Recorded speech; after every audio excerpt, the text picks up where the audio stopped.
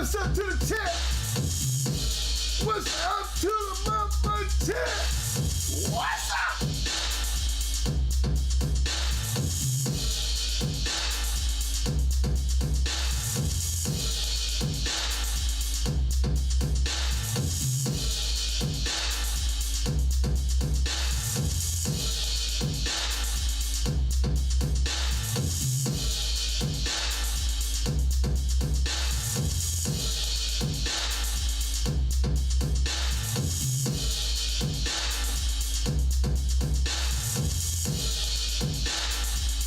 My man 6143's in the house. What's up, fam?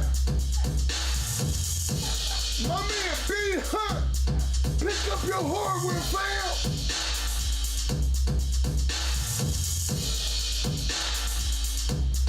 Michael for Goods in the house. Welcome to the show, fam.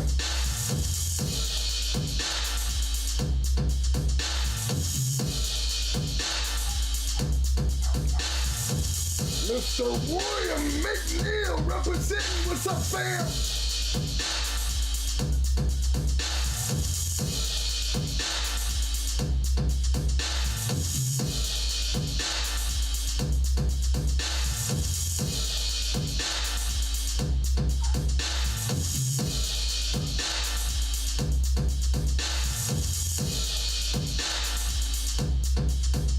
Gold Star follower in the house, Mr. London Hills in the house.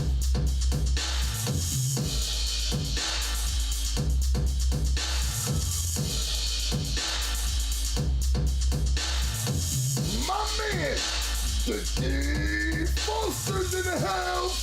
What's up, man?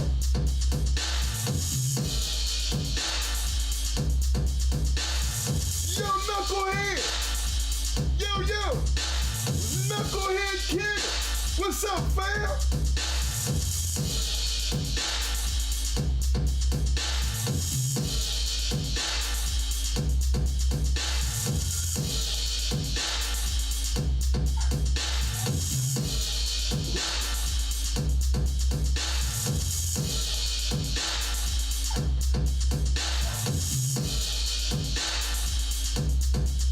Gold Star supporter, M.M.M Kennels in the house. What's up, fam?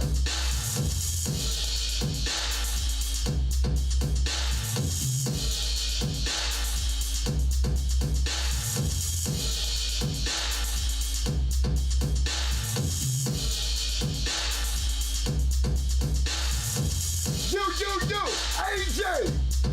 Yo, what's up, fam?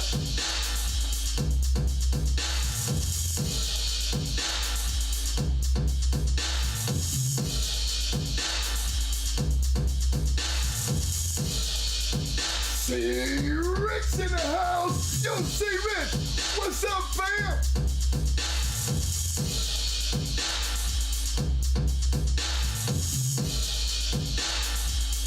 Self-Made Kennels in the house. Represent, fam.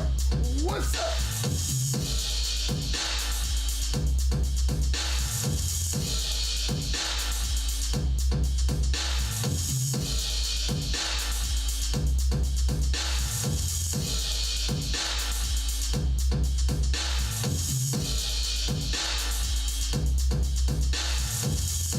Gold Star supporter in the house, Mr. Cervantes in the house. What's up, fam?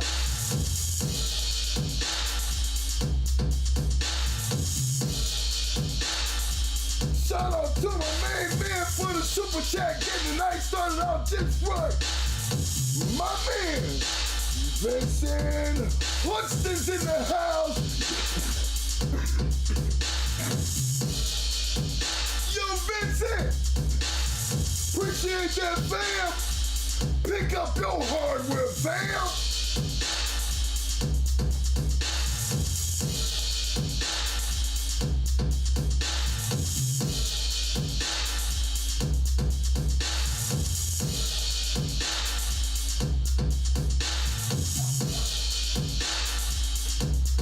My man, representing the AK. Boy, I know it's cold. Robert City's in the house. What's up, fam?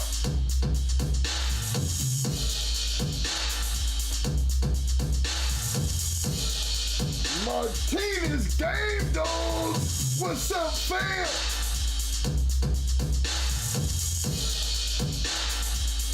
Old DJ Bulldogs. What up, fam?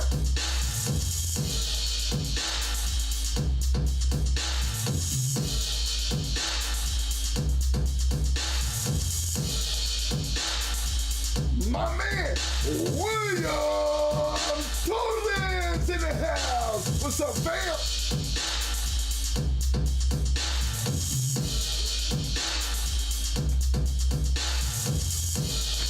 Another Gold Star supporters in the house. Merrick Scholes in the house. What's up, fam?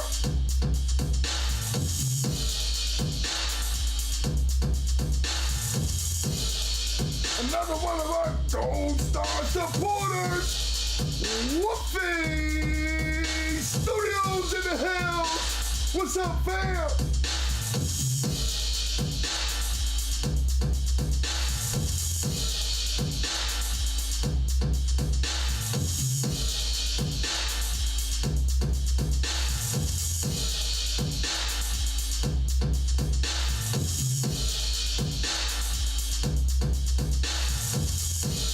Platinum, Gold Star, my man, Mr. Himmy James in the house. What's up, big bro?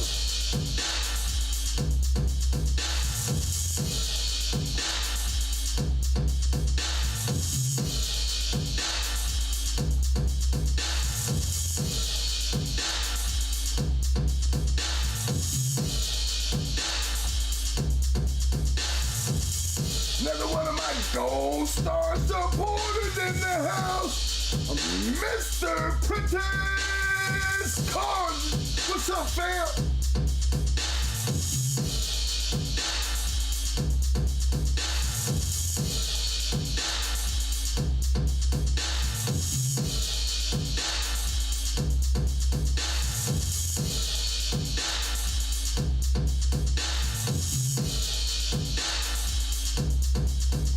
Representing my man, M.M.M Kennels in the house. What's up, fam?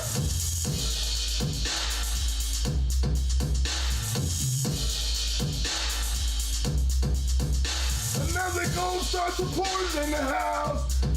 Lefty! Yo! Yo! Lefty! What's up, fam?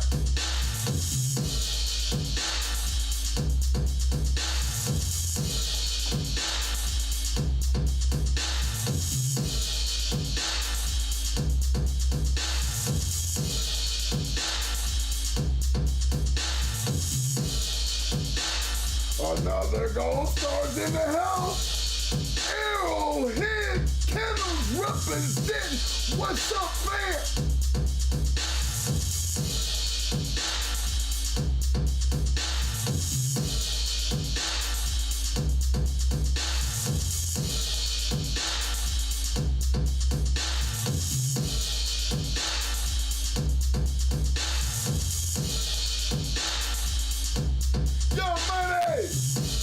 Yo, money! What's up, fam?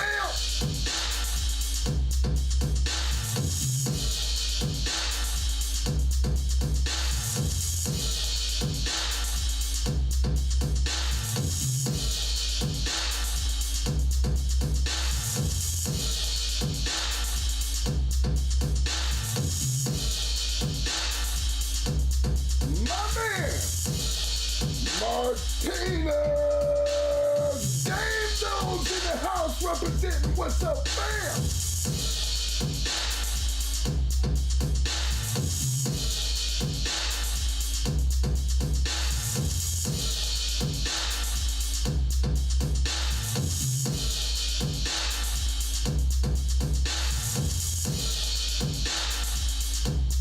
J-Dog York's in the house. Welcome to the show, fam.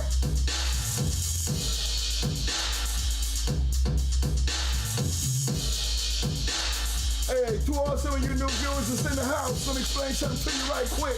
You notice there's a whole lot of blue running around up in this joint. I mean a whole lot of blue. Around here to get that blue, all you got to do, fam, is show up, participate in the chat, and before you know it, you will be getting your hardware, fam.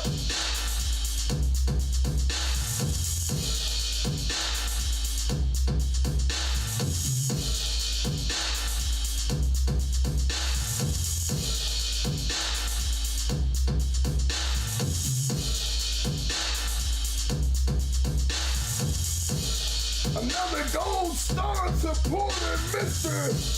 Plasma Lionhead's in the house. What's up, fam?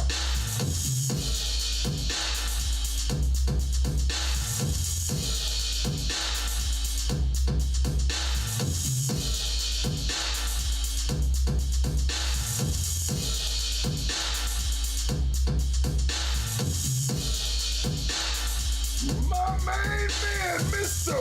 Larry Marshall's representing. What's up there?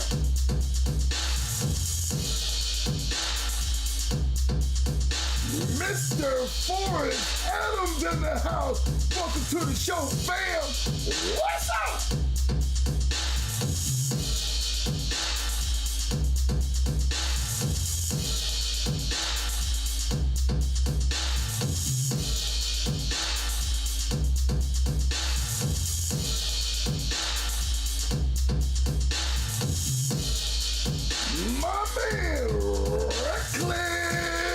Shows up in the house. What's up, fam?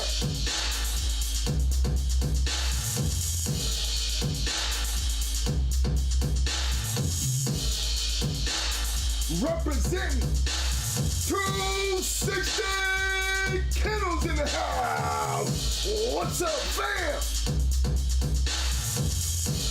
All right, fellas, I need y'all to make sure all these moderators, and you know the moderators and everybody in that blue, y'all make sure y'all gotta make sure they hitting them like buttons, you know what I'm saying?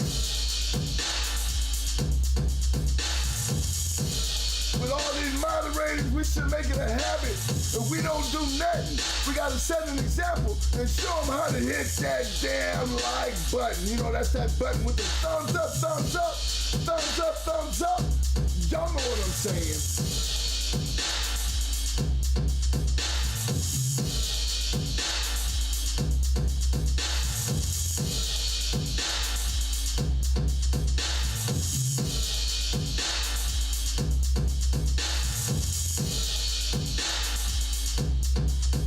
My man, Double M Exposed in the house. What's up, fam?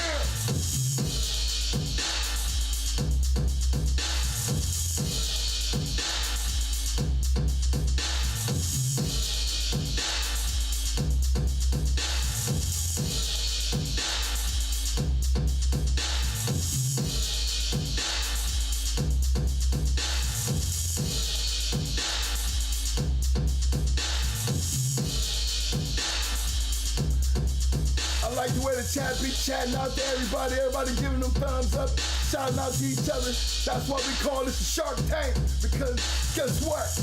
Ain't nothing but sharks running around up in this piece, baby. Yeah.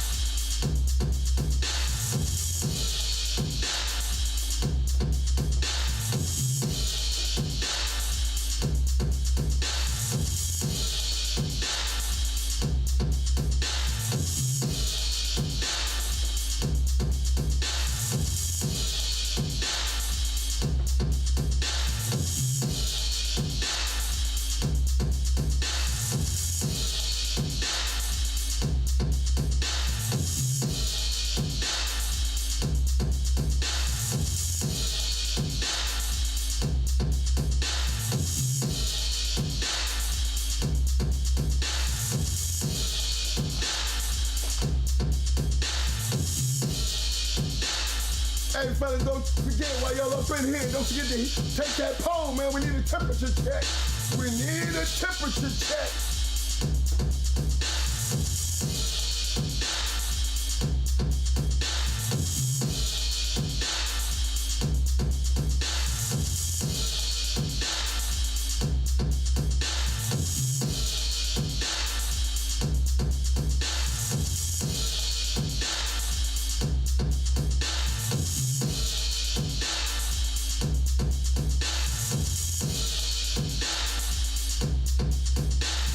Shout out to my man for the super chat, KPK 504. He wanna know, Grand Champion Payroll will be the next G. Check this out, fam, if you can. KP, if you can, man. Put up that pedigree, fam.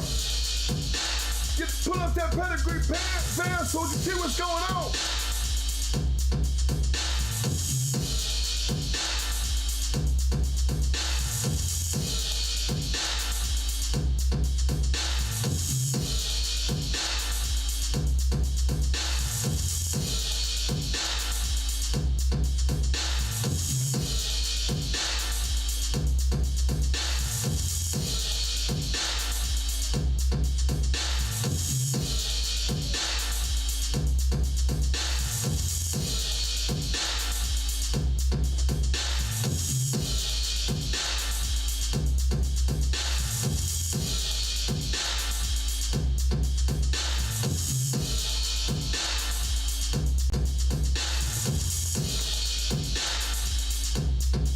You know, this poll's amazing me already.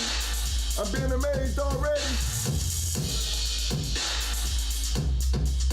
I got 58 voters. I got over 118 viewers at this point. Come on, man. Don't be afraid to go ahead and make that vote, man. Cause we gonna talk about it. You can best believe we gonna talk about it.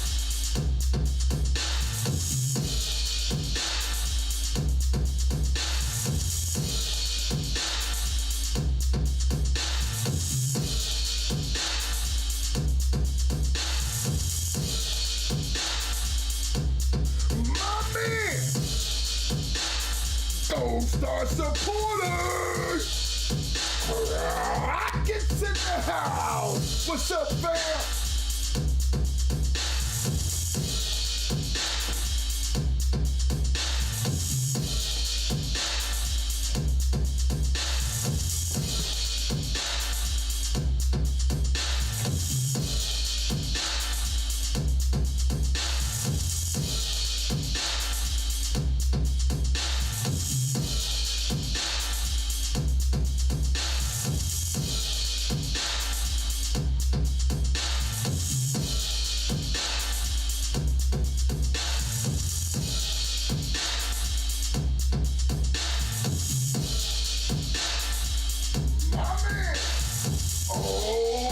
Smokes in the house.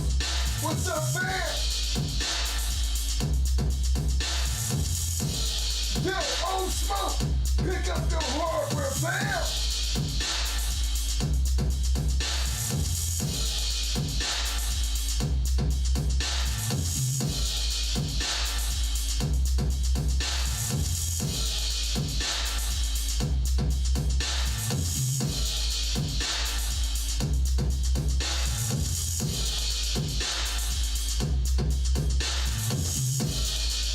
D-Low 87's in the house representing. Welcome to the show, fam. For the newcomers to come to the show, you'll notice a whole lot of blue up in this room. Check it out. It don't cost you nothing. All you gotta do, show up to the show, participate in the chat. Check it out. You'll be picking up your hardware, fam. Now you fellas know we got a special guest coming on tonight. M.M.M Kennels. Y'all know the deal. It's supporting fellas. Use that super chat tonight, especially if you got some questions, man. I want to make sure that super chat get that priority, respect that it needs when you have a question. That's real important. Represent to my main man. I see him in the house. My man.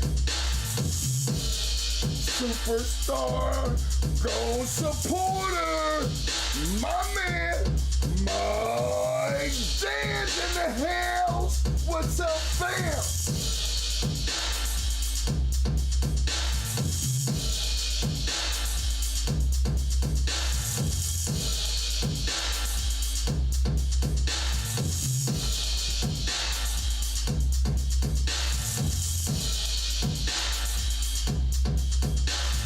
All right, Shark Tank, are you ready?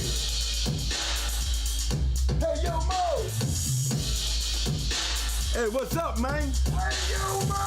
Hey, what's up, baby? Hey, baby, they What's ready. up, Wizzy? They ready. Come on. Y'all know the deal.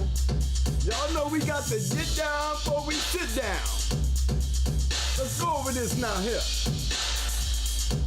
Did you clean up your dog shit? Let's start off with cleaning up the dog shit. Did you give them some fresh water? Did you feed them? Did you take them chains? Did you take them collars? Did you take them cameras? You know what I'm saying? Did you get all these things? Then you didn't deal with it just to get down. It's time to sit down. Come on. Yeah. My man, welcome to the show, Mr. William Bruce in the house.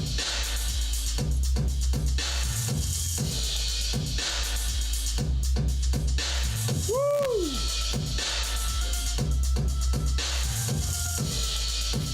Yeah! Come on! That's right, y'all. It's Friday. Thanks y'all for coming out here and talk on Hot Mic Friday. That's what it is.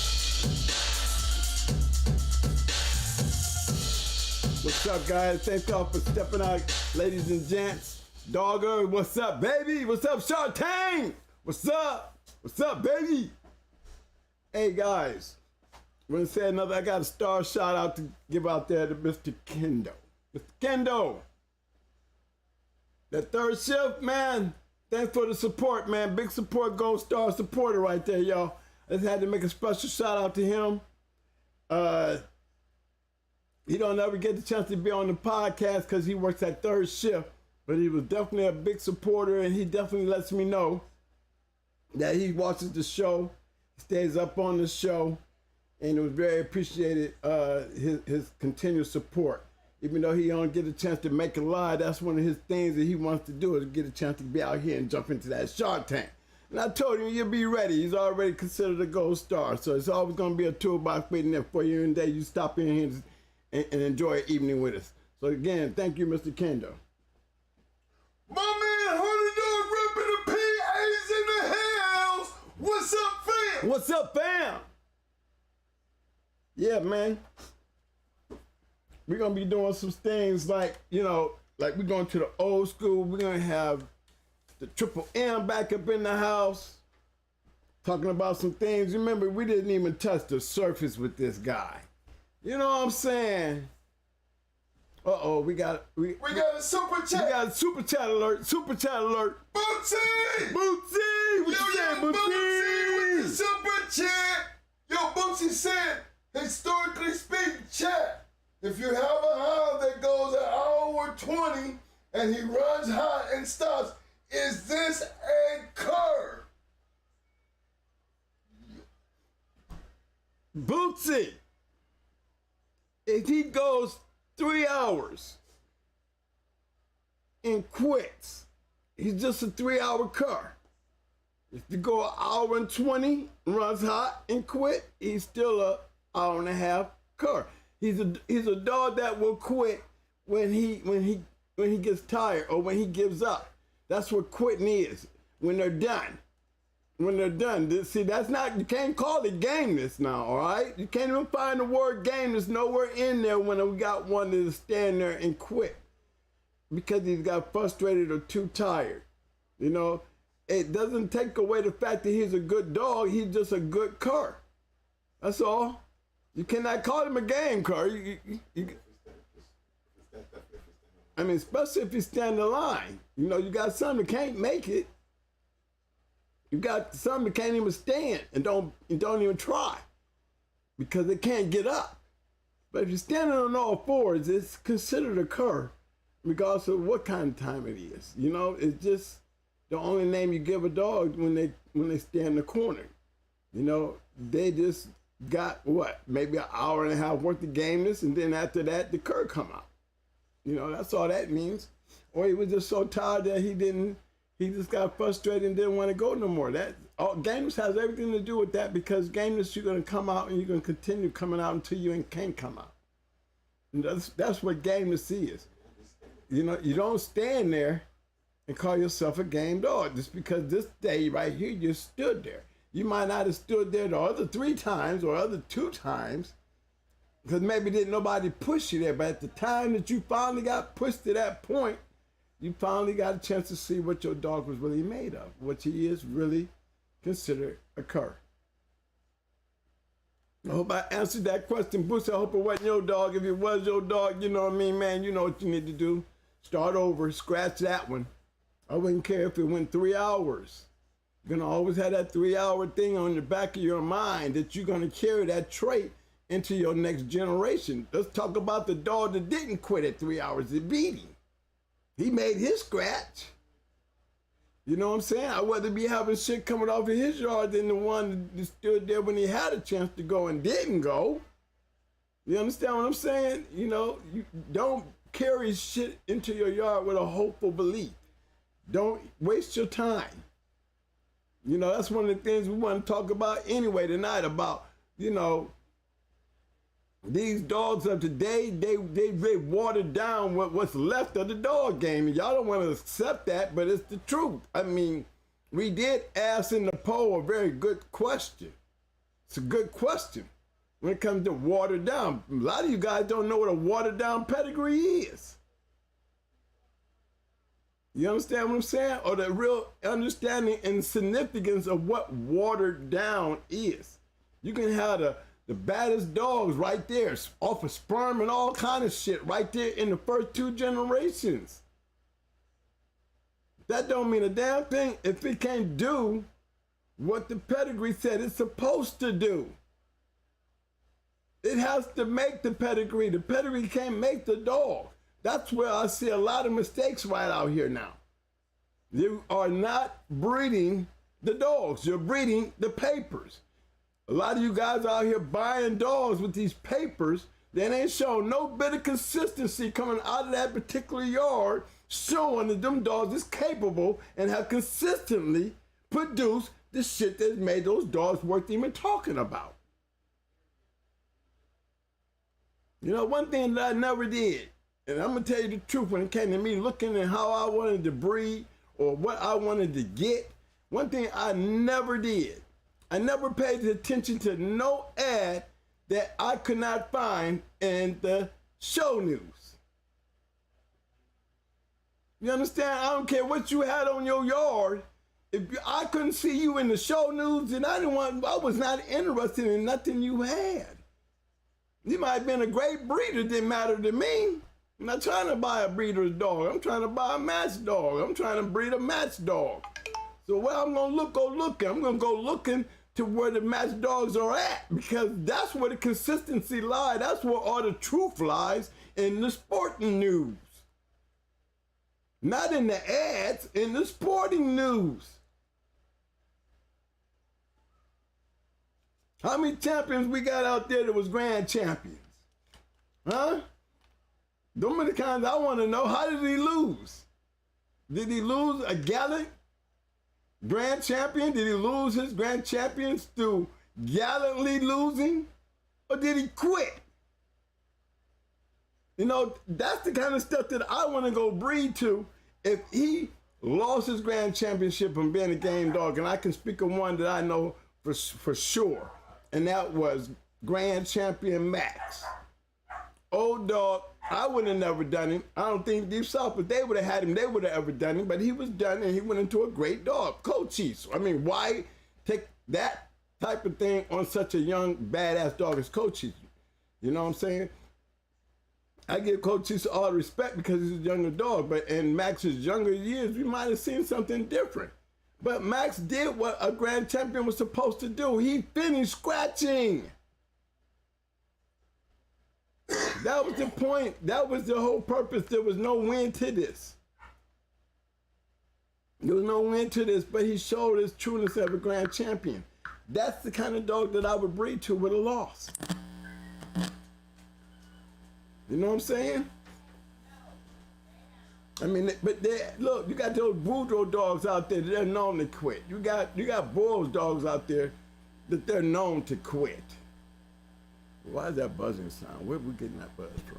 You know, that they're known to quit, but it's the consistency in the particular line. You just can't go putting some shit together because it's bred like this and think that you got the shit that's not going to quit. And how do you know if you're not even taking even a chance to even grading what you breeding? So this is where the shit gets watered down. It's not nothing to do with the pedigree. It's got everything to do with the actions of the dogs. Look at y'all breeding. Y'all breeding papers, and there's no way in the hell you're gonna tell me there's a consistency in that when a lot of these breedings ain't consisting of match dogs that are winning. That's when you start dealing with watered down dogs. Get how they bred, it's still a watered down line because there's no activity outside the conversation of how the dog is bred. Y'all can say what you want. Yeah, I would test my own shit at home and do all that. Yeah, I would have have videos of my dog hog hunting or some shit like that. Boar hunting. Show me some game to show me something. But to go on your word, we done been through that era before. And watch Beeline make a mockery of the fucking game. And one day I'm gonna spend some time and show y'all just how much of a mockery he made of the game, doing that foul ass shit. And you know, then y'all see some similarities to some of the people that's doing it out here right now. And they can do it more freely right now because there is no governing body out here, keeping record of shit, so it's real easy to pad up some paid online shit and a fake ass story and say this is what it is. And only few truths come out in the storytelling. Remember, we don't set our time on what's happening right now in the future. Remember, everything that we talk about is part of the past. Don't know when, where, or what. So it's nothing but a story to us that we use and choose to do what we want to do with the story. And we know part of our story is consistency. If you don't have a consistency in your story, then where am I expected to see a consistency in the dog? And anything that I get off your yard. If you ain't doing it, that's what watered down is. You know, and that's not saying that, you guys are not breeding good dogs. That's not what it's saying. Okay, the point is, if you cannot prove the consistency of what you're breeding, then how do we know what level of good dogs you got? Hey, I'd like to give a special shout out to my Gold Star supporters in the house. My man walking down Ram. What up, Ram? What's up, Big Step In? What's up, fella? Shout out to my main man. And I can get some help. I know that's a good conversation to go pop up in the chat room, to be honest. And especially in this chat room full of these sharks.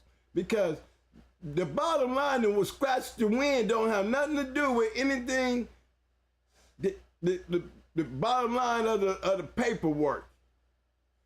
Actually, scratch the win has everything to do with the paperwork. Because if I can get some scratch the wins and a consistency of scratch the wins, then I need to be the guy y'all need to be buying dogs from.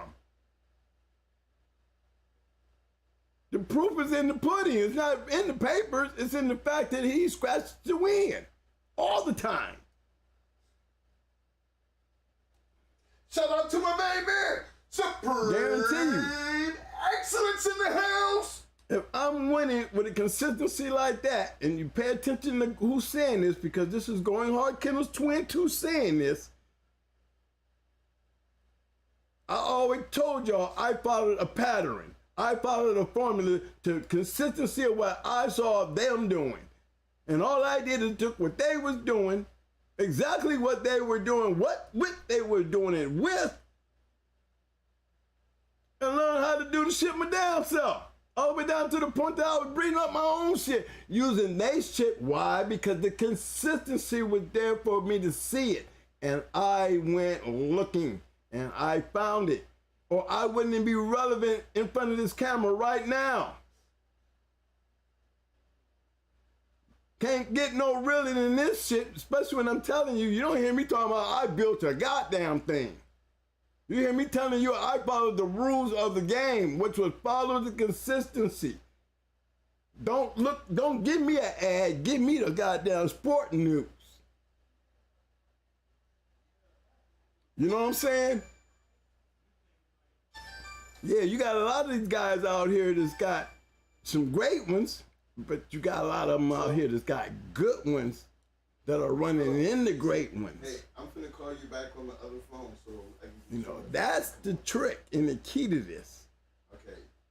So, I mean, that, I think, you know, I would have let her have this conversation, you know, with Triple M on here, because it's a conversation that, you know, that's just my point on what I'm saying. You know what I'm saying? Far as consistency is so important. If you got a consistent line coming off your yard, then you're going to show actual consistency in anybody's yard who's dealing with you. Hold on, Mr. Mason. Hold on 1 second. Uh-oh, we got Mr. Mason on the line. You know, I got Triple M up on here, y'all. I told y'all I was going to slide him in. Shout out to my man 1 KRU's in the house. What's up, fam? KRU, what's up, baby?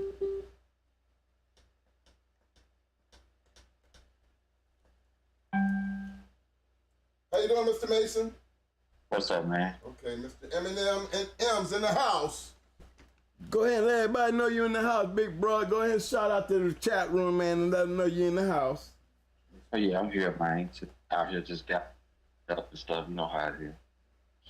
Oh yeah. Hey, I was talking about you know, the poll tonight is really pertaining to, you know, watered down bloodlines. Like, okay, let me just use your line as an example, okay?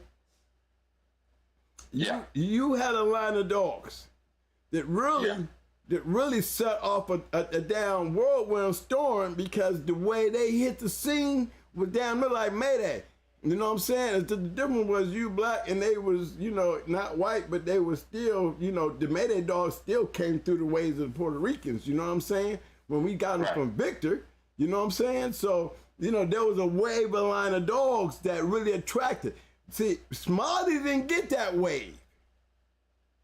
You know what I'm saying? It took the wave of you shocking the game by whooping everybody's ass, being honest. Am I right? Yeah, that's right. He's like I said several times. When we started meeting people, they thought we were some white guys.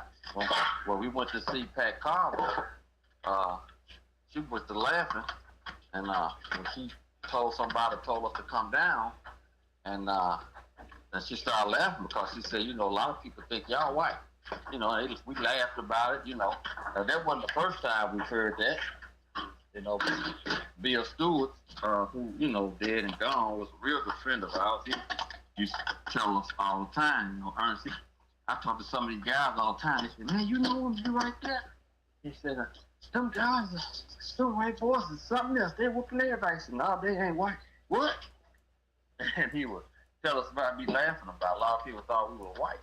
No, but we wasn't, because we just happened to hit up on something and made it work. James Garrett didn't even know that at the time. He had no idea. He had no idea of that. It was interesting, because the first thing he said was, you know, he had 50 dogs up there on this hill when we went up there, and he said that it was gonna be interesting because he didn't have anything. Let's say right out of he hadn't read any nigga stuff, you know. But you know, he had shit, man. He had $50, $60 out of Jeep up there on that hill. Damn. We got Smiley. He was a contractor, so he was we got up there. People that they wasn't taking care of his dogs good, and they wasn't taking care of his dog. And his Smiley was the worst looking dog. Man, what you doing? What you doing? You working? What is you doing? You doing something? Cause we can hear you doing everything. You doing something? What you doing? I'm helping somebody out. I hear dogs barking. I hear you moving around. You know, we the listeners. We hear all that. We just being nosy. Go ahead. I'm putting one together for us. I figured that. Making a breeding? No, putting one together for somebody. Oh, okay. You out here working then? Okay. Well, go ahead on. We just wanted to be nosy. We ain't gonna take it away from you. Go ahead. It's just a little personal thing, a little something for somebody. They asked me to help them out.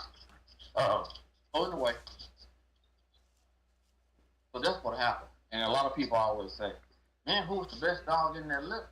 Well, the best people never didn't really get to see the best dog. A couple of people, we sold the best one that was out the litter. That was Sugar Bear. And people thought Jack Kelly put him in there as a female. They won once and he won again. She won again up north. He had it mixed up. It wasn't a she, it was a he. And he was the best one. He was the one that fired up a little later. And when he got looked at, you know, one of those things, he knocked one off in about 10 minutes. I mean just DOA. And from that he was put down. He won that. And a guy named James Jackson from Illinois came through here. He bought a couple of dogs from Frank Longford, who was a real good friend of ours. Frank brought him over here and we sold him Sugar Bear. He said, well, we'll sell him Sugar Bear. He said, man, I want to buy some dogs. I'll buy some dogs for some black guys. Just from understanding what y'all doing. And we sold him Sugar Bear because we said, well, if he mess up halfway on the key, he ought to still be able to pull it out. That's what my dad was. I said, yeah. He said, which one we gonna sell it? Hellcat was a twice, and I said, no, let's sell him Sugar Bear. He said, okay. So we sold him Sugar Bear. And he went back up there, and he had been out the thing for a little while. He kind of found some guys that went into him. And he kind of had a little something going with some guys. And James had a lot of old man Mason stuff. The other old man Mason, way before our time. Mm-hmm. It was a lot of true stuff. He had a lot of his stuff. He was and he had some Volskanowski dogs. And that's what he was going to breed our stuff too. Which he did. He made some good dogs. But he took Sugar Bear up there, and I went up there and Pokey, if they knew Pokey from Illinois, he was there. Now, my understanding, Little Jeff is still around. Little Jeff was there. Mm-hmm. There's several other guys, I have to get their names. They was ready to rumble. Yeah, he went there, and they kind of jumped on him because he had been out away from everything for a while, so he was like easy prey. So, but he didn't tell anybody. So, what happened was he came in and shocked everybody. He knocked one off with Sugar Bear in 15 minutes. I mean, you know, every hair on his body, from what they told me. So they got into a chit-chat thing. And they had a couple of them their size. They was trying to figure out which one they was going to do that night. So I think they put so many odds against him. And so he said, okay, and nothing wrong with him. I'll do him too. So they said that went about 15 minutes. It was mouth to mouth. And they said then the other one just got loose and jumped the box. So, and that night, Sugar Bear whooped two of them back to back. Now, you remember Pokey from Illinois? Yeah. Mm-hmm. Now, he died the other year. Pokey used to tell people that story all the time because he was the one that put the money up against it. And then after that, Pokey followed us with it. Pokey was one of the persons that did see quite a few of our dogs back in the day. Mm-hmm. I mean, he came here to watch them. He watched them up there. But Lil Jeff was there too. They tell me Lil Jeff was there, so if somebody want to verify that story, you know Lil Jeff, you can catch up with him and ask him. That one was the best one. And James took him home. By that time, I had made it up there. I had made it up there late. And he messed around and put him in the kennel in another room with another one. And of course, these dogs being raised in the country like they're raised a little different than some of those dogs the way they guys have them in the city. So he ate his way out that cage. And then, which he told the other one out that cage, when he came back home, he found both of them, just laid out. Damn. So that, a lot of people say, which one was the best for this and that? Well, a lot of people didn't really get to see the best one. That was the best one in the litter. That was the best. Sugar Bear?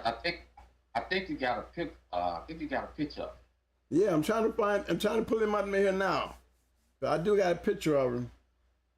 Yeah, that's what I was working on here now, trying to get this picture pulled up of him, because I definitely got a picture of him. Yeah, you got a picture of him. Mm-hmm. Hold on, I'm trying to find you. There you go. Yeah, I don't do much. I don't do anything, but this old school guy just happened to ask me to do a favor. And the friend I was just doing a favor for a person. And then I just hand him over. And, to him, that's their thing. I just stay back and listen and watch, But it was an old friend asking a favor, so I couldn't turn that old person down. Yeah, I got a picture of him up here right now. Got him in there with somebody holding him in the chair. In the house. Yep. Yeah, it was a monster. Him and Hellcat were both 52 pounds. So it was lucky back then. We had 2 or 3 at each weight. We had anything male-wise from 42 to 52. We probably had 3 of each weight. Damn. Because Panther, WD, and we sold Triple R Rock to Bill Stewart. All 3 of those were the same weight. All 3 of those champions were the same weight. Damn. And Hellcat and Sugar Bear was the same weight. Battle Cat and Pee Wee Herman was the same weight. They was both 41, 42. What was WD's weight? They were 46 to 47. Now, I'm trying to see here. Let me make sure. Yeah, now I got a picture here of 2 dogs. One of the pictures you sent me, right? One is in a harness, and one is on the bottom is in a blue barrel. I think one of them is Hellcat and one of them is Battle Cat. I think you said. I have to pull up and look at the picture. Yeah, you got to pull it up. But yeah, I got them. I got this picture here of those 2. Now I think that's who these are. Either one of them's Panther and one of them's Hellcat. But I know these 2 pictures, one of them is one that, I think that's the pictures you had together. Let's see. Right. But then not to be sure, but I'll correct it if I'm wrong later. But then you can't see them. Right. But if you go on YouTube right now and go into the live, go on Hard Kennels, reload it, right? And you go in, you're gonna see the live show. You might be, they're gonna be a little behind us, okay, because we have a delay. But you'll see the 2 pictures I'm talking about right now. Yeah, I see the 2 pictures. That's Now that's that's uh that's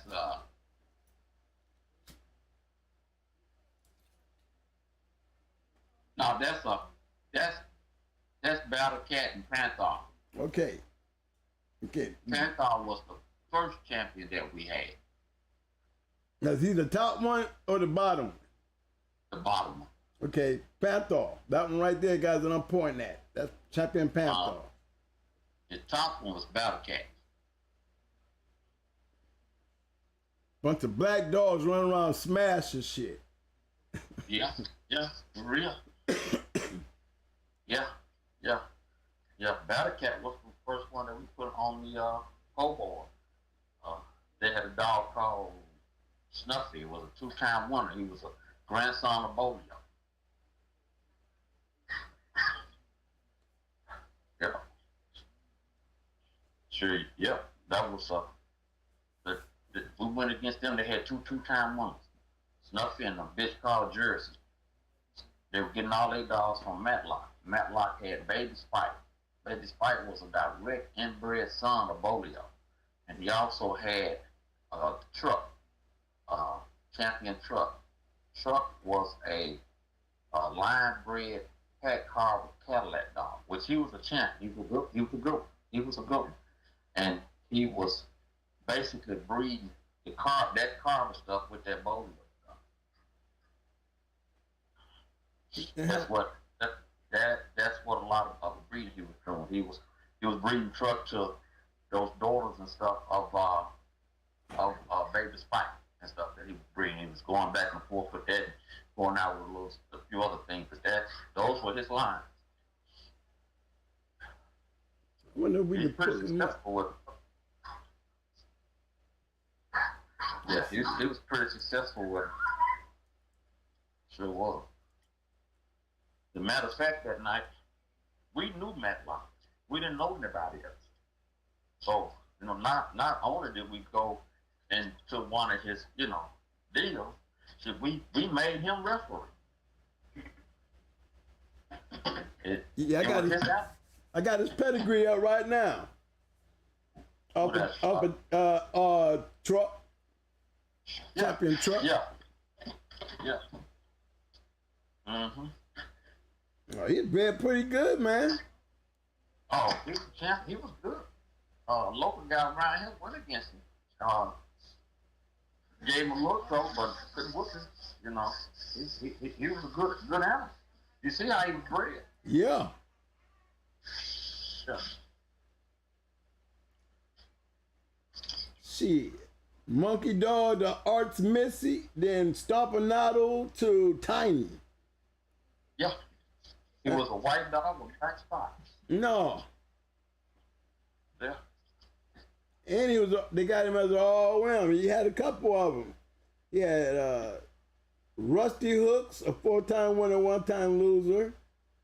He had Champion Avis, bandwagon Champion Avis, and Matlock's Nutcut. Yeah. Matlock, I don't know if he's still around anywhere. He was half Indian. He married the daughter of a chief up in Oklahoma.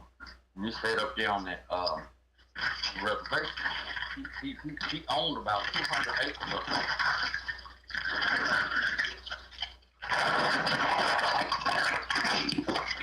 But he was a good guy, though. Man, those were good guys. Matlock, everything, one against one good guy with him. I mean, they were what they were, but they were good guys, man. Hey, did these dogs have bottom, man? Did they have bottom to them? Or were they just killers?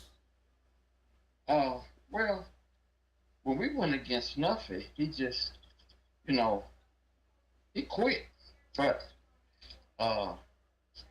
and they were kind of saying, they wasn't messed up about losing. But they was like, he wasn't supposed to quit. You know what I'm saying? Right. But Man, I just tell you, I'm truthful with you. That was just like Champion Poncho was a Bolio boomerang dog that Wesley had. Uh-huh. Man, every Bolio dog I went against, I stopped. So some people might not wear this and that. I'm just telling the truth. Every Bolio dog I ever went against, I stopped. It didn't go out. Was it the ability? Too much dog, too much pace. What would you say was your success? Well, it was. Let me put it to you like this. Those dogs were very unusual.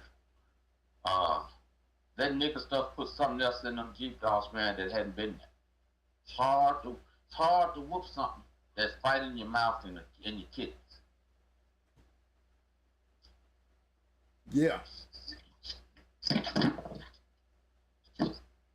See, they didn't mind going up in the face then.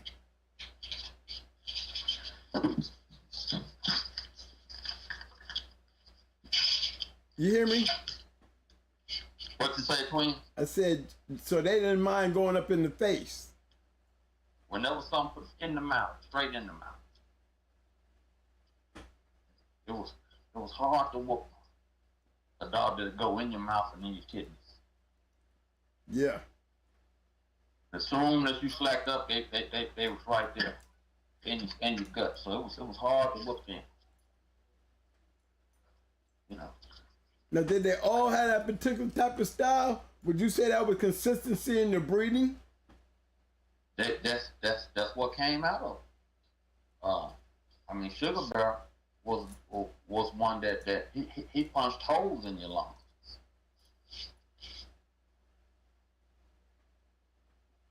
That's why he was, doing like he did.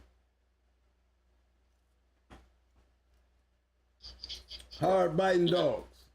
Yeah.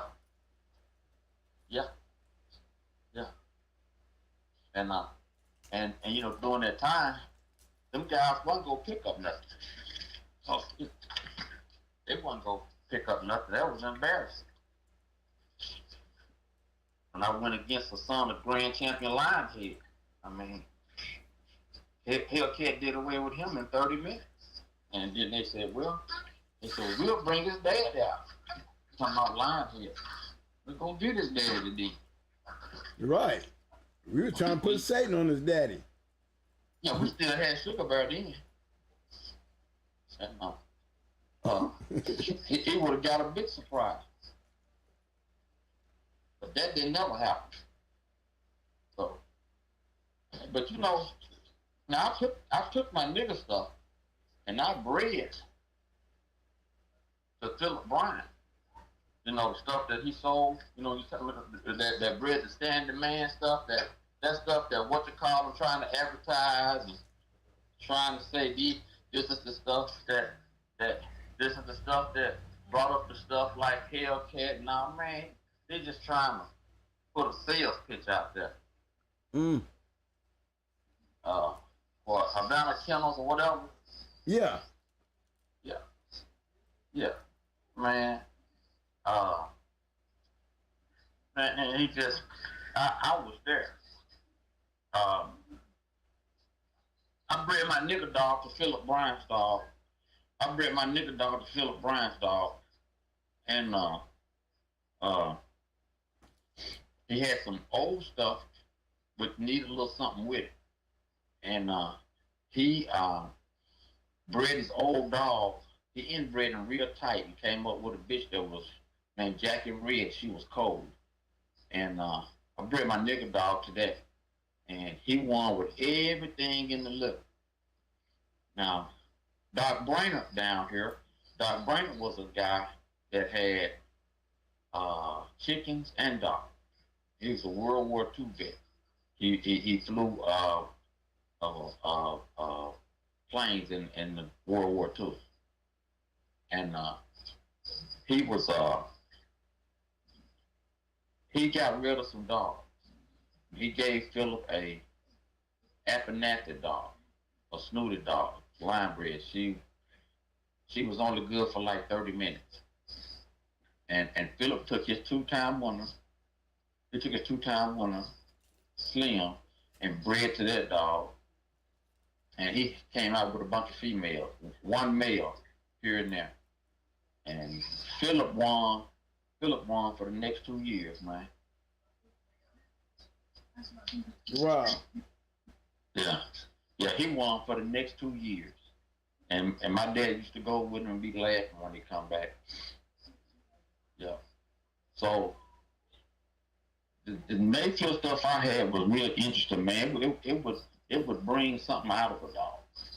Yeah, I wanted to elaborate on that because I got Hellcat's pedigree up, right? Right. And remember, tonight we're talking about watered down pedigrees, okay? And when we talking about watered down pedigree, we talking about consistency of a pedigree. Not the papers and how they bred, but the consistency of the dogs in the pedigree. Now, Hellcat is a prime example. And the reason why I say that, because I just did it, but I'm going to do it again. And what I did, I went and I looked at, we know how Smiley bred. We know the consistency is there at that point. Okay, now we're going to go to the nigga side of this. And I clicked on Miss K. When I click on Miss K, you see the first thing you see in the fourth generation is a whole bunch of alligator. Yep. Right off the bat, it's all Mayfield. Okay, so we know that there's a consistency trend because it's clearly right there in our eyes, the pedigree. Okay, now I'll go to the top, Banks Diamond.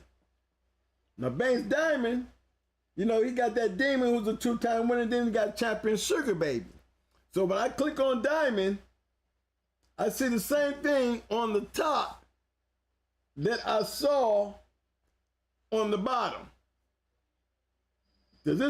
On this, he got alligator. He got alligator in the third generation, like 1, 2, 3, 3 times. 3 times in the third generation. Yeah. And coming off of, and being bred back into some shit coming right off a nigga. Yeah. You see what I'm saying? See, this is what I call line breeding that's not being watered down because the end result. Now, let me explain something. Go ahead. Sugar Baby. The pedigree is wrong. Sugar Baby. Okay, hold on. Actually. Okay, I'm down there where she at. Go ahead. Sugar Baby is actually, how she's bred. Sugar Baby is actually a daughter of Dak, the dog that's out of alligator bred to his sister. Now, this is what happened. Gary Owens had a dog called, I can't think of her name. The dog was off a dog that the man wouldn't give Jerry Owens no pedigree, was an old dog man. He wouldn't give the pedigree to the dog, but he had an old dog. Jerry didn't care. So Jerry, her name was Short Shirley. So Jerry told him, man, I want something inbred off of it. And he ended up with a dog called Short Shirley. Short Shirley won in about 2 hours. He took Short Shirley, and he took a guy who was keeping Dagger at the time. And Jerry Owens, they had Dagger over a young guy house just keeping a dog. So Jerry Owens went and paid the guy $1,000 to breed the Dagger. This back in the 80s, before. So Jerry Owens had a litter off of Dagger. So he had to stick some pedigrees on that. He had to stick some pedigrees on Sugar Baby, not Sugar Baby Mama Short Shirley, because the man wouldn't give you no pedigrees to his dogs. If you wanted one, he would sell you one, but he wouldn't give you a pedigree. And so there's a dog there in our pedigree that we have no idea of how she's bred.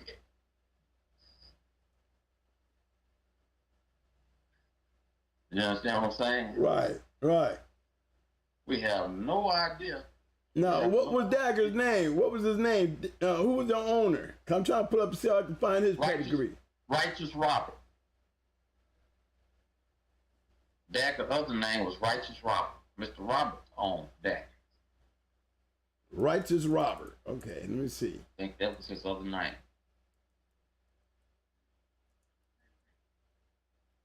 Yep. Righteous Robert. I think that's his name.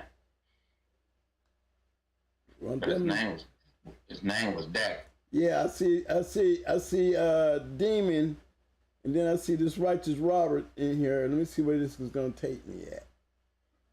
Okay.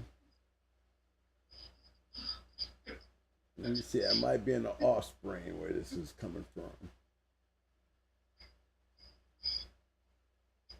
Nope.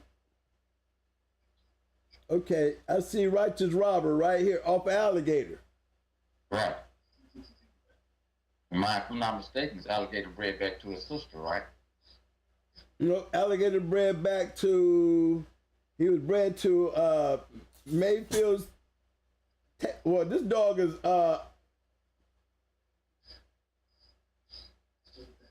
nope, it's Alligator bred to Queen Kong, Mayfield Right. Sunshine. Right. Right.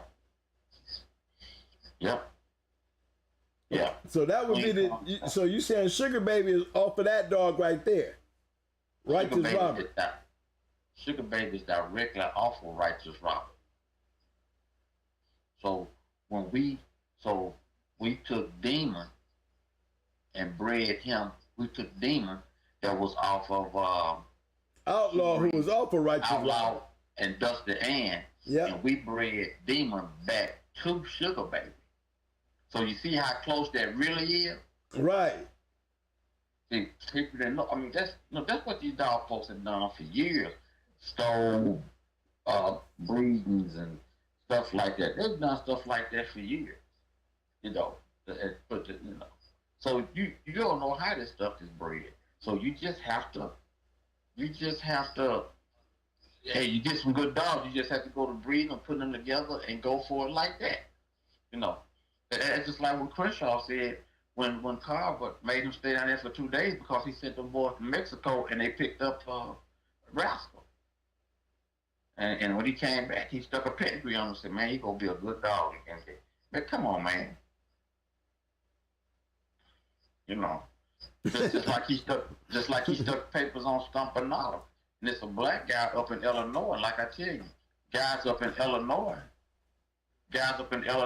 tell you who the black guy is. They bred up the little Stumpanada there. Not bred up like that. And you don't know how many $1,000 pedigree, right? Still ain't watered down. That's for damn sure. This is not watered down dogs we're talking about. We're talking about a whole line of dogs that was showing consistency. Yeah. And I bred them out to other things too, the different stuff. I got a super chat. Super chat in the house to my main man, Money. He said, Slew Twin 1. Have 2 pups. I can have 2 pups, a 9 and a 10-month-old. What are some good drills I can do to build mental drive beside foot poles? I'm gonna say this. I'm gonna tell you what I do with dogs that age. Outside of the flirt pole, I use the bite bar. You know, the wedge bar. The thing that I told you guys, you go back in my videos in the beginning on the yard and the training equipment that I use, you'll see it on there. That and, you know, the little tug bar thing. Okay, and the reason why I use that is to teach him how to bite. You know, you want to teach him how to bite and show aggression. And when you call on him to get in there, he gets in there. You know, when you're doing this on a repetitious thing, you're really training the dog. You're actually building the dog's confidence. Remember, the one thing you want to do when you deal with drive work, you want to keep that dog's confidence as high and as sharp. And as you grow you make it harder for him to continue to win. You know what I'm saying? When you put him down there and you teach him how to bite that bar, so when he finally get on hold of something and he wants to grab, like you got a high, or you know, I use two of those little dummies, on one in the left hand and one in the right hand. I teach him how to pick out, when I go point at one, I want you to go to that one. If I point at this one, I want you to go to that one. Things like that to keep him focused. You know, because you might be pointing at a leg one day and he goes to that leg. You know, you might be pointing to the nose one day and he go to the nose. You know, these are the things, you know, you to teach and drive, and the things that you can teach when you out there running a hog down. You know, you don't want him tackling no leg. You want him to grab the whole of that damn nose. So you want to be able to teach him to grab and teach him how to bite, and then you teach him how to grab. And when I mean grab, I mean you want to point at things to point out. Then he will learn that when you point, there's a reason you want him to go there. Because remember, it takes two to win, especially if you're in the fast lane and you want to have an edge. You know, my training was always my edge, because I could get my dogs to do things for me, where he wasn't doing things alone. So, you know, that's a good thing to do when it comes to driving with young dogs. The more consistent you are with the training, the more you'll see the dog's growth in his drive. You know, don't always make it easy, but make him work hard to do it. And when he goes biting into that bar, you want him to bite harder. You just take a look. You got the thing on his neck. You're already holding. You want to hold his leash while he's biting into your bar, and he's not biting the way you want to. You got to press down and go bite. And then as soon as you feel him putting that pressure on it, rub him across the back of the head and say, that's what I want. That's my boy. And he'll learn the communication between you two, that he'll pick up what you're saying. If you want him to bite, you're gonna feel him crunch. And then you praise him. That's the communication. You're doing what he wants you to do. And that's what you're praising him to do. Do what I'm telling you. Point and go where I'm telling you. I need you to bite. I need you to come on. I need you to dig. You want all that shit, man. You saying, boy, you crazy. You know what I mean? You got to give it to them, man. And you do it at a young age, and they grow into that. You know, it's mastered by the time it's come to schooling time.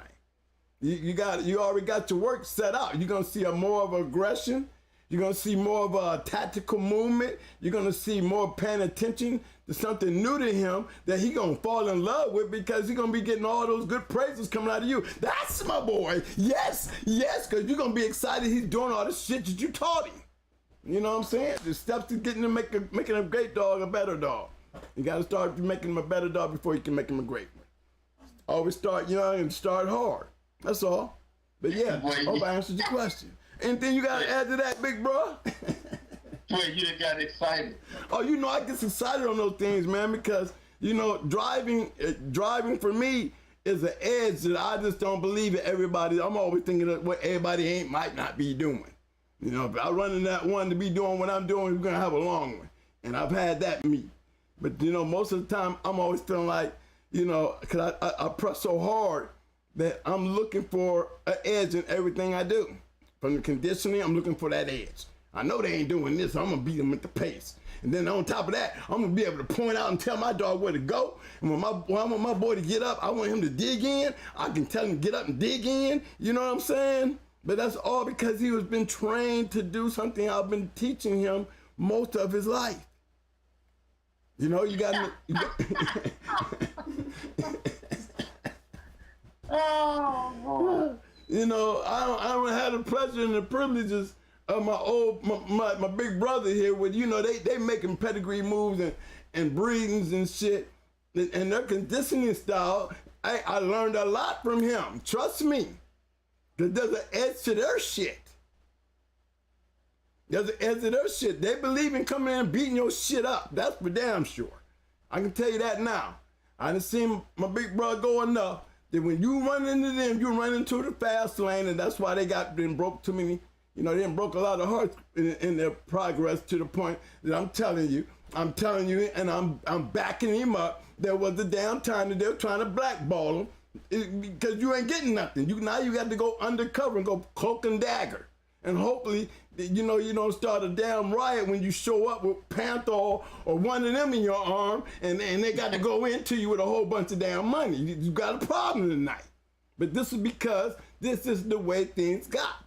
Remember, his good old boys stopped fucking with him. That's the first thing happened was the good old boys stepped back.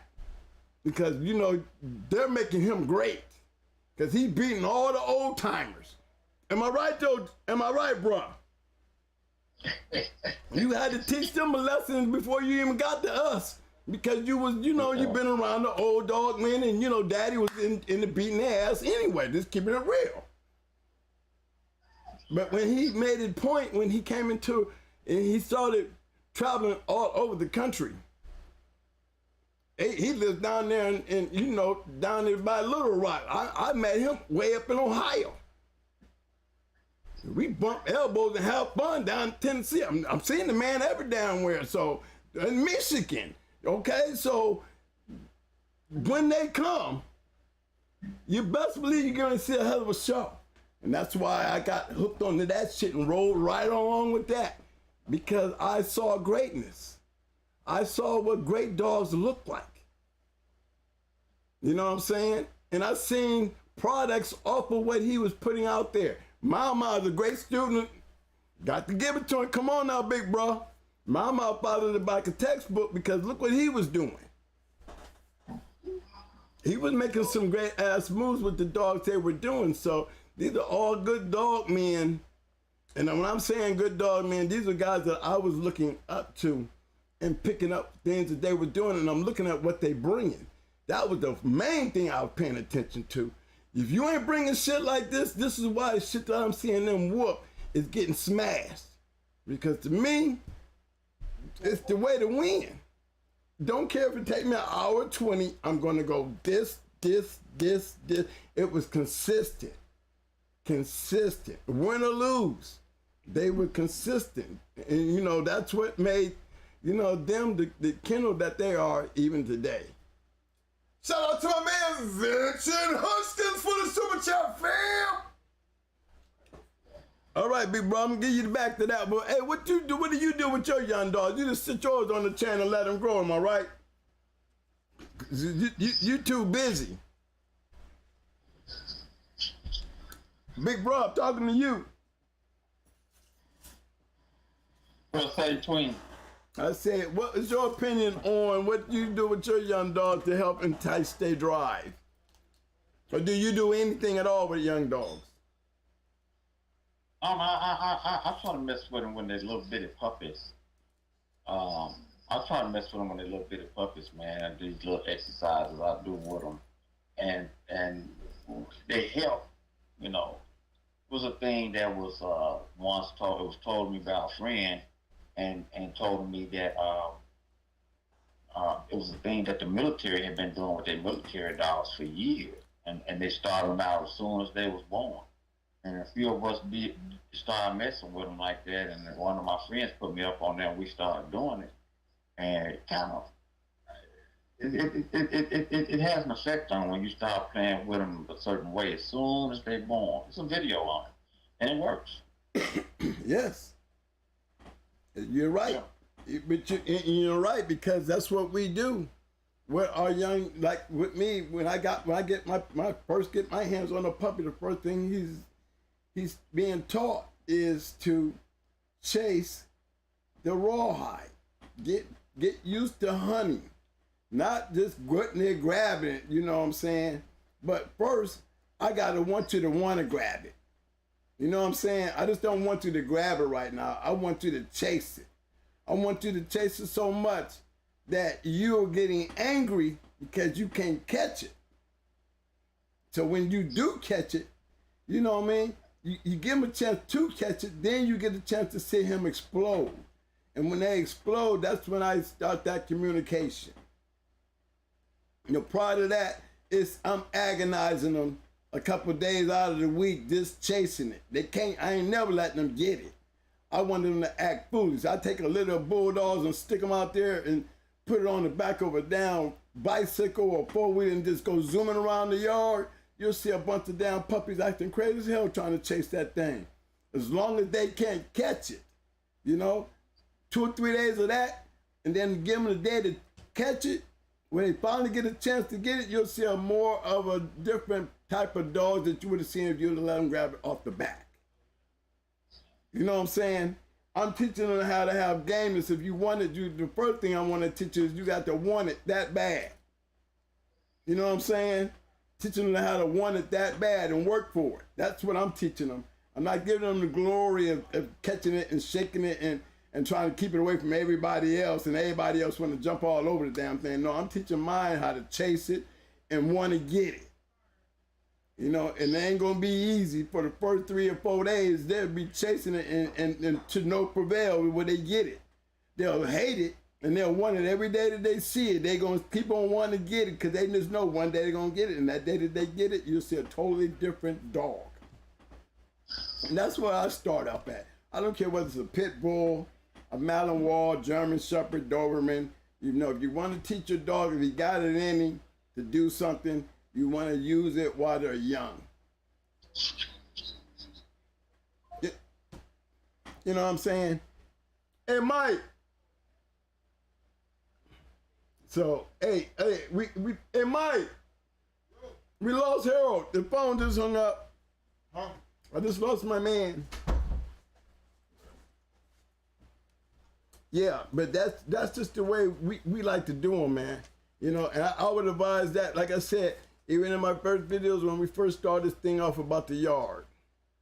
About the yard. Remember, all these dogs is just not going to be what you expect them to be. If you can get 1 or 2 out of a litter of dogs, you're doing great. And when I say 1 or 2, I'm talking about expectations, not 1 or 2 good dogs. I'm talking about 1 or 2 good proven dogs. Guys, the key to this is not... Thank you, Mr. Mason. Appreciate your time, man. Just hit me up when you get in. Not proven, you know, proving to yourself that, you know, that you might be on to something, because that only suits yourself. And if you're trying to do this in the game, you're not playing by yourself. Okay.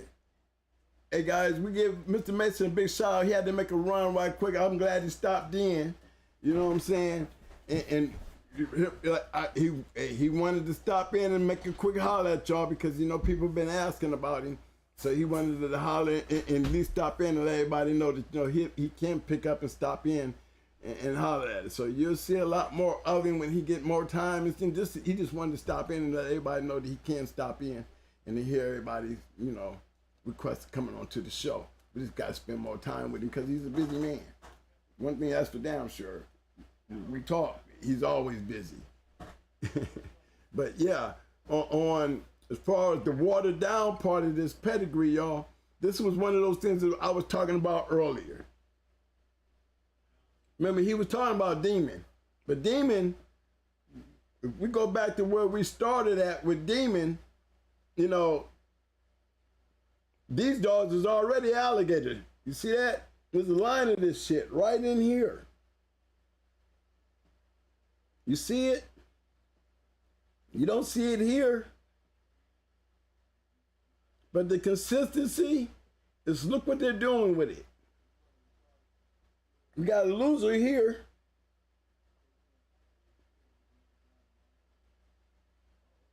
You know what I mean? And look what he produced. He won over 2-time winner in 2 hours. No, and what is it? No, 2-time winner in 22 minutes. Okay.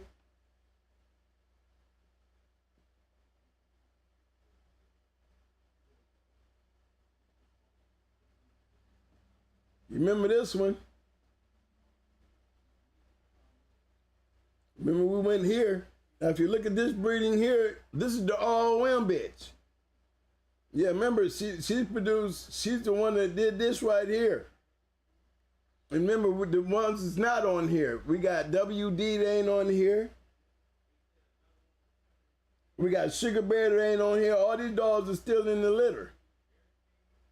As we see Panther, Hellcat, and Battle Cat, but we don't see WD, and we don't see Sugar Baby. But just going back to the breeding of the alligator. This is what I call a consistent line bred. When you want to say pure alligator, this is about close as you can say to pure alligator here on the bottom. All right? And we cannot call it watered down because there's got to be a consistency here. It's got to be a consistency here for her to be bred to Smiley, who was coming off a consistent line of game dogs, and the alligator dogs, which were known to be what they call them, alligator dogs. The nigger dogs were real hard, rough-ass dogs. See, this is what we would say, if you look at the pedigree, and you go back and look through it, you'll say, yeah, this is definitely a damn near purebred alligator dog. One damn thing for sure, it's definitely a line-bred alligator dog. Okay? The difference is the consistency was what makes this dog different than everybody else that's breeding to the shit. You know, and it's not like she didn't have, maybe she had brothers and sisters, but maybe they didn't have the genetics or the consistency that this dog had to be able to produce those type of dogs. You see what I'm saying? That's what you build from. You build from this right here. This is what you build from. Why? Because the proof is all in the pudding. The proof is in the pudding. A whole bunch of black shit. Every one of them down there was black. The daddy wasn't.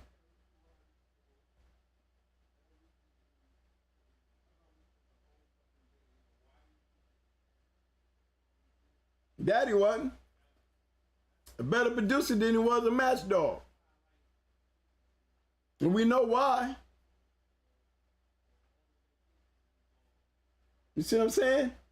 He still had inconsistency to him. Genetic-wise, he definitely did something because it got passed on.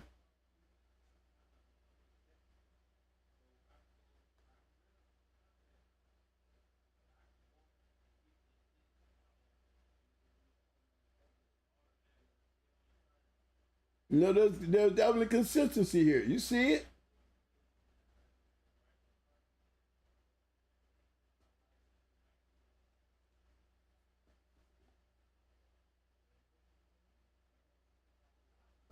He definitely had a consistency. This is how you breed.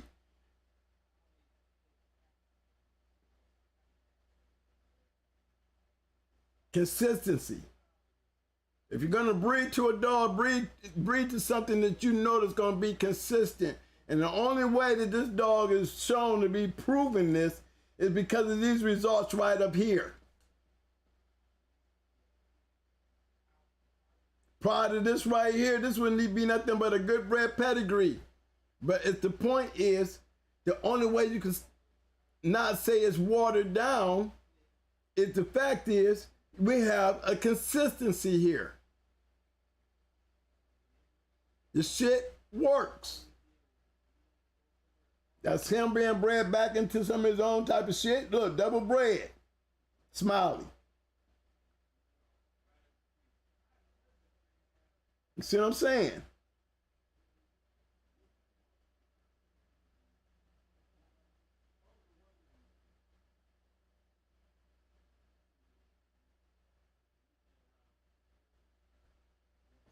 Another good one, Miles Davis.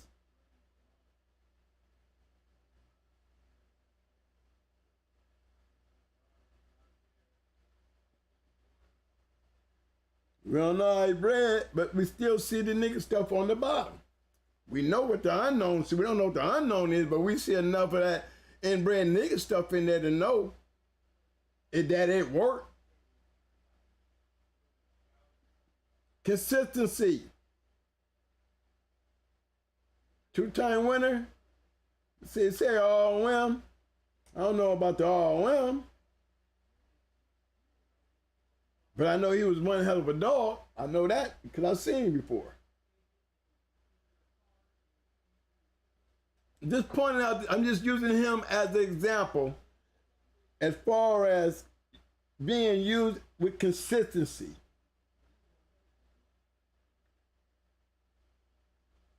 Here's another one. This one got triple out red in it.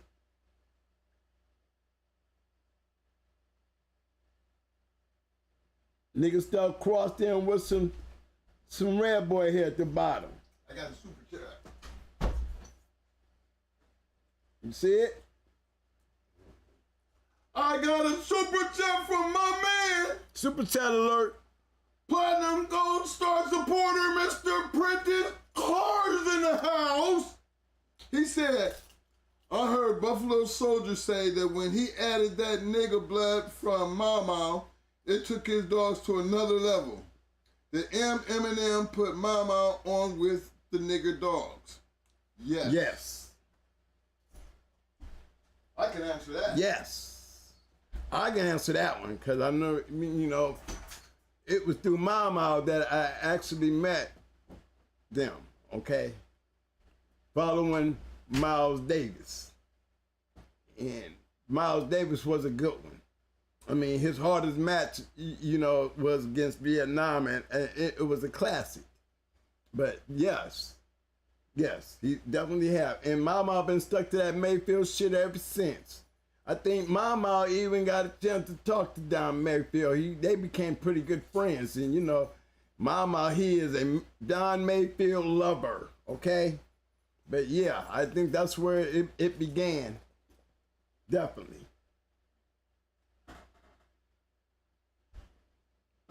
But you see that right there, right?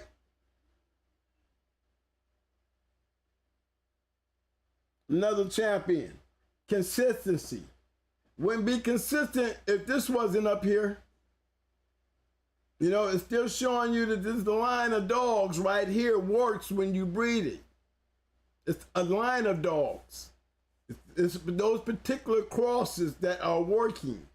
And you see them at work. That's the only reason we over here clicking on them.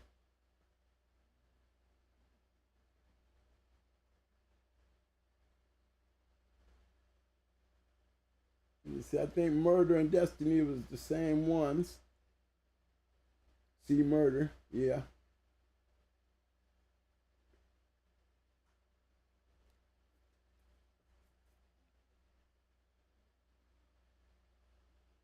You got a lot more of the Jeep with a little out of the Mayfield stuff. You see that? 3 in. Damn near 3 in. A quarter out. Gonna throw you a match dog every time. You see it? Look at the out. Still a formula, and it's a formula of consistency. They know that, and you know why they know that? Because they got dogs running off of these dogs that are out here winning. They're getting results. So that's when you start sticking to a particular bloodline and start riding with it and trying to maintain what these guys have been able to do with the same line. Like a lot of us did with the Mayday dogs. You know, it wasn't no secret that that we knew that there was something to the dog, you know, and that's why a lot of us was breeding our dogs the way we were breeding them. Me, I was breeding to a lot of champions off of Mayday. So because of that fact, the man had all the proof in the world that there was consistency coming through that line of dogs. Stone City, same thing. There's a consistency. So why wouldn't I have that kind of line on my yard? My thing is, am I able to maintain the same things that they were able to maintain in their yard? Not the fact that I had a bunch of great dogs bred off of them like that, but the fact that they were able to do what those dogs were doing is what I was looking for, those results. I got me an ROM out of this shit. Got me some champions out of this shit. So yes, You know, you can't say I had anything to do with anything being watered down, because no, you can't call none of that shit watered down. Not when it's winning. Not when it's being able to produce. It's when it stops winning, is when it stops producing. Let me say that clearly. When it stops winning is when it stops producing. It's the only way we're going to get the truth. Everything else a guess. You know, I like I think it's Triple J in his analysis of the hog hunt is very informative and good information. It's not like we're trying to promote you guys into fighting your dogs to get the best out of your dogs. You have to fight your dog. We're not saying that. What we're saying is consistency. Don't you think you want to make sure that you got the consistency of a real bulldog? I'll be taking trips down to the PA where you in Texas and getting my dogs used to grabbing up some damn hogs if I really want to see what the hell I got. You know, that's what dog men do. You know, but what better way? Because you go in there with a curry, you're going to find out real quick when the next hook his ass and boil him over and dig into him one time. You're going to know what kind of bulldog you got. But just because they got pretty pedigrees, we always say this, because you got pretty pedigrees, not the point that they had a pretty pedigrees and it's consistent with the pedigrees.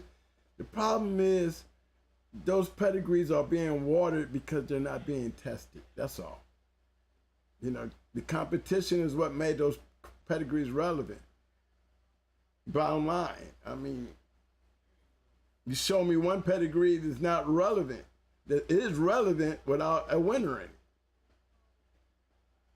One. You got to have some type of consistency where, you know, especially when you're selling dogs. You know, I see so many guys looking at, you know, how this look. I mean, most of y'all pedigrees that y'all send me, they all look good. They do. The question is not the way they look, but can they maintain the consistency of what they come from? Is this the dog to move forward with to continue the consistency of that line of dogs?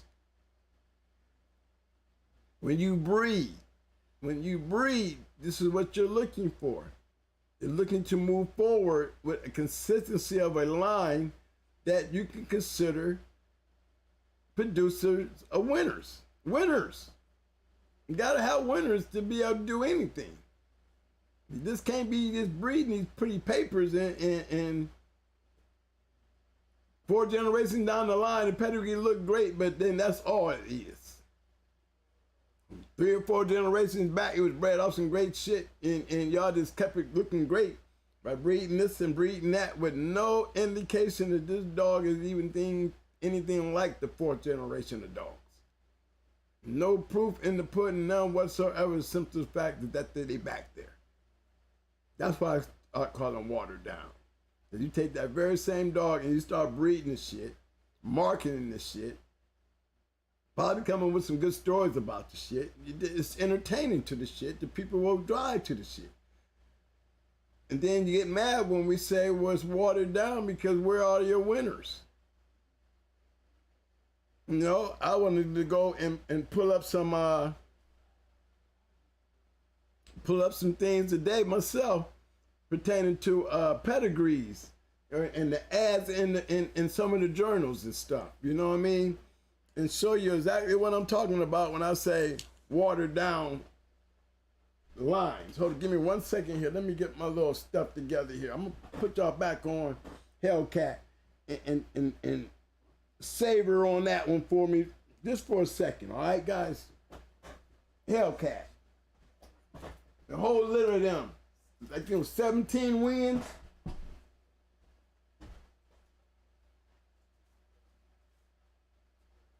Tell me that's not an easy thing to do. Let alone getting it out of one litter.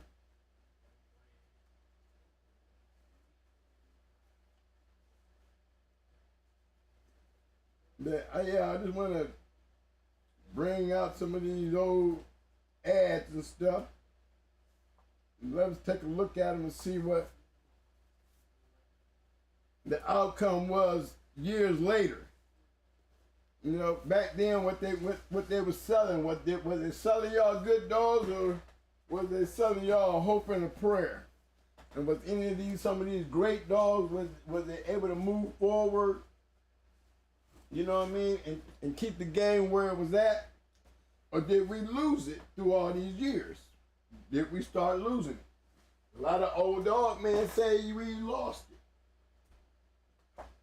We lost a lot of them through raids. We lost a lot of them through, you know, having them on the chain, and the new law says you can't have your dog on the chain, and you got guys out here a little slow on the movement. Lost a whole line of dogs because their dogs were on chains. A lot of good dogs got taken. Or for mysterious reasons, you know, the people, they just don't like you and they don't want you having the dog. They'll come up with something like they did with me. I might have won my case when it comes to my dog fighting charges, but it didn't mean shit when you lost all your damn dogs. You know what I'm saying? Damn near a whole line. Gone.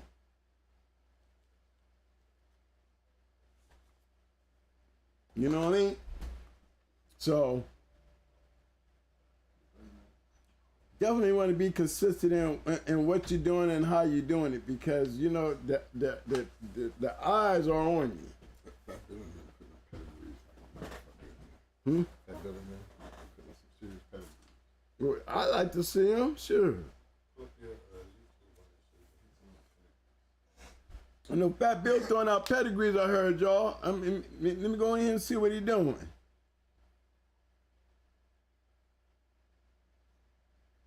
See, that's why I be missing the chat, because I be wanting to play in they pedigrees, yeah. Hold on. Let me go in here and see what's going on over here in the Reloaded.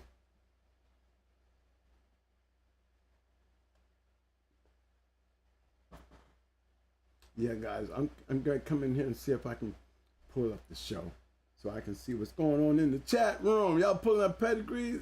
I'll be clicking on that shit. I'm from back there pulling them up my damn self. So I'm listening to what you're saying, but I'm watching what their pedigrees are doing. I don't know why you doing that. Just my shout out to my boys and shit.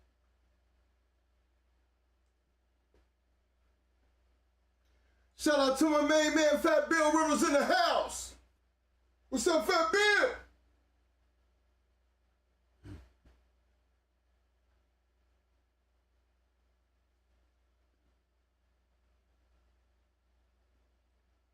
Shout out to my main man, Triple B, up in the house.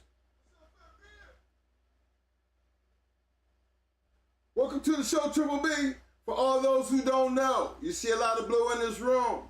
I'm going to say a special shout out to all my new viewers that's in the chat room. If you want to get some of that blue, all you got to do is show up, participate in the chat like I see you doing. You'll be picking up your hardware, fam. Yo, Frank Rizzo, what's up, fam? I see it. I was checking out the chat, y'all. I was checking out the poll, and I kind of laughed because I see 77% of people said inactivity. 77%.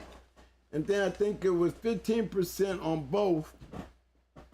And hold on, let me just see that one more time. Shout out to my boy G Red Boy Roscoe. And it was 8% on the activity. Oh, let me just touch on that a little bit. Activity. If you got activity in your breeding program that got you being active but losing, okay, that's the other piece, okay? You can be active and be losing. You know, to me, they are better than the ones that are inactive. Definitely. Because at least they're making it there. They just don't have the right, you know, the right thing that's going to put them over into the winner's circle to show the consistency of the line. You know, they're not winning in the fast lane. They're winning, but they're not winning in the fast lane. They're like they're being hampered where they can't get to the next level. See, that right there in itself is activity, okay? And that's more deadly when you got that, because that's where you start seeing, you know, you're getting dogs there. But in those big ones, hour 20s, an hour they're quitting. You know what I'm saying? Doing shit like that. And it's been happening where guys will keep going through their whole damn yard and keep on losing. You know, win one, but you know, they went into lesser caliber animals and they're winning. That's giving them hope. But then as soon as they get back out there again, they're getting popped. See, that kind of shit going on, you know, will get you messed up too. And let's talk about the ones that out there finding the easy way out, you know, with their little easy champions and out here selling dogs to you, and you ain't getting shit. You ain't getting the level of dogs that you think that this guy got this champion here, and you supposed to be in the fast lane because you got some dogs off of him. Yeah, they getting there, but when you go in that fast lane, you ain't getting nowhere. Because the dog you was breeding to wasn't a fast lane dog anyway. He's probably a decent dog, but he wasn't that caliber or level of a dog. So you can be just as active and take the same hits as somebody being inactive and they ain't doing shit. So don't forget that when y'all start looking at the poll. There's always a reason why you got both of them down in there, because both of them has everything to do with it. You need them both. You ain't active, you ain't, how you proving your shit? And if you are active, you losing, you ain't proving shit either. So either way, you know, you know, you got guys that'll take a dog that won and knew he barely won, probably don't want to take no more chances with him, and sit right out there and start a whole damn line off of that shit. And the only ones paying for it is y'all. The ones go out there and say, well, he's a one-time winner, he's bred good, and y'all breeding that shit and ain't getting nowhere. Shout out to my man Hemi James, Gold Star Super Supporter. Well, I see, I'm looking at these pedigrees. Thanks, Hemi James. Hemi James says, who would say was the top 3 dogs that went into Smiley and Miss Kitty's litter? The top 3? Mm-hmm. I don't got their match reports, but we can find out. That's for Hemi James. Yeah, Hemi James, we can definitely look into that, because we got you know, they got championships out there. They Sporting Dog Journal champions. We can always find out what year those was, and just pick up the journals and we take a look and see. I know one of them made the cover.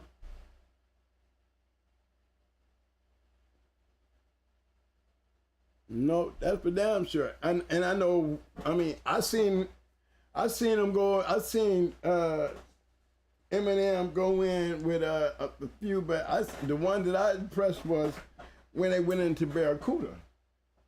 You know, shit, that wasn't no easy walk, even from Barracuda. But you know, that just showed you the depth of, you know, of some good dogs. You know, I don't know if that was their line or not. I know they bought a good dog in there. He was ready to go.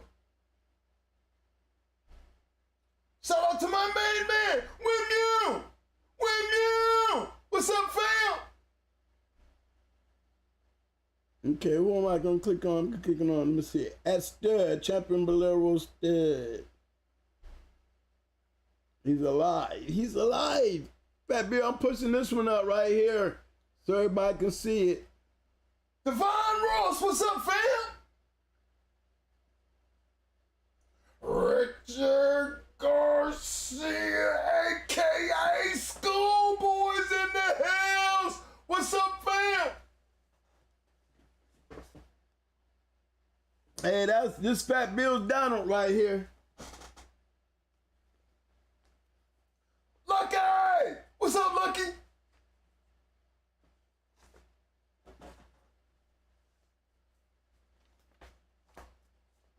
Welcome to the show, dog! 87. What's up, fam? Garland. What's up, fam?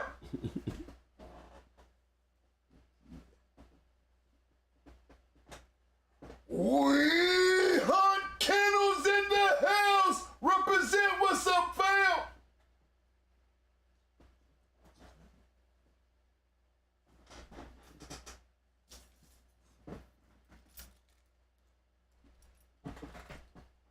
What's next? Let me see. That Bill Donald. He said he's still alive. That's that stud.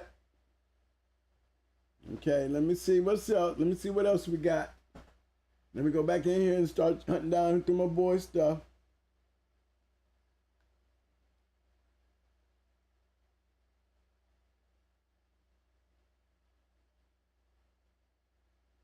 Okay, I'm reading the chats. What's up, fellas?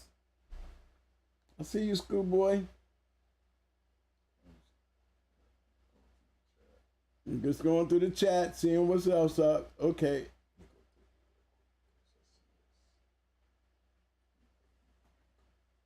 What's up?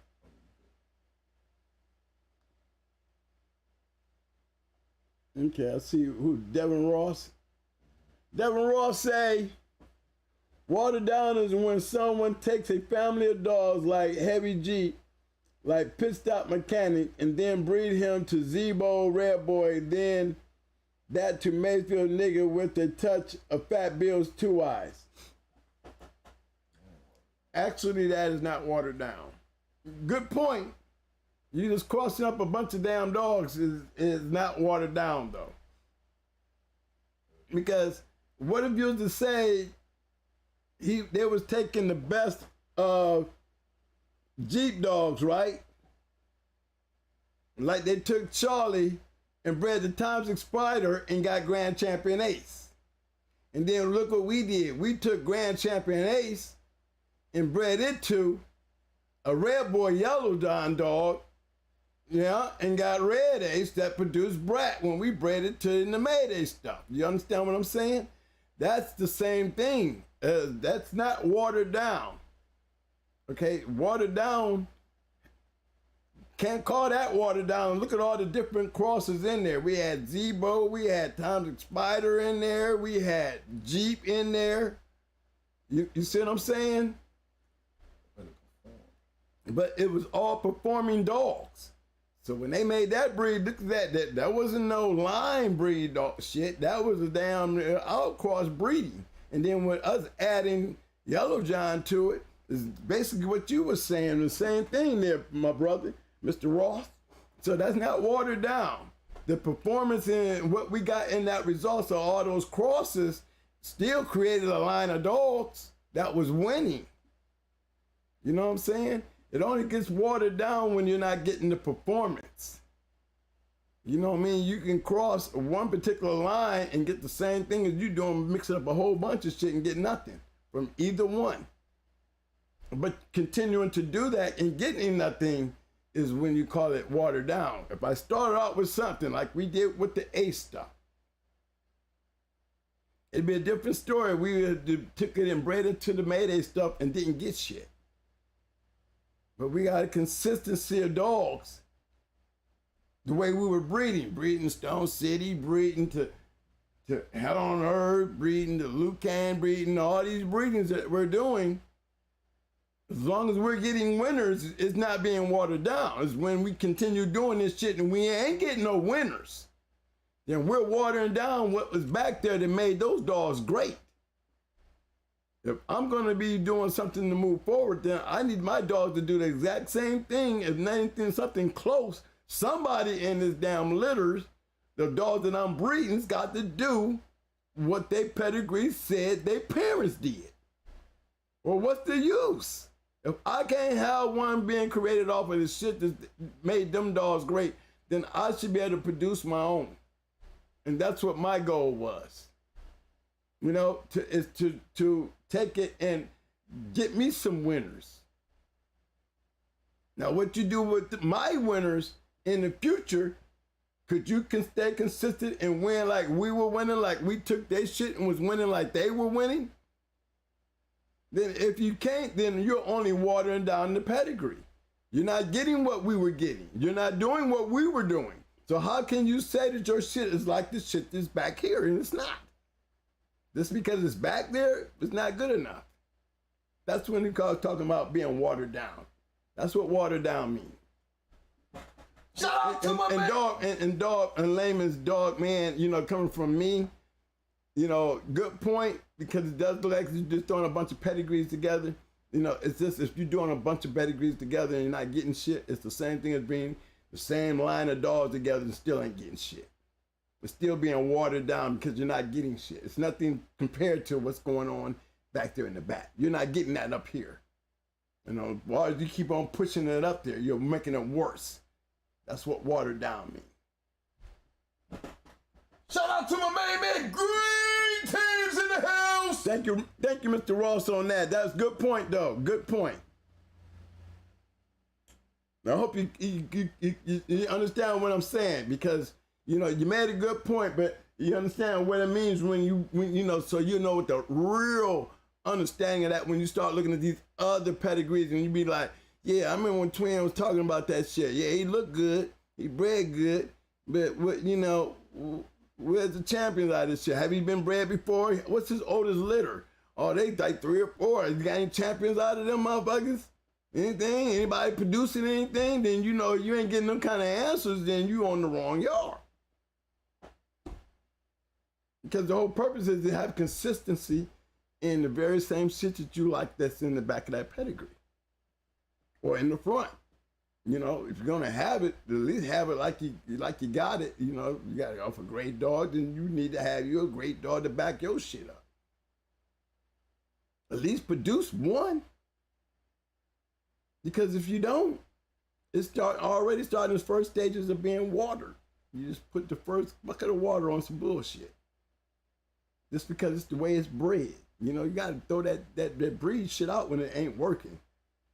You don't tend to take a whole bunch of breedings to know that you ain't got the dog that's gonna produce that kind of shit for you. Milltown Kennels representing Wisconsin in the house. Welcome to the show, fam.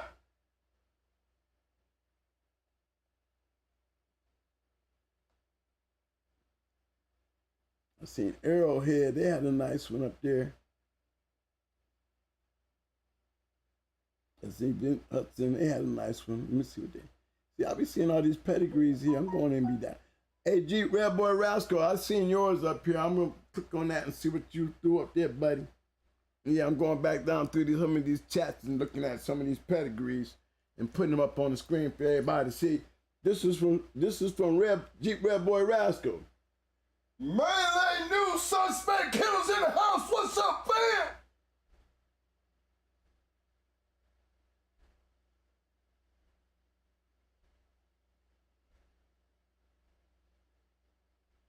Yeah, I remember these dogs here, man. Deep Red Boy Rascal. I see that local dog up in there.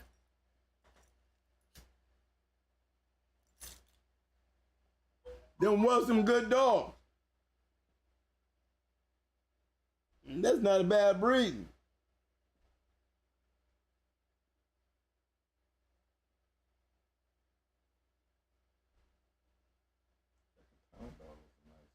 Yeah, I had a chance to bring Katana home. I had a chance to have her, man. I mean, she was there for me to take. And I didn't want her. I had this dog right here. She was there for me. I could have brought this dog home with me.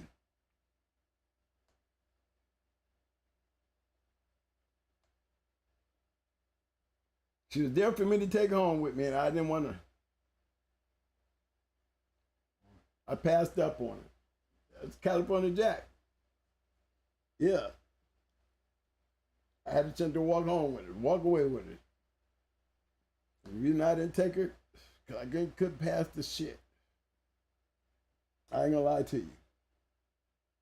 California Jack had her at the time. Mm-hmm. $700. All right, $700. I could have bought her home with me. It was just, the conditions were so bad. It was a turnoff. But I could have got her for $700. Boy Rocker said, I know my mentor went into you. He did. You're right. Yes, you did. Your mentor did go into me. But look, we went into... Red Boy Rascal said, you know, he know because his mentor went into us. But see, me and his mentor, let me just go to the dogs that they had. When you putting dogs like this, right here, shit like this right here, little Bubba, little Loco, dog like this right here. You see how that dog is bred? Look how this dog is bred. This is the kind of dog we went into.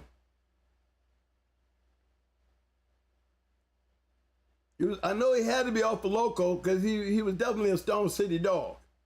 This is the kind of dog that we went into. We went into his mentor. So we coming in the building with the same line of dog. He's got Jeep on the bottom of his, and we got Stone City on the top, and we got Jeep on the bottom too. So it was definitely a good match. My thing was I don't like putting pedigrees on pedigrees. We did not know we was going into a Stone City dog, and we probably wouldn't have never went into a Stone City dog, especially those guys. Because what we were doing was just nothing but testing a line inside of a line. That's all we did.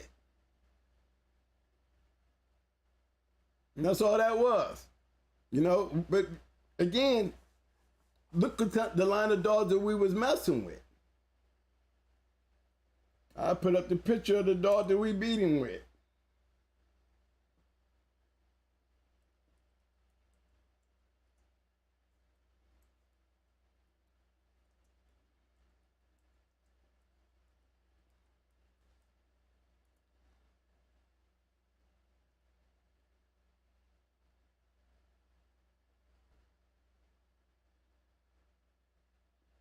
Let me see if I can find a picture of him. There's a picture of him on here somewhere.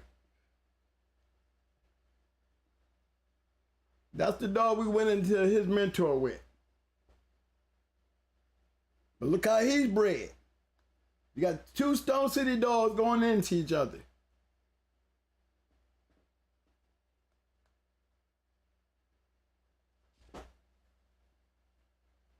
And he was the biggest 41 pounder you ever want to see in your life, y'all. He was definitely bigger than the dog that we went into as far as size-wise. And he was in great shape, and he was just, we have a good conditioning, not taking nothing away from his mentor. We just had the right kind of conditioning for that particular type of dog. That's all it was. The pace, we took the dog into a pace that they wasn't ready for, and that's why he couldn't keep up. Outside of that, he was a damn good dog. Yeah, no, we stopped him because they didn't pick him up. Yeah, one thing about the dog, he was game as fuck. I'm gonna tell you that now. He was game as fuck. The only reason he stopped because he should have been picked up a while back. Now you want to test a dead game dog, you don't do it that way. But that's what they did. You want to find out if your dog is dead game, then you let him stay there and die. Or they're gonna quit. The dog had every reason to, because he gave up shit. He was losing from the beginning to the end, and he never stopped trying. It's when he could not try anymore, that's when you really kind of pick up your shit when you know you done lost. He stayed down there a little too long. No back end. Nets was ate up. He just took too much damage. So, I wouldn't even call that a quit. I would call that he couldn't make it. He wasn't standing. So you let him go and they go bloom. Do you call that a quit? I don't. So I wouldn't say he quit. He just couldn't go. That's all it was. He didn't quit. He just couldn't go. We stopped him. Yeah, we stopped him because he couldn't come out the corner. He wasn't standing though. He wasn't standing though. Believe that. So one thing I'll remind everybody, you know, yeah, we stopped him, but we didn't stop him like made him quit. He didn't quit. He just couldn't come. But he should have been picked up way back earlier when he was trying with his heart. He was a hell of a dog. And I take privilege in winning such a match because, you know, I know I had a bulldog. Both dogs were that dog. I was ready for anybody after that. Trust me. And then look at what Little May's sister was. See who Little May's sister was? Hold on.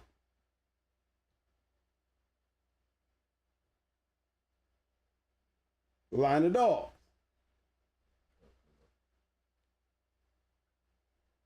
And that's his Little May's sister, a line of dogs. I should be able to do the same thing that they was doing. Because that's all I was doing. Same thing. Now, if you can't take and do what they was doing and getting the results that they was getting, then everything that I was doing on my yard and wasn't getting the results that they was getting watered down. I mean, everything that I was breeding wasn't coming out with shit. It was going to take me nowhere. They might have had nice ass pedigrees like this, but if they ain't doing this shit here, what she did or what he did, then you're getting a watered down line of dogs coming. That's all that means. You're going to put them out there, then you don't know what you're getting. Don't take a whole litter to do it. Give me one. I'll be happy. And that's all point being made. And you're right, Red Boy Rascal. Them local dogs was some good damn dogs. But they were bred in the same concept, showing you that that particular line cross dogs that they were using was at least getting them to the box. That's the point that I'm trying to make. He was messing with a line that was getting into the box. Two fast lane dogs run into each other, you're going to have a winner and you're going to have a loser. This bottom line. You know, it just so happened that we ended up running into the same line of dogs. You know, what you already heard me in previous videos say, you know, we was totally against going into a Stone City dog. To me, it didn't serve a purpose, because if I'm going to beat something, let me beat something outside a line that I ain't fucking with. I ain't trying to hurt the line that I am fucking with. I don't want to test our dog to see who got the best shit. I don't care about all that. I try to preserve what I'm doing because I don't want my line getting beat up. You know, I'm not there to show Stone City I had better dogs than what they were producing. Wasn't even trying to prove that to the dog we went into. That's why I don't do that. You know, I don't. We did it that day because we didn't know. But we definitely protested because of that fact right there. It was definitely a protest due to respect. And we had a good show.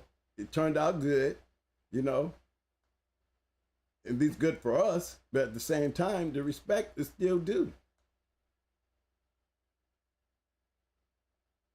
Shout out to my main man, Jermaine Hunter, and M.M.M Kennels in the house. What's up, fam? I was looking at the Arkansas LA dudes. I be seeing them with Mayhem and them. Hey, I don't know if y'all the same. Is y'all the same boys that had a Cool Breeze? Mayhem. Them Arkansas LA boys, them same ones that had Champion Cool Breeze. Oh, Cool Buck. What's his name? Cool Buck. Yeah. Yeah, they have some going hard dogs out there on their yard too. Yes, they did. They have some good old game dogs out there off of that LA, that Cool Buck stuff. That Jeep, Kentucky Shine, that's just Weezer stuff. Yeah, that stuff was game as hell. They had, didn't have the type of ability. They had good ability, but they had what I would say, they didn't have fast lane ability. They had fast lane gameness. That's what they had. They had fast lane gameness. But they did their ability to hold up to that type of gameness wasn't as like they just didn't have the ability to me. That's the only thing that they were missing. They had almost like Amber in them and that John dog that when we bred to cross that John stuff, who was that Kentucky Shine, Luster's Weezer shit, into the Satan stuff, we had added that ability along with that gameness, and that's where all them great dogs off of Satan came from. BJ, Charlie, and the rest of them champions that came out of that litter, and they were able to produce is because they took them same game ass dogs and put some fast lane ability to the shit and came out with some more killers. Yeah, that's where like that John dog was bred just like them dogs they had up there. That's them. That's them. Hey man, I had a pedigree I was gonna show y'all. Yeah, y'all been y'all had crossed some of that stuff with that going hard stuff. You know, that's mayhem. Yeah, that's mayhem. Yeah, his peoples. Yeah, we definitely have made some breedings. I seen some breedings with you guys crossed with that stuff.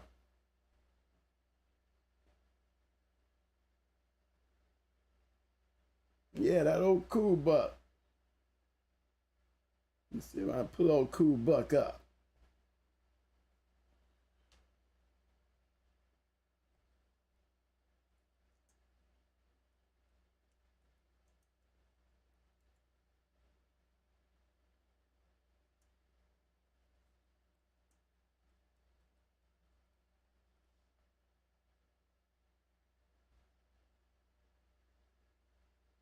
There you go.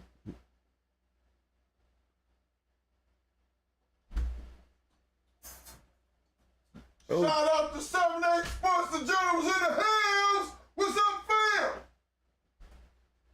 That's that champion cool butt stuff right there, y'all. Hey, 7-8 Sports, the General's in the house. Salute, sir. Nice to see you up in the house there, General. Thanks for coming out, bro. That's cool buck right there, y'all. See how he bred?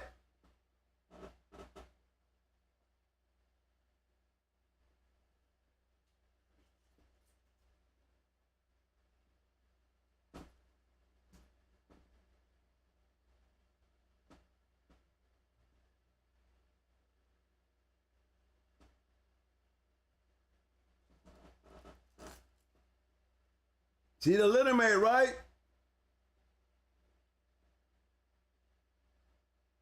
That Jeep stuff, right? Offspring. Look at this offspring. That's cool, but Little Mate Brothers offspring.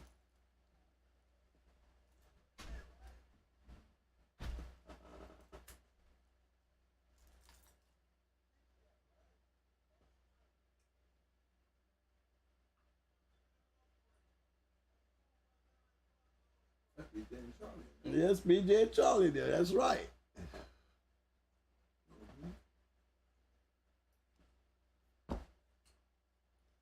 Y'all don't know nothing about that right there, boys. That's some of that AK shit. Yes, that's some of that Rubber City shit right there, y'all. That's right. When we brought that dog up in there, that was I said that my silent KP was partners with this dog when we brought him up out of there. And they made that breed and produced these dogs.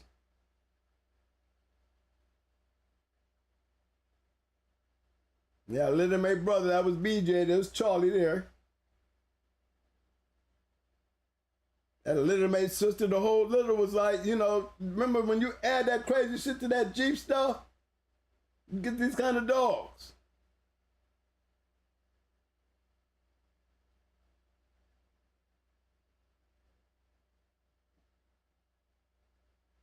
See that? Don't forget old Loctite Fred there. I ain't forget you, Fred. Shout out to my boy from Loctite Kennels.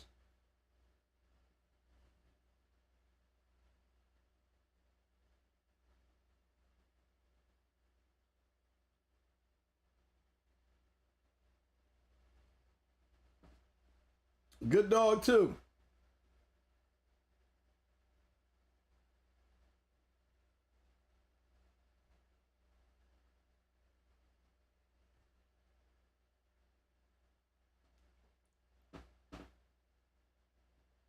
Remember, this is Cool Buzz Little May Brothers.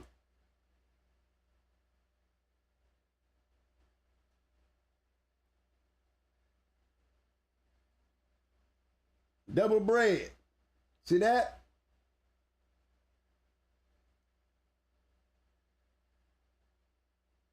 Said in there to Russia.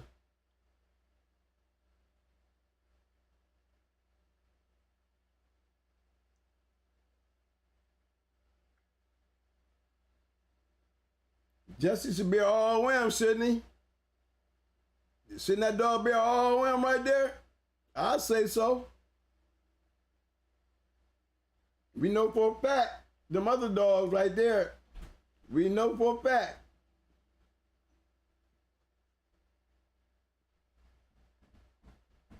He produced all them dogs right there. We know he's definitely the all women and POR. And that's Cool Buzz Little May brother.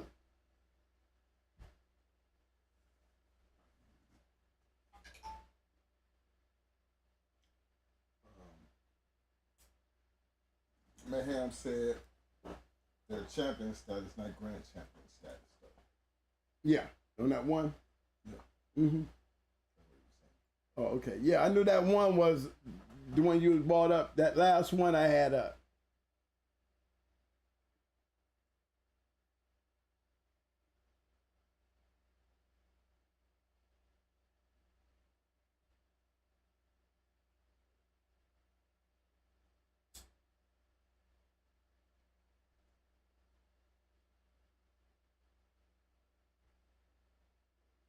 You're talking about Luther there, right? Is the 3-time winner or the 5-time winner? Well, they get some of that, didn't It is, yeah. Pull that up. Let me know that. Right here? Yeah, Mayhem. Let me know. Man. They had a 5-time winner out that shit. Russian dog right here. 5-time winner. Off of Jesse. Is that the one you're talking about? You know, there is a grand champion status on him.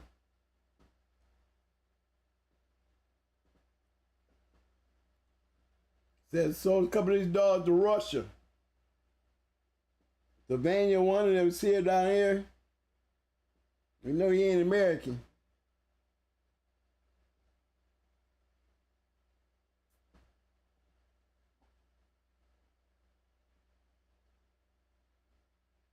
Good line of dogs, though. I've seen them go. Bad dogs, too. Tell you what they did is they added that Jeep as that. If you got a good Jeep dog, they're going to be game as hell. They probably lack in a little ability, but they're so close to being matchability that just, to me, they just don't be like fast lane match. You know what I mean? This game is hell. They take a lot to beat one. It's just that it's really through their drive and their intensity in their gameness, not as much as their ability. When they was crossing Jesse into that Satan stuff, them dogs had ability and they was game too. It was a perfect storm. It was a perfect storm. Them dogs was really hard to beat. You could not, BJ and Charlie was no walk in the park. They was there all day until they finished your ass. Just like Satan, they was just like Satan too. They just had the Jeep in them that just made it even worse because they could go in distances into them long matches and just still be pounding on you like there was no end to them. How game he was, there was just no end to them. They was not gonna give up until you were done. And every one of them were in top ranked competition. I know, because we was running around betting on their asses just as much as the owner was. But then again, a line of dogs that they took and got consistency out of, you see it. We seen it down there in Arkansas, LA boys, and then we see it up here in Ohio doing it. Then we see it down there with my man Locke doing it. So that's a line that's producing. And the only way we know is producing because of the results. If you're not getting those type of results and you keep continuing to breed that shit without proving the same result that we're showing you right now, then you're watering down your line.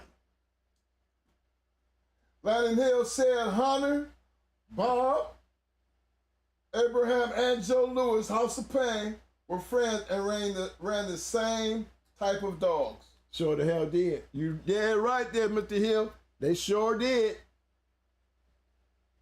And was successful. And successful. Yes, they were. But see, that just show you how consistent the Jeep line was. You added Red Boy to it, we wouldn't have Tab in them. You see what I'm saying? It's just certain things that you see in the genetics that when you see it working and you riding with that, the only reason it's working because it's winning. No, don't fool yourself and think it's because they just breeding them and this is what's popping out the pussy, because it's not. It's what happens once they pop out. It's what you do with it. It's what you do with it. Decisions that you choose to make with your animal. Again, it leads me back to putting up them ads. Again, you know, putting up ads. Showing y'all ads that the journal used to put out. Me, myself, I didn't ever look. If you wasn't in the show area, I really never paid attention to your ad. Okay? I just put it to you like that. If you wasn't in the show area, then when I started looking through the ads, if I didn't see you in the show area, then I really didn't look at your ad. I really didn't pay much attention to it. Not saying that I was being biased. Maybe I was, because I wasn't looking for dogs that had pretty pedigrees. I was looking for match dogs and the guys that was matching them and what they was selling. Okay? That's what I was looking for. I'm gonna take you down to some of these, pull a couple of them up. I'll start with this one here. This one seemed like a good one.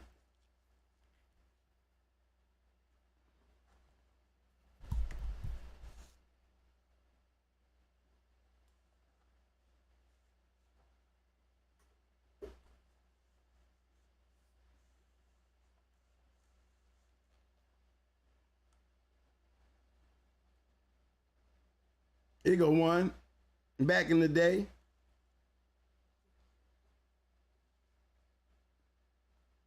had banjo a stud.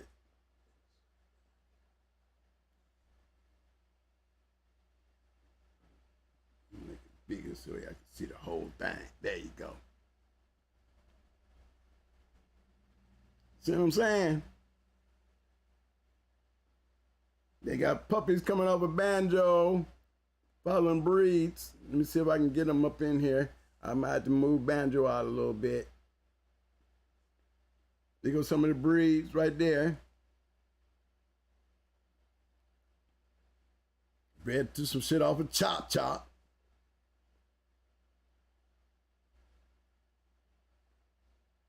And then I had another one down here. Let me see if I can get that one in. Let me see if I can bring it down a little bit, so we can get it all in right quick, fellas. I just want y'all to see the whole thing here. See the bottom pedigree.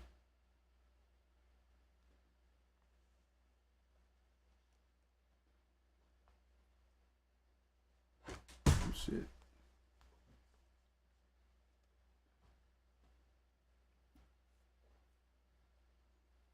The boy's dead serious. They got the name, yeah, the little click is right there. You know, that's a good one. You know what y'all say? Yeah. Okay, I'm gonna turn a quick one over here to Gator. That's when Whiskey River bought him.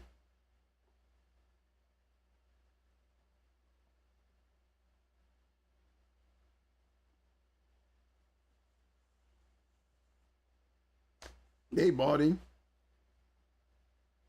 See how little Abner is. Standing there, they got a little admiral down there being started out off of handicapping STP's Clean Mary. See, dogs like that, you want to pick up the phone and make phone calls. No, I might as well let me go over here and change up right quick. Move this down a little bit. Let's check over here to this one right here right quick since I got him up here. This right here is War Eagle. That's Harry Hargrove. That's old Harry right there, y'all.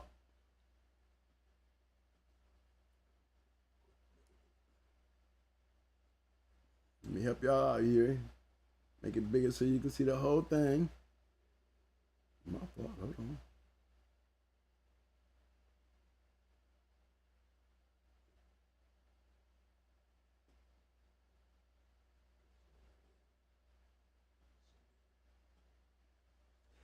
You got the number down in there.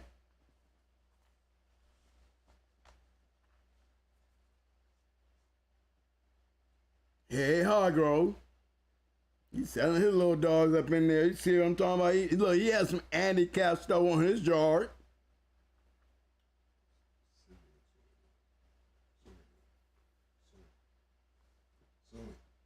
Let's see if I can zoom it.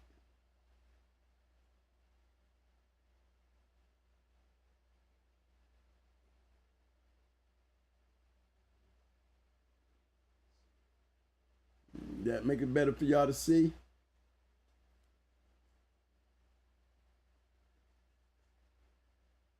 That champion Sprock on his yard off of Tonka Bear.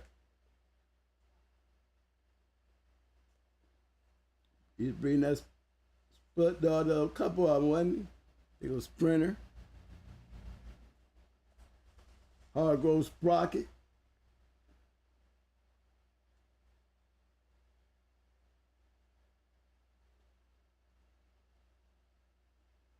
No, yeah, see, now when you go into the news, you'll find him all up in there in the show news. See, that's what made him interesting. Cause see, he was in the show news. Here's another one here. Look at what we got here. We got old Ozzy. Old Ozzy Stevens. He's selling one, 1800, untouched.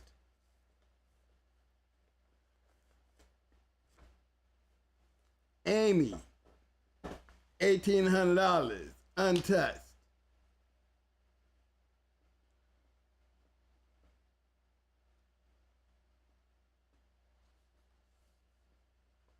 Margie, $1,800, proving game. 37 on the chain, 1,800. Roxy, 1,800.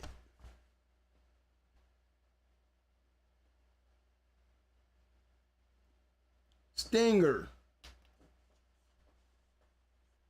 1,200.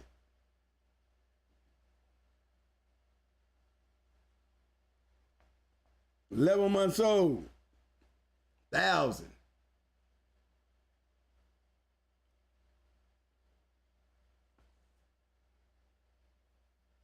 Say he ain't got the chain space for these dogs, y'all. He said he didn't have the chain space for the dogs. Down at the bottom, see there? See, I ain't got no chain space for these dogs, so I gotta let them go.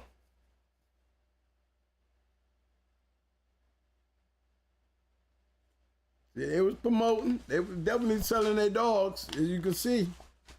I go to the next page, we got Pat Patrick. There he go. He don't got pedigree, he's got a story. Shit.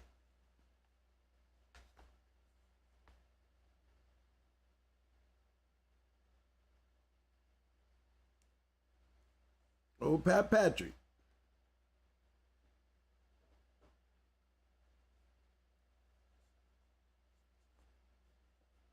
Okay. I'm gonna trip y'all out. Have y'all laughing here in a minute.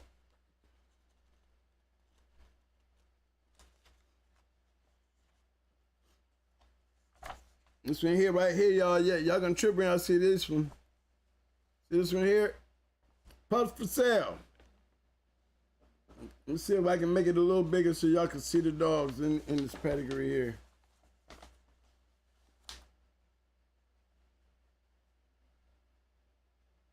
Y'all gonna trip out when y'all see whose dogs these is. I just want to make sure we can get them close enough where we can see them. Just make them a little bigger here.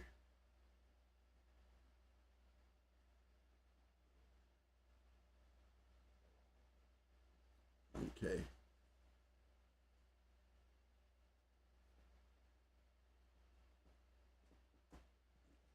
You see that, right? Go to the next one.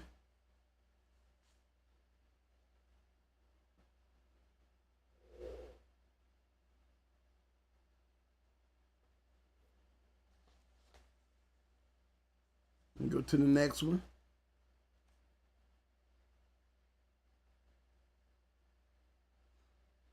Now, y'all, I know y'all wondering who is this guy? Okay, I'm gonna show y'all who he is. Hold on 1 second here. Let me just move this down a little bit so y'all can see. Let me take this little zoom off.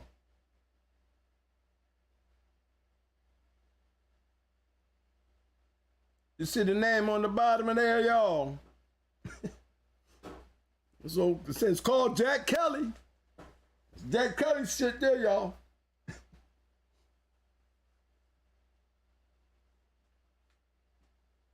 Old Jack Kelly. Here go one for y'all.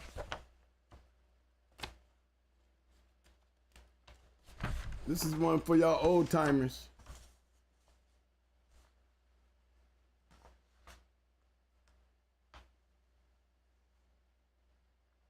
Wild side.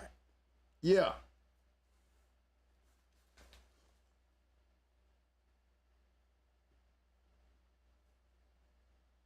It's a wild side there.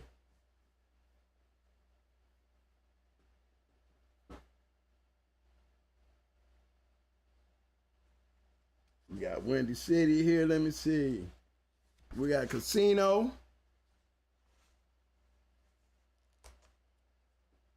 Oh, Casino Kennels.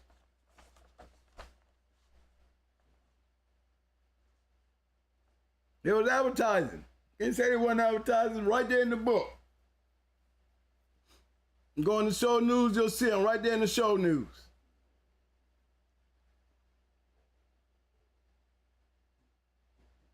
Y'all see all that stuff that man got on his yard? And then when James got the dogs, he got a lot of James dogs too. Actually, he is the one that got Blackjack, if I'm correct. And then I think they even moved him after that. Okay. Let me see. I'm trying to see. Give me another one here.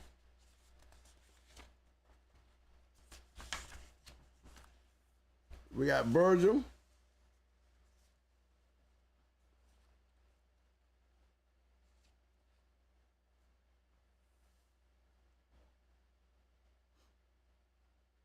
Look at that.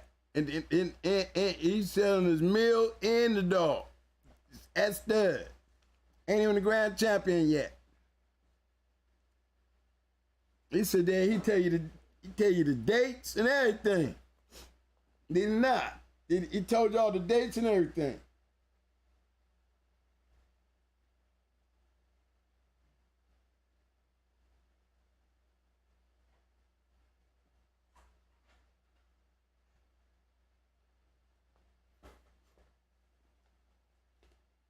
Yeah. So champion Virgil before he made that grand championship run.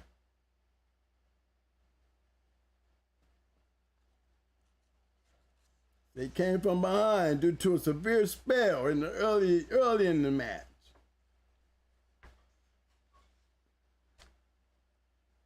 Now see these other lines right here. Okay, these are the ones that let's point out some of these like right here. Okay. Deep Red Boy. You see how they bread. Abe is a known producer.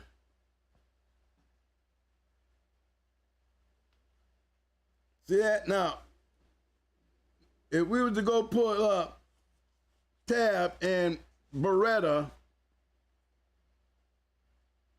3 females and a male, you think we're gonna find anything out of that? If we go searching? And we start going to now say we ain't going to no more big names. We're just gonna go out here and just grab some of these just down here. We got this one 16-month-old buckskin male. She's a female. She ain't got a name, but we know she's off of Happy, Abe and Happy. If we were to go do a Pez online search, what you think we're gonna come up with? You think we'll come up with anything? You think there was anything come out of this line of dogs? And you know what I'm saying? $4,000 worth of puppies right there. Tell M.M.M Kennels we play all up in Rochester and Buffalo. Oh, Self-Made Kennels. We was all up in Rochester and Buffalo. I know Davy. I know Biorio. I know LaFons. I know Arsenal. I was all up in that spot. Sean B. Randy B. Come on now, the Bishops. Yeah, we love that area too. Good friends, man. Y'all want to go look? I want to go look. Marlowe's Beretta. They call it Crazy Girl. That's what I'm going to look up. How about that, y'all? Let's go look up Marlowe's Beretta.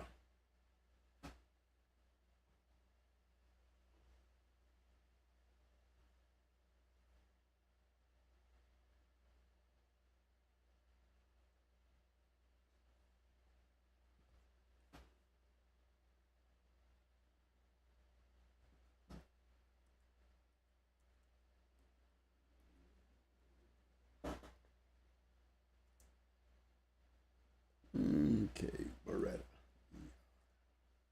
Marlo Stanfield, welcome to the show, fam.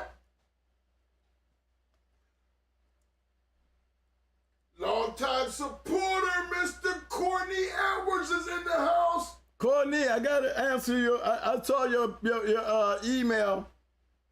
I'm still in court on that. And you understand why though? Because you know we're talking about it today. Okay, there go Beretta right there, y'all.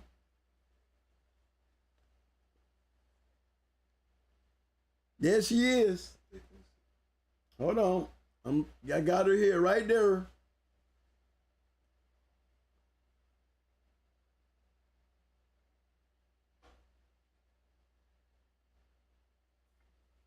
Now, y'all see what I see?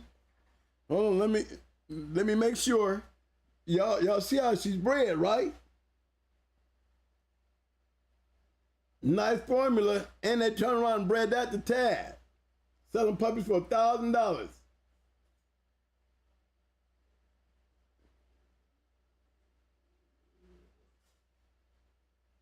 Okay, well, the only thing that we got off of Beretta is this right here. And they got her being bred to Chance.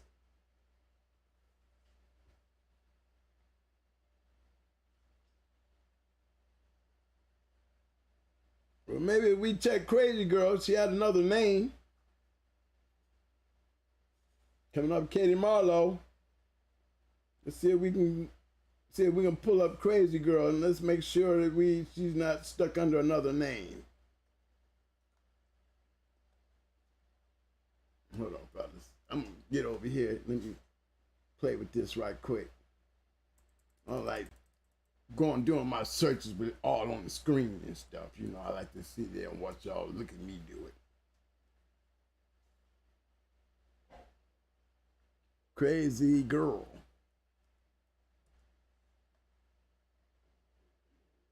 Let's see what happens.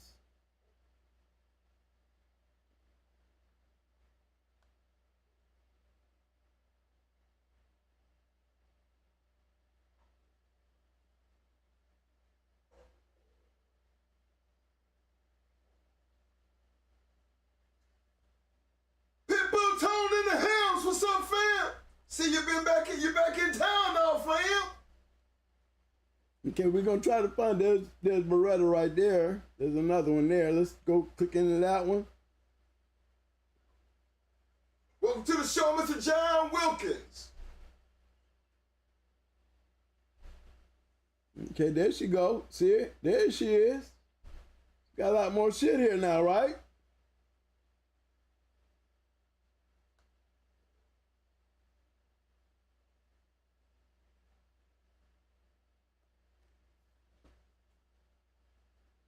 Anybody see anything familiar? We call this a watered down pedigree by now. It's heading that direction. A lot of puppies here. A lot of great breedings.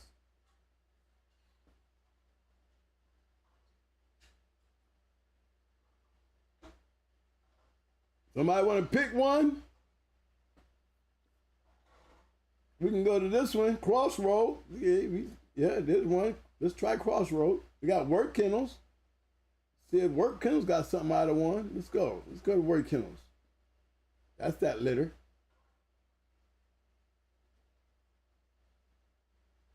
Let me see anything on the offspring tip. Okay. Nothing there.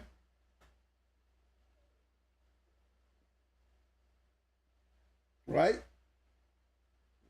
Water hose. Did I miss something? Where at? Oh yeah, Tiger. We got one-time winner right here.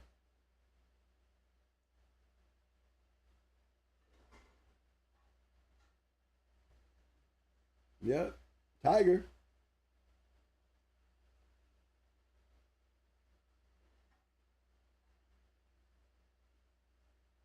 Sorry, Brad.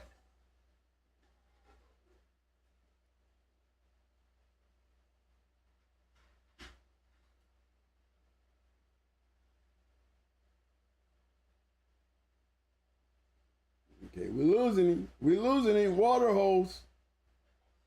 Here come the water hose. Nice breathing, though. You see what I'm talking about, though, right? Mouth and heart. Mouth and heart. No ability, I guess. And then we have a nothing.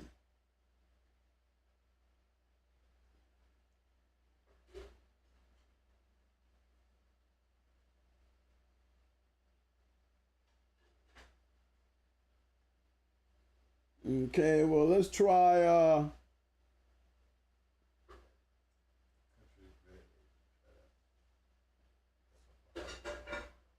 which one, like? Country.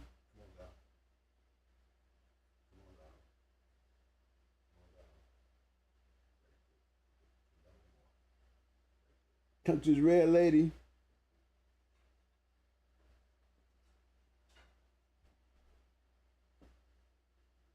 Of a hardcore Marlowe's Chance. Yeah, that's Chance there. You know, Chance, he threw some winners now. Let's see.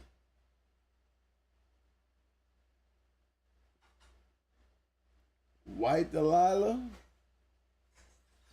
We got Chance. Let's go. Do we need to bring out the water hose? Yeah, it looks like we're going to need to bring out the water hose.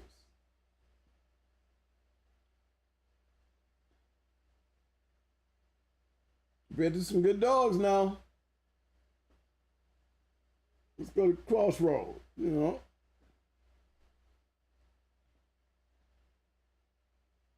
What they do with it?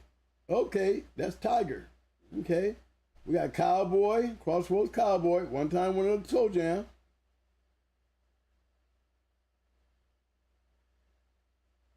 There you go.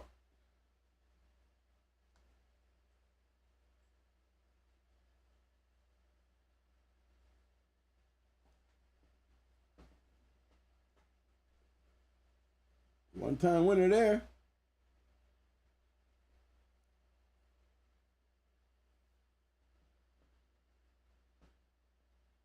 Okay, now here we go. We got the water hose out. Yes, sir.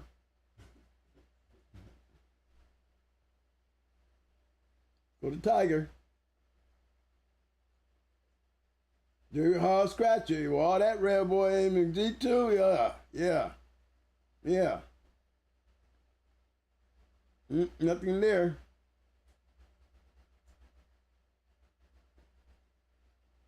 Jimmy, I would have to say on the Beretta side, I would be like if she was my brood bitch. I think there would have been some decisions made based on the breedings that she had. You know what I'm saying? Not taking nothing away from the outcome. I'm just saying it just shows you the quality of the brood bitch. She's bred to the right males. Pedigree is looking good. Can't knock the pedigree, not a damn one up. But hey, that close is watered down. This is what we call watered down pedigree. It looks good, but that's it. All that breeding, and we ain't seeing shit. That's what I call watered down. When you ain't getting nowhere, but getting some pretty ass papers. You know what I'm saying? So we know that breeding right there, you know, that was advertised for $1,000. You know which one I'm talking about. Let me bring it back up here. Yeah. That's that $1,000 puppy right there. That's $4,000 worth of dog right there. Right there. Okay? Water hose it. That's the one. We would spray water on that. Come on now. Y'all have to agree. That. If you got some of this shit on your yard, you're dealing with watered down shit. That's all I'm saying. You know, you got Long's aid to happy. You know, do we need to go any further? We already know, you know, me personally, looking at this yard here, you know, A and happy, I'm presuming to see the same thing. If we pull Long's Abe up and Marlowe's happy, because this is one of those puppies right there. No, I'm betting to see the same results that we seen out of the Britches breed. Anybody want to gamble on that one?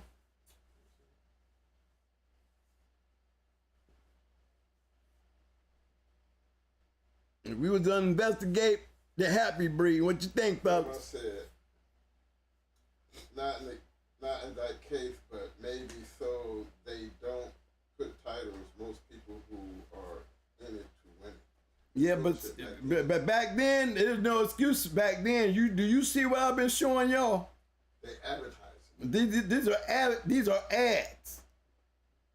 These are ads, y'all. They're selling dogs. Who gonna put a damn dog in the Sporting Dog Journal and not have a title? Come on now. You ain't gonna put your shit in no Sporting Dog Journal without no title, and then we know you're a champion. You're gonna have your shit in here as a champion. We're talking about the Sporting Dog Journal. Maybe they do that now, but back then there was no excuse to that shit. If you didn't record your matches back then, like they did with Barracuda and them in the beginning, and Victor didn't want to give up them papers because the dogs wasn't being recorded. He had a right, you know, I can't say he had a right to control that situation, but he had every means to use it to his advantage when they was out there winning with these dogs and wasn't recording them. Okay? Because what it would mean if you're not recording them? Nothing. You know, what's the purpose of having them? You shouldn't even be advertising shit if you can't put your title out there. You that damn scared you can't put a title out there, then you shouldn't be advertising. Because again, I only looked for dogs that I was even interested in breeding to through the show news. Through the show news. If you got something out there that's that good and you don't want nobody to know it's a title dog, then that's your loss, because you won't catch no attention of no real dog, man, unless we saw you ourselves for our own eyes and know that you know that dog is all that in some, and for some reason you just didn't report it. Then I can see that, because then when I get my yard and he's doing the same thing on my yard that he was doing on your yard, I guarantee you I'm gonna report the shit. I'm gonna report it and don't give a damn about the damn outcome. Because when I report the shit and I put it out there, I ain't got nothing to hide. Hey, I took the chances by winning my championship. I'm gonna put my championship out there. Again, does it matter? It matters when you're trying to sell some dogs or you're trying to stud. I mean, what's the purpose of advertising if you don't? That's where that you know, some people just don't want to do this and some people don't want to do that. Then they shouldn't even be advertising and saying nothing. They should be taking their wins and going home with them. If they win 3 and don't want to give their dog that type of accolade, they don't want that kind of fame or even being noticed, then, you know, they will be in the closet. You know, most of the time we don't ever catch them. Yeah, you might have won 3. You might have won them 3 into nobodies. You know, you will never catch you because you're not out there for us to find. You see? If you ain't out there for us to find, you won't never catch that matchup. If you was that good, you know, we want to know who you are so we can knock on your door and find out how good you are. Remember, there's guys out there that we strictly do that. We hunt for great dogs now. Now, if you ain't trying to put your dog out there, then you know you ain't gonna get them phone calls. Then that's a safe place to be, and use that as a good excuse too. You know, I just don't want my dog out there. I don't want my name. I'm pretty sure you don't, especially those who can fall behind that shield, you know, and keep the real wolves from knocking on your door. You know, because you will draw attention, you know, and really good attention and bad attention. If you got a good dog, you get the good attention because now you get a chance to go into some real high class dogs and whoop on them and prove your point. That you can take your no-name champion dog that you done won 3 or 4 with now, and you done whipped a couple good kennels and still in the closet. You know, good kennels can find you and you still whooping on them, then it's not long before you might as well put your title out there, because guess what? Everybody's not gonna keep your secret. Not when you're winning with good dogs. Hope I answered that question, right? Cannon G Kennels in the house.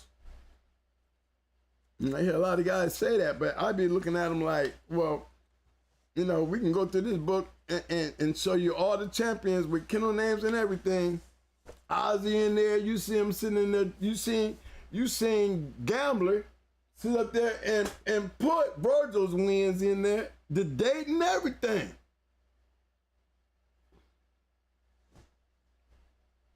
Date and everything. He had the date and everything. Yeah, on this date, he whooped this motherfucker's ass.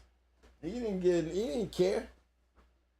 The dog went around and turned out to be a grand champion and a registered mare. And the man, not one time did he hide that fact. Not at all. And was running into champions. You know, they can say they filed stuff that they might say about Virgil being, you know, he had this thing on him. But one damn thing for damn sure, he was whooping champions with it. And then he produced them too. Come on, guys. I mean, it makes good conversation, but let's keep the facts where they're at. And the fact is that he was whooping champions. Whether he was doing them in a suspicious manner or not, he was still going into champions and winning. And then turned out to be a good producing dog. The dog he probably bought at a flea market. Really don't know if he was really bred the way they say he was bred. You know, and it wasn't passing out no papers at them flea market. Shit. Okay, come on, let's keep it real. Real M.M.M Smith, welcome to the show, fam. Okay. Hey, for all you newcomers, I want you to know we welcome you to the show. And as you notice, again, I'll repeat myself, you in a room full of blue. We call this a Shark Tank. In order to get that blue, all you got to do is show up, participate in the chat, and you will be getting your hardware, fam. Not the hardware money. Yes, the hardware. I'm still trying to get my hardware. Do I got hardware, man? I come in the chat, do I got hardware? I want to know.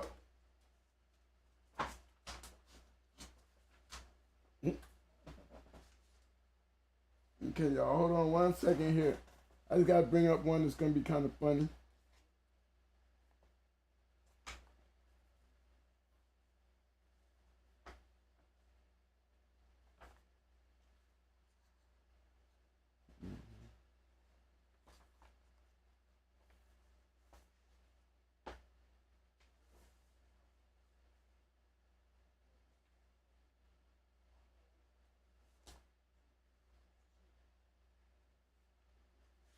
Will Tone said he talked to Joe Abraham Yeah. last week.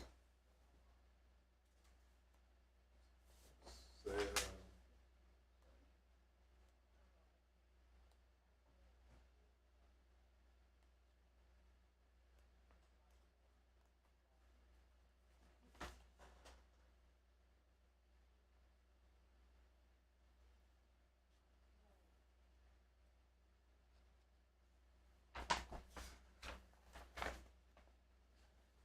Fellas, I see that. I see my boys. A lot of that blue out there. But look, fellas. Again, I got a lot of blue in this room. All we ask you to do is hit them like buttons. You know, that's the button that had a thumbs up on it. It don't cost you shit. Moderators, remind them.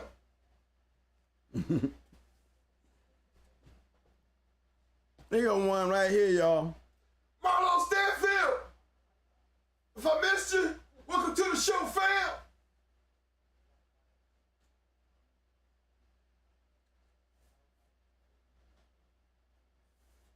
Y'all see that right there? That beeline. You see the first thing you see on there, right? Read this shit, y'all. Here, let me put it a little closer so y'all can read it.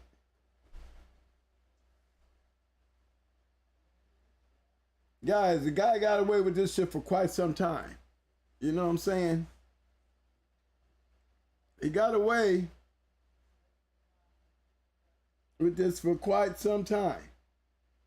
Just want to make sure y'all can read it.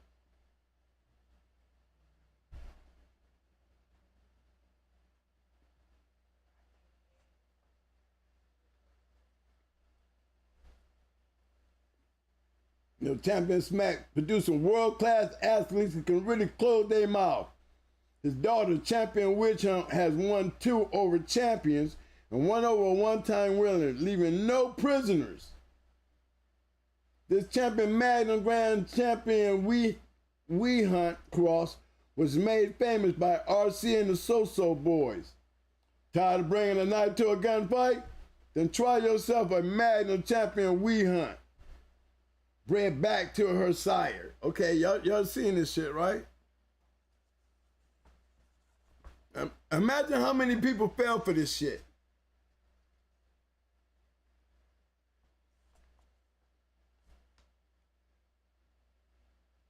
Imagine how many people fell for this shit.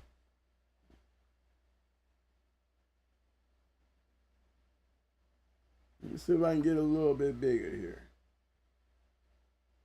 Just want to make sure y'all can read it all.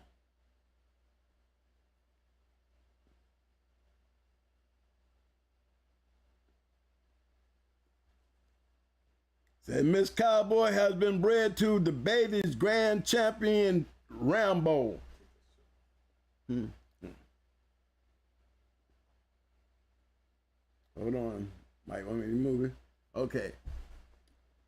He was bred to Grand Champion Rambo, an 8-time winner. Grand Champion Rambo is the breast dog we've ever seen. These are the first puppies sired by him to be offered to the public. Grand Champion Rambo has produced 2 winners and 4 one-time winners. Two-time winners and 4 one-time winners. In only 3 breedings, Miss Cowboy has left everyone who saw her dazzled and confused. She was a champion before she was 2 years old. She got puppies off her for $1,000. Dude was selling keeps, selling merchandise. He was worse than Chico. He was worse than Chico.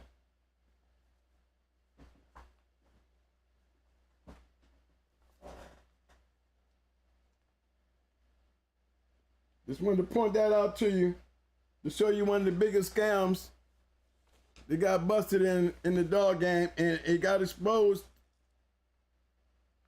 because you see Beeline Witch Hunt, but when you look at it again, it's gonna say T. Earls, and then it's gonna say somebody's name when it come down to it in the championship. It wasn't even Beeline. Anyway, when she bought her in the 9 milli, we didn't see Earl or the other guy there. Only guy that showed up with the dog was Beeline.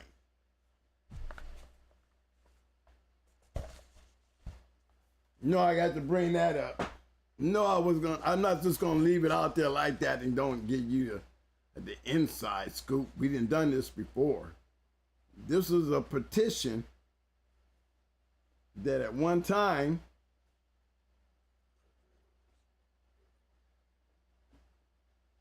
I don't think if y'all can read it, I don't know if y'all guys can read it because the signatures really don't matter. It's what's being said in the petition. That's really the key piece here. Let's see if I can make it just as big enough where you can kind of read the petition. Yeah, I'll read it with y'all.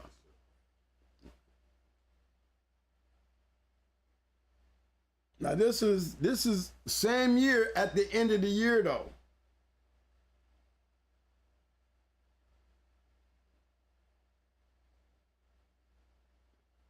Same thing, but this is at the end of the year where a bunch of dog men started signing petition. It says this petition has been submitted to the journal over the signatures of 53 well-known kennels, alleging that over the past several years, bogus reports have been reported in the journal. The petition lists a number of individuals in kennels that none of the signers of the petition have ever heard of. The journal has closely examined its prescription list and determined that only 2 of the named kennels are subscribers to the journal. The kennels in question are as follows. You see the names. You know, Mountain Boy, Cobra Kennels, Pitman, S. Hulk, S. Mason, B. Ward, Navarro, Perry P. Kennels, Florida Ted, Chaos Kennels, Lynch Mob, Dunn, Hocup, and A. The Garcia Brothers, Rob C., the Canadian, Panama Kennels, Kentucky Head Hunter, Bullock, the Solero Club, the Baileys, not to be confused with Brian Bailey, Leonard K., New York Ralph, Southern Pride Kennels, Underground Kennels, Cuban Cornells, Mayhem, Dreadlock Kennels, Jamaican Hit Team. And it's saying if any of these kennels or individuals do exist, here, let me bring it up here so y'all can read along with me.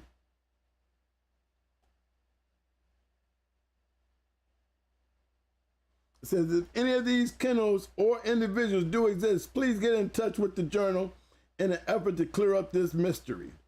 The journal makes no claims that these people do not exist. However, we cannot ignore the signatures of 53 well-known fanciers who claim that they or anyone they know have ever witnessed any of these people match a dog, or in fact have never seen at a dog show. In capacity, the Sporting Dog Journal would certainly take a dim view of anyone submitting bogus matches with the intent to create paper champions and grand champions.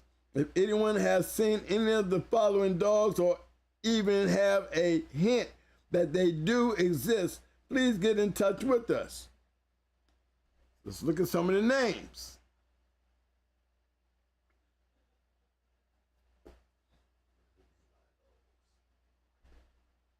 Because look at the beeline now. They got Cobra Kennels champion Miss Annie, American Made Grand Champion Lizzie, Beeline champion Calamity Jane, Garcia's champion Smack, Chaos Kennels champion Sue Boy, Cellular Road Club's champion Artie, Bullock's champion Fanny, Medlin's Grand Champion Blackjack Jr., Panama Kennels champion Stone, Allen Underground Kennels Grand Champion Scoopy, the Bailey's Grand Champion Rambo, Pitman's champion Iron Man, Beeline's champion Miss Cowboy, Holcut and Abe's champion Panda, Perry Creek's champion Tuffy, RC's champion Billy Buck, Medlin's champion Black Cat Jr., Don's champion King, Beeline's champion So-So, Beeline's champion Shirley. Says it is further being alleged that the pedigrees of the above, let me make sure y'all get this. There you go. It says it has further been alleged that the pedigrees of the above listed dogs are a figment of the owner's imagination. Many of them were said to come from the bloodlines of Joe Medlin through a relative of his name, Bob Medlin. Joe Medlin has been contacted by some interesting parties, and he stated that he had no knowledge of any of the dogs listed under his name in the pedigrees. He further stated that he never had a relative named Bob Medlin. Okay? Okay. Now, it's a little bit more. Let's see if I can bring it down here where y'all can see it. A little section down there. It says, in addition to the above side of the petition, the journal has heard from a number of other well-known fanciers who have also voiced their suspicions of the validity of the matches reported for some of the above-named dogs. One group of fanciers from Pennsylvania claimed that they traveled to North Carolina to breed to take a bitch to Grand Champion Rambo. When Rambo was pointed out to them, they turned around and left without breeding to the dog. Remember that story? We just heard that story, remember? They remarked that a dog that won 8 matches didn't have a single mark on him. They further stated that they did not believe the dog shown to be as Rambo was ever matched. Now, this was one of the biggest scams that had ever hit the journal. You know, and what it took was, it really took this one match that I just so happened to be privileged to be at. It all hit the fan when they bought that witch hunt bitch in there to go in the 9 milli. Now, if you're gonna pick somebody to go into, you don't go pick in 9 milli. You know what I mean? You really don't, get a cold. Say she cop a beezier, say she did something, but you don't take a chance and you take this dog that you claim was a grand champion by then and go into a dog that was for real. Because guys, what I saw that day, it really, really stood out where, you know, it was really bad. It was really bad because 9 Millie ran right through her. I mean, had no inklings that this dog had ever really been tested in a role the way she acted. For real. It looked so bad, you know, it looked so bad, we still looking for T. Earl. T. Earl to make the ride with you? You know, we you know, it was a big ass joke. But it was the beginning to the end. If he had never done that, he probably would have got away with it, really. But he was trying to show face. He was really trying to show face. And why? By thinking you would go into a dog like Hardcore Kennels, knowing, you know, 9 Millie's picking up steam. What better way to take a chance and just say, well, at least I'm going into them. Maybe this will make things different. Well, it probably would have if she had came in there and gave 9 Millie some type of competition. Some type of competition. But to come in there and do what she did, it just didn't look like she had ever had any type of competition on her ass. So that's what the beginning to the end was, because now they started questioning everything about Beeline. You know, it wasn't the fact that, you know, the rumors were out. It was just the fact that he was producing so much. Look, he had Wildside food.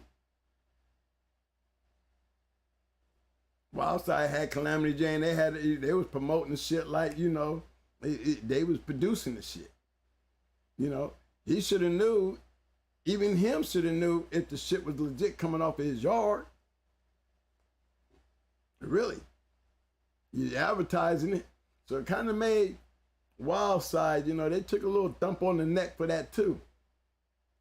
Because in the end, they condoned to keep Beeline's Cowboy out there. You know, all the other dogs got shined off. Except for Champion Cowboy. Beeline's Champion Cowboy. And the only reason is because of Wildside. And can't say the dog did not produce. We cannot say that he did not produce. He produced. So, you know, he got a pass, you know, that a lot of us still don't give him one, because then there was question about how he was really bred. Mm-hmm. You got a super chat. Okay.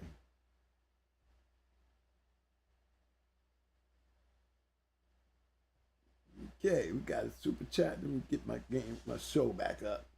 Let me see what the super chat looking like.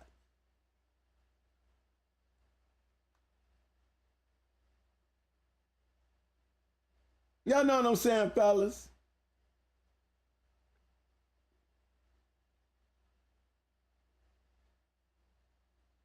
It ain't showing up on my shit yet, Mike.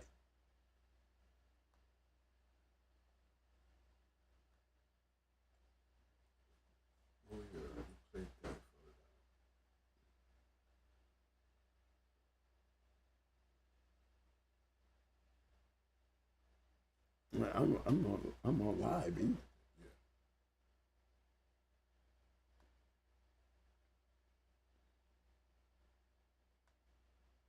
There you go. I got a super chat. I'm going to pull up a super chat here.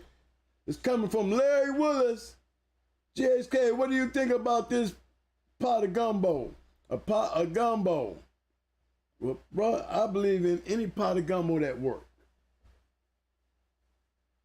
Appreciate that, Larry Willis, for the super chat, fam. Yeah, thank you for that super chat, bro.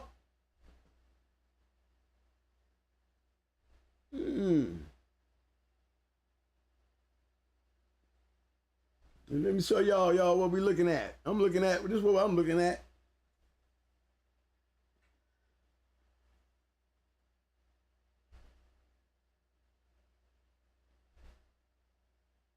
What y'all think, fellas? I don't see anything wrong with it.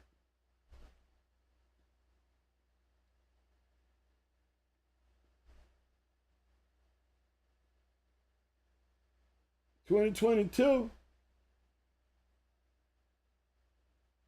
Dolo, he a one-time winner. Baby Bear, they're a one-time winner.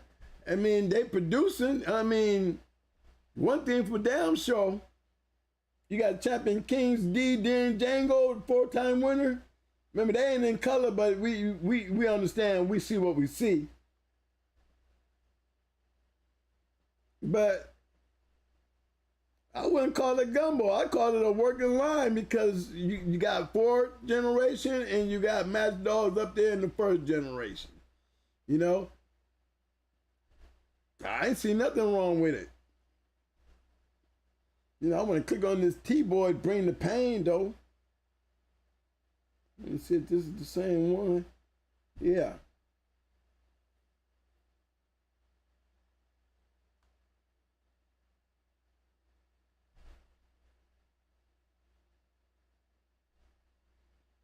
Yeah, this boy right here is supposed to be able to bite back in the day, y'all.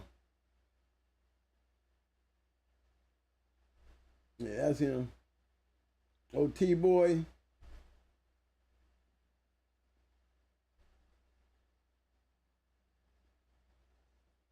You see how he bred, though. There ain't no gumbo. You know, that was just on T-boy. See what I'm saying? So you go just on T-boy alone, you know, he's carrying some accolades. You know, you look at this one right here. Old Champion here, look how he bred.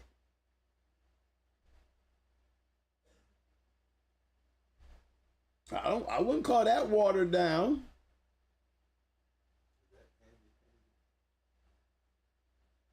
Where at? Yeah, that's Pandy.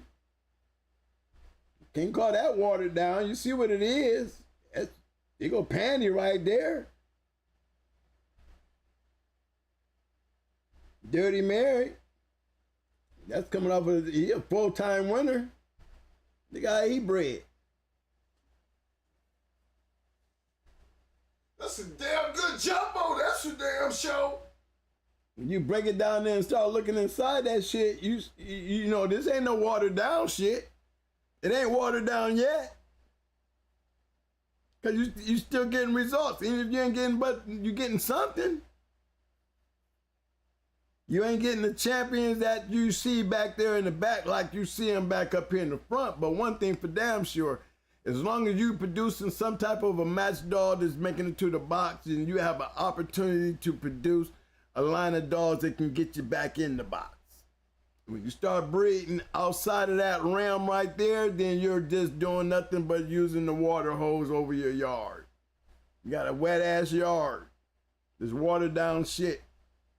There's none of that shit hitting the box. You know what I'm saying? Back then in them days, as I speak on it.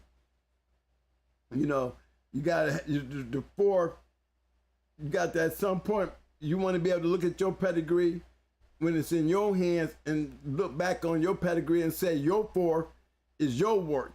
And can your 4th look like the 4th when you first started out and the way it looked? Look at the 4th generation of this pedigree.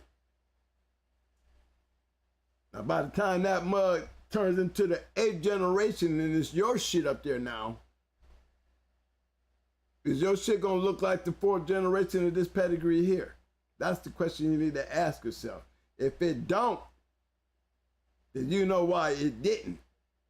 Because you didn't care enough of that shit that was back there in the 4th and the 3rd, you know what I'm saying, and start watching it slack off to the 2nd to the 1st, and then when you start moving that 2nd to the 1st back down to the 3rd and the 4th, you ain't seen nothing but a bunch of damn dogs. Ain't none of them doing shit, but you know, you gotta go back 6 or 7 generations to show, oh, this is where they come from. That ain't no good. That's a bunch of watered down bullshit. That's all it is. Don't fool yourself. But I'm not saying that about this one because we're looking at the pedigree for what it is. You know, it is what it is. You know, you have to do something with this dog though. You know, in that pedigree, you got a mama and a daddy that's a 1-time winner. That means you got a chance. You got a chance. You know, the colors ain't up there, but we see the 1-time winner. You still got a chance. You still can't say that's watered down because it's still doing something consistent. It's still winning. You got to remember, coming in the 2nd generation, you got that king, You got King Django. You know what I mean? You can't overlook that. And you sure can't miss that T-girl coming off of that T-boy. You know what I'm saying? Some good stuff down in there. And then when you look at the bottom, you know, it's you see why the mother is a one-time winner and the father's a one-time winner. You cannot call that watered down. Because both of them pedigrees lead to a result that's a better result than a pretty pedigree. Y'all must agree, right? I agree. It's a good pedigree to me. Pay attention to it. Make sure it don't get no worse. I'm gonna get better. Turn some of that blue. Finish them out. Right? You know what I'm saying? That was a good pedigree to me. Because it shows progress. You can't go spraying water on something that's got progress. The one-time winner stopped the water hose right off the, just got to shut it off. It's doing something instead of doing nothing. It's not only just looking good, it's showing promise that it has the ability to move forward with what's sitting back there in the fourth, we can bring to the first. You know, and hopefully by the time it gets to the fourth, that dog gets to the fourth, that its pedigree looks like these dogs in the fourth generation of this pedigree. It's very important that this is the whole chemistry of doing this. You can have a whole bunch of that shit in the fourth and go 3 generations up and don't have nothing. You got a watered down pedigree. It's plain and simple. Because with all that in the fourth, you're supposed to have something coming up into the third, the second, or the first. If you can't get that, then you're playing in dead waters. You know what I'm saying? That's just keeping it real with you guys. And the reason why I brought up the beeline, because there's a whole bunch of them out there now. You know, we done heard stories from guys not wanting to put their titles out to, you know, guys, their dogs is winning overseas. You know, the Chico story, you know, all his great accolades come just so happen to be overseas. You know what I'm saying? And then when you go to looking deep into that shit, you be like, hold on. There's some more beeline shit. I'm not trying to take nothing away from Chico and his shit, but when you get caught doing beeline shit, and you have been caught, you know, I'm still talking about Toby Ron, that little incident. Okay, so not knocking on Chico, but he's no better than beeline. Because a lot of that bullshit he was feeding y'all was coming from overseas. And it's a fact that we can't do no homework out here in our own country to verify that any of those dogs was good as they were, because ain't none of them doing shit here. I mean, I see a whole lot of Macho Bear, Macho this, Macho that, and they're being decent dogs, but they're not carrying the weight nowhere close of the genetics that, you know, I sat there and watched Stone City maintain through the years. They ain't maintained that shit like Stone City. No, they didn't. Okay, and they didn't do it like Hardcore. No, they didn't. They didn't even do it like Victor, and Victor really didn't do shit. It was all of us who had those dogs. Us that had Brat, you know, Twisted, Luke Kane, Barracuda. We did that. We was able to move those dogs' bloodlines forward by breeding and doing what we did with those dogs. That's why those dogs still got a line that's going until it stops. And when it stops, it's because everybody didn't stop putting them out there doing what those dogs that had those great names did. They're living off those names and not creating their own from those dogs. That's watered down shit. Okay, care how you cross it up and mix it up. If it's working, it's not watered down. As long as it's working. You're just breeding this to have a pretty shiny ass pedigree, and the outcome is still, with all that, what is he? Just because he's bred like that don't mean I want to breed to him. You know, I remember I'm the guy that looks in the show section. I didn't never really look at ads. Ads didn't impress me unless it was a particular person that I would know that I can go and try to find in an ad, like Ozzy. Now you know why I was going down there to breed the Ozzy, because Ozzy was doing ads. I'd have made it to Pat Patrick. I'd have made it doing some ads. I would have made it, would have never made it to Puerto Rico without the book. I would have never met Stone City without the book. I would have never made it to Abraham's without the book. A lot of things I would not have been able to do without the book, because it was a reference for me to run on in the drive-by. And then there was a lot of information that you can learn to either, you know, put a thumb on hands up that you're in the right direction, or it's giving you more information to make your direction even better. Or it would make you think that I've been doing it all wrong. I need to do something different, because you're hearing things in that reference of books that, you know, the journal and Fat Bills and everybody else that tried to put out a magazine during that time was doing. You know, and so that's why you always hear me pushing, you know, that we need to fix that, because right now it's broke. And this is why we're dealing with a lot of watered down shit. It's not your fault. It really is not. Because it takes a real dog man to move the game forward. And right now, we're running low on those numbers, because we don't see those numbers of great dogs like we had in the past, in the future, heading in the future, because it's so sprayed down with water. You know, they got the good breedings, yes. But that's all they are, good breedings. What makes them good? Because they look good on paper. We ain't seeing the dogs. Shout out to my main man. And I'm gonna put this out there. This man has been binging on the videos. I'm thinking he's just not getting ready to catch up. But thanks for the super chat, Rooted Kennels. He said, learned so much, your channel, and still learning.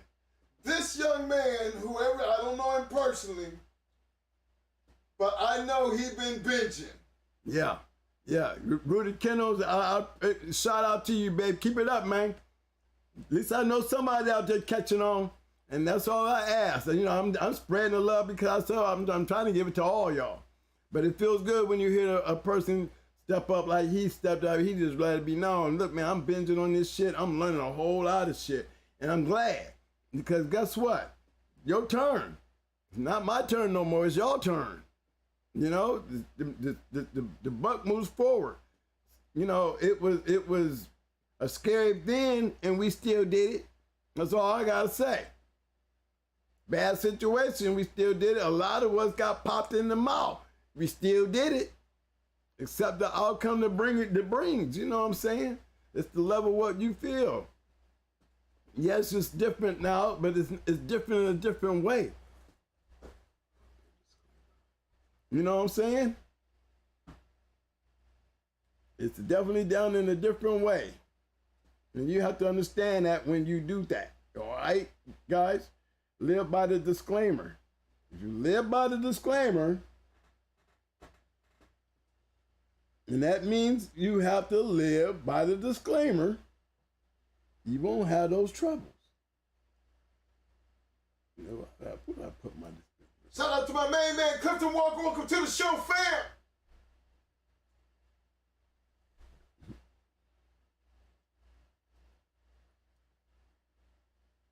Okay, guys. I know I put that somewhere. We could always kick on it. Then I might. But then pull up the That's what I'm putting up. PowerPoint. That's what I'm putting up. It's coming up now.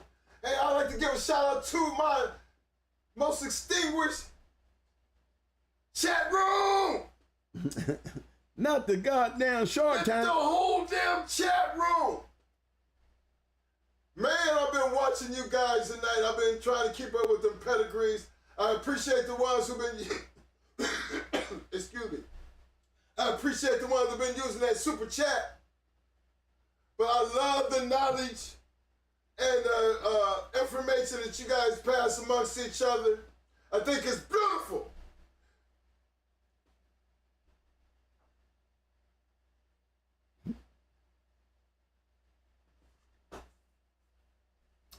And I think it's beautiful too. Even though I didn't get a chance to sit there and watch because I'm doing so much other stuff up here talking to you guys, I really appreciate the chat because you're giving up shared information.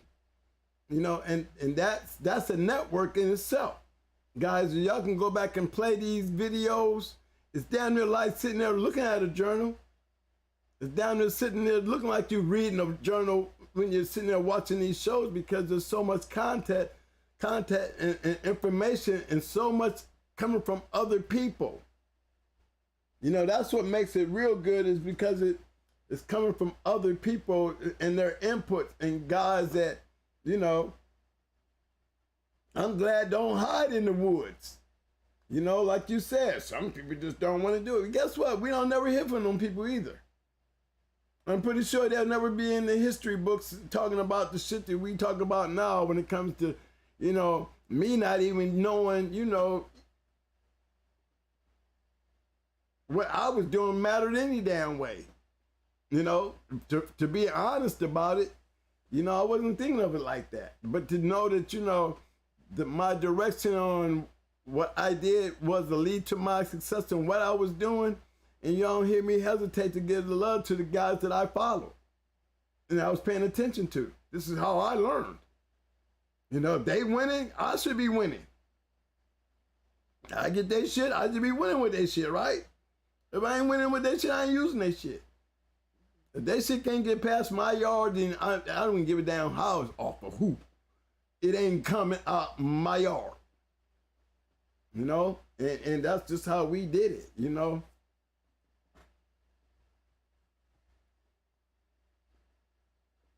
And I have to always say, you know, in true retrospect about those people, man, that I'm glad I met them people. You know? Shit, I wish I would have been taking pictures and doing selfies and shit back then. I mean, a lot of pictures that I did have. I mean, I had pictures of banjo. I had pictures of man, I had mountains of pictures, man, that I could have sat down and did a book on. Windy City's whole yard, California Jack's whole yard, all them good dogs he had up there during that time. I was over there and saw Retard and Wacko. I mean, you know, just seeing them, that took me around there. I seen them all. Got the chance to be around all those guys. Shit, a couple of the boys over there, you know, back in the day, you know, my little proteges, they went up there and was breeding the Wacko and Emmett and all them. Deep South, all them. Went out there. Yes.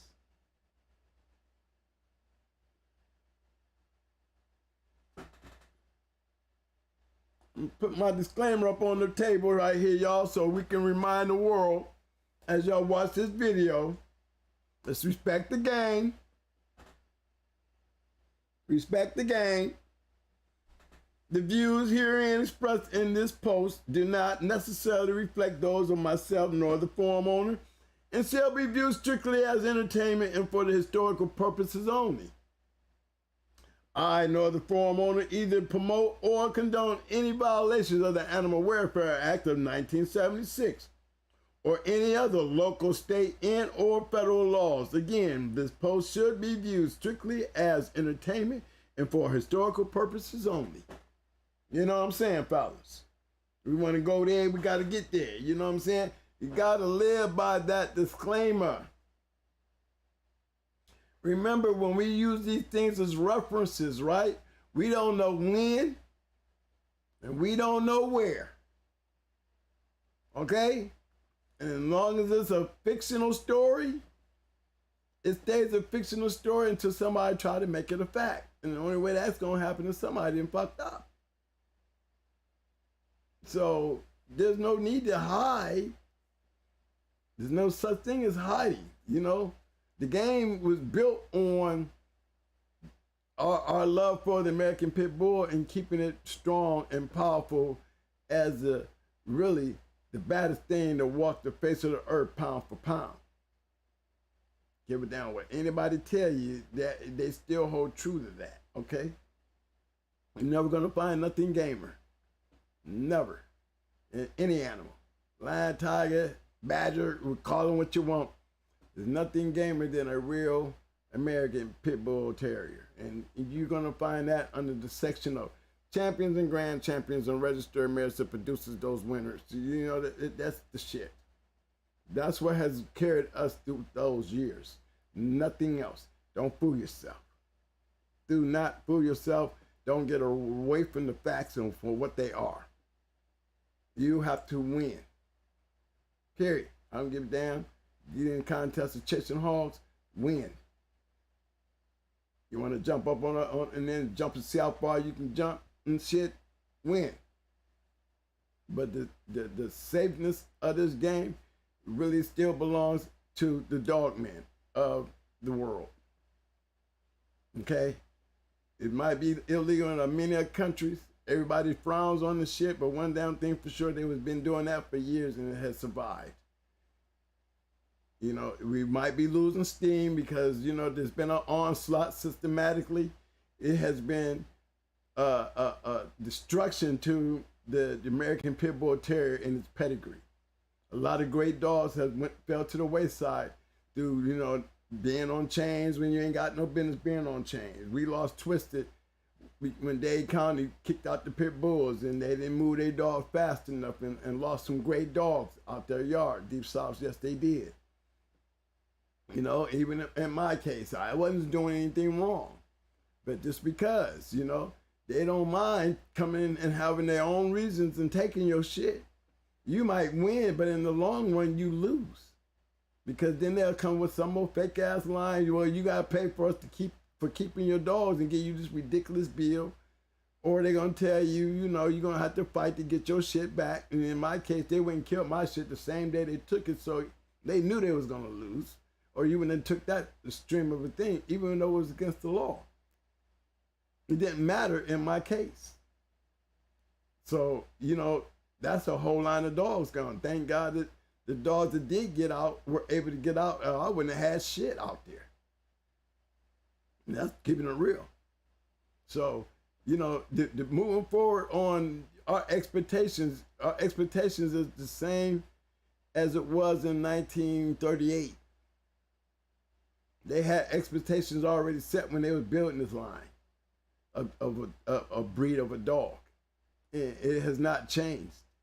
And nor should we change our grade and guidelines on what we call great. You know what I'm saying? Because there's not that many great ones out there anymore. You know, y'all don't have a Mayday that y'all can stand on. Y'all don't have a grand champion yellow. Remember, we have been able to have these type of dogs through all the years. We just didn't have one particular line like full of Macho Buck this or Frisco that. You know, we had a whole array. And you know, and the only ones that seem to be surviving is those old timers that's been able to maintain them lines and names. You know, that little secret word that's frozen sperm and shit like that, but it don't mean nothing if you ain't getting the top grade. In the top grade, we go out bars around here, clap your stick. And y'all know what them bars are. You know how they be earned. You know, that's still the rule. Don't downplay it just because, you know, everybody want to jump on this side of the wall, be like, oh, I don't want nobody to. For a real man in the dog game, that is not good. And you won't tickle none of our fancies with that shit. A real dog man won't listen to that shit. Because if you ain't taking the chance, why you selling it? I'm looking for some shit I can do something with. I ain't listening to that shit. If you ain't doing nothing with it, why I want to deal with you? You know what I'm saying? And I'm not, look, this is how it was back then. I can't speak on you guys and what you're doing now. I'm just saying, I don't see why it would change. Why it even could be considered as a change if these are the ways things are done. Remember, we don't know, and we don't know when. All we got to go by is what you tell us. And it's a fictional story. It's just how good is your fictional story for it to move forward and become a part of history. That's the bottom line. You stay within the boundaries of the disclaimer and you prove your point. You don't have to brag to the world. The world will speak for you, and you don't have to get in no type of trouble. You know what I'm saying? And it's not all about trouble. We was looking for trouble back then. Shit. You see what happened to most of us. But, you know, we set it down and we shut it down, and you go back to and enjoy the times that we had and we shared. You know, we all had stories. This is over 20-something years ago, and this is how we come on this show, all us old timers, and talk about what we did in the past. You know, hope that these videos be around a long time, and I hope I'm not the last person to sit out here and give a story of my past and the dogs where, you know, there's not more to the story. You know, I want to see guys that one day would be like, 20 years from now, I still hear Going Hard's name. Like, damn near 40 years from now, we still talking about Pat Patrick and Jeep. Come on, 40 years. We're still talking about these dogs. We ain't even talking about Yellow John and Yellow no more. We got other names now, Mayday. You know, and then you got Lucane and Barracuda. You know, other great named dogs. You know what I'm saying? My question is, how do you take that quality and carry it forward and still have a history to talk about 20 years from now? Let's check the poll. Let's get out of here. All right, y'all, let's go, man. We're going to check this poll. I think I just said enough for tonight to get the understanding. I know we looked at pedigrees and heard a little bit from Mr. Mason on that Sugar Baby, 2 wins in one night. I thought that was pretty slick. I go in with my 43. He coming in and he win 15 and the other 43 paid the forfeit. I might be like, bring him on in here. I probably would have did the same thing. I just won this real quick. He paid the forfeit. Yeah, I give you, all we need is 2 conditioned dogs. Let's go. Let's do it. I'd have did it.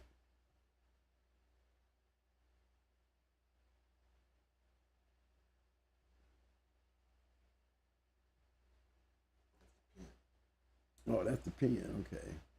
I'm looking for the poll. Where I gotta go all the way up to the top or something.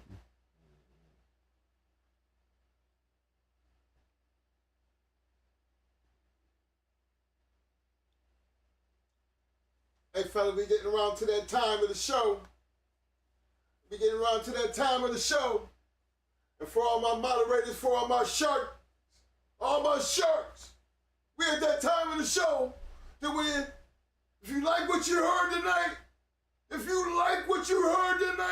I need thumbs up, thumbs up, thumbs up, thumbs up. Muscles, muscles, muscles. Roses. I need roses.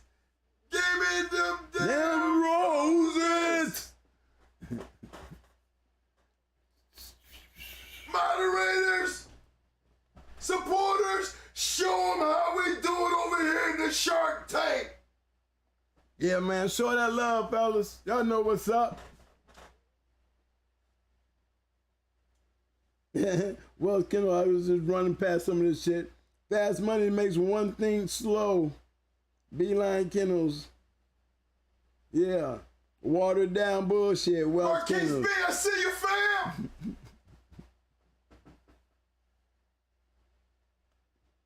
Hey, fellas, thank y'all for coming out tonight on this Friday. If I'm in the right direction with the content, you guys got to let me know. There's things that we can do more of, let me know.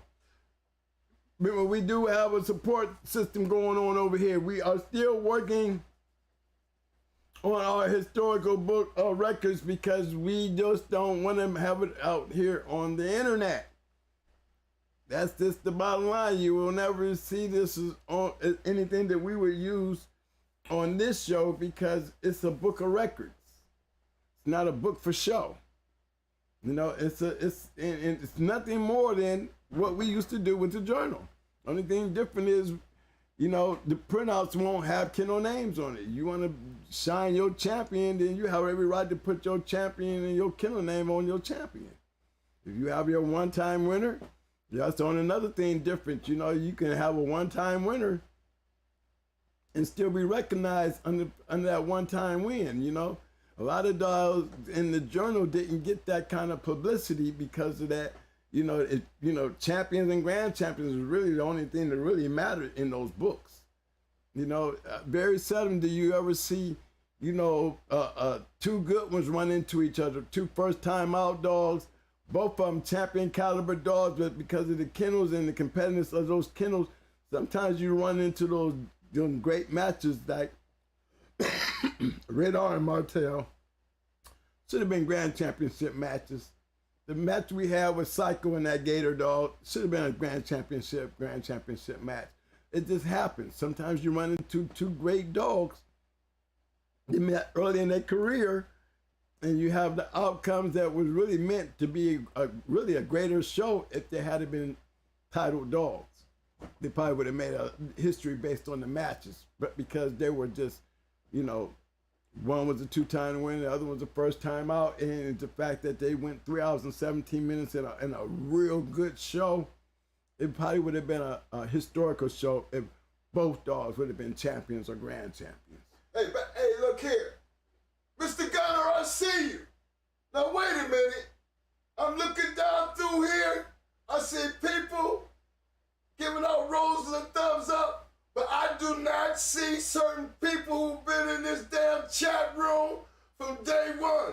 And you're supposed to be represented. So when I look down through them names and see certain people not putting them thumbs up, not putting up them damn muscles, not giving out them damn roses, you make me start thinking why the hell you got a hardware and why you the hell in my damn Shark Tank. Hey, sharks I eat. start looking at you like you become my chum. So let me try this again. I need thumbs up, thumbs up. I'm thumbs up with y'all. Come on, y'all. Yeah, don't mess up my Muscles. Don't mess with my second now. Muscles. Don't mess with my second. He's telling Roses. Roses. I need them damn roses. That's right. Let's go, y'all. Now you know this is Twin One talking. Don't make me stop and say your damn name. You in the Shark Tank with our sharks, boy. We would tell on you. Sharks? Sharks? We don't have chum in our own circle, do we? No, we're not gonna have that in this room. This room, y'all blue. You represent your family, fam. We represent the family. That's what we do here. We do this every Tuesday and Friday. We all show up here. We all got our toolboxes. Represent the room so everybody else will understand when they walk in this room, this something room is different. Because this is a big ass fucking family. And we rep it like that. I come out here and do this with y'all as a family. We answer each other's questions and we help each other out. This is why we here. If we take the love out of this right here, y'all take the love out of me wanting to do this, then I can go find something else to do. And that's not what, you know, that's, come on. Ain't that why we do this, to do this shit right here that we want to do? We ain't getting it nowhere else. We got all these other podcasts that we can run around to and have fun. When we do like supporting each other. Hey guys, that's all we got. That's all we got. We can't go on Facebook doing what we doing in this room. Y'all know that. We can't enjoy it like that. You got so many damn haters out there. You know what I'm saying? You got so many, you know, it turns political outside this room. Inside this room, we all dog men. Outside that room, it gets political as shit out there, y'all. They do. And we always have to end up checking our own self, you know, because we fight for the family. I know I speak up for my family up in this room all the time. A lot of these guys want to know some of the guys that they want to talk to. I want to be able to spread that word, you know, and make sure that, hey, we ain't turning on nobody, we ain't turning on nobody, and we ain't sending no police to nobody. That's what this room is supposed to do. We supposed to be able, in this Shark Tank, we supposed to smell the wrong smell in this room. We smell chum. We smell eat chum. chum. We eat. Damn right. We eat chum. We're sharks. We are goddamn it pit bull bred sharks. That's swimming around in a swarm of water is considered a family. That's always looking for that respect, because that's what we give every day we get on this show. Because what we here for, to enjoy our dogs, talk our dogs, learn about our dogs, moving forward with our dogs. And we having a nice time doing it. You know, come on. We get over 1,000 views, man. To me, in this category, I had to say a lot. You know, I ain't 7A Sport, and I sure ain't Triple J, but I ain't out here hunting hogs either. And I ain't gonna never be out here trying to, step up in here and act like I'm doing something I wouldn't have never done. I'm gonna tell you, I was a dog man from the beginning. I'm gonna be a dog man to the end. And what I did in 20 years, I'm gonna keep on coming out here telling y'all what I did in them 20 years. Continually. And ain't gonna shy away from it. Not afraid to tell you either. So what I share to you guys is this what it is. We live and we play this by the disclaimer. We don't know when and we don't know where. So as long as we keep it that way, we speak freely, because there's nothing we saying or doing that's against the law. So feel free to come up in here and speak and say whatever the fuck you want to say up in here. You know, just be respectful and know that there are dog men in here. Dog women and men. This is the dog pound. And when we got them blue toolboxes running around in this room, everybody the same. And I'm pretty sure they all got shark teeth. And they bite hard. Some of them got a little Jeep in them. Some of them got some Red Boy in them. Some of them got Jeep, Red Boy, and Roscoe in them.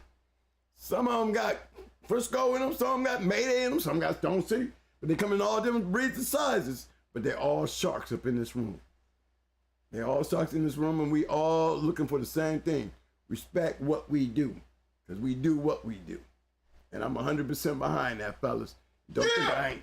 Get him, Mo! Get him! I'm still scratching. And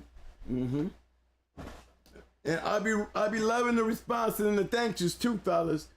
I'm just let you know, there's a lot of love that goes on out there, man. I don't get a chance to. I do get a chance to go in and really look at the video and watch the chats. I do be watching the chats, and I be kind of looking like, I want to remain interesting, and the only way I can do that, I gotta give y'all what y'all want. And the only way I know what y'all want is y'all gotta tell me what you want and what you need. And if those things is what you want and what you need, I'm gonna try to do my best to give them to you. You need phone calls? Do I need to start putting a number? You never stop putting a number, because a lot of guys was using it for the wrong reasons. I'm getting bombarded with pedigrees. If I can't sit down and tell you, is you matching your shit, and can't get a good answer, then don't send me your shit. Remember, send me pedigrees that you want to work with. You know what I'm saying? I don't want to admire a paper. I want to admire a dog, okay? That sounded good to me.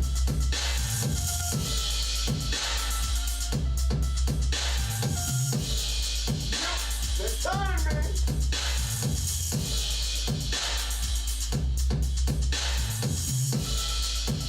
That's that creep shit. Oh, baby.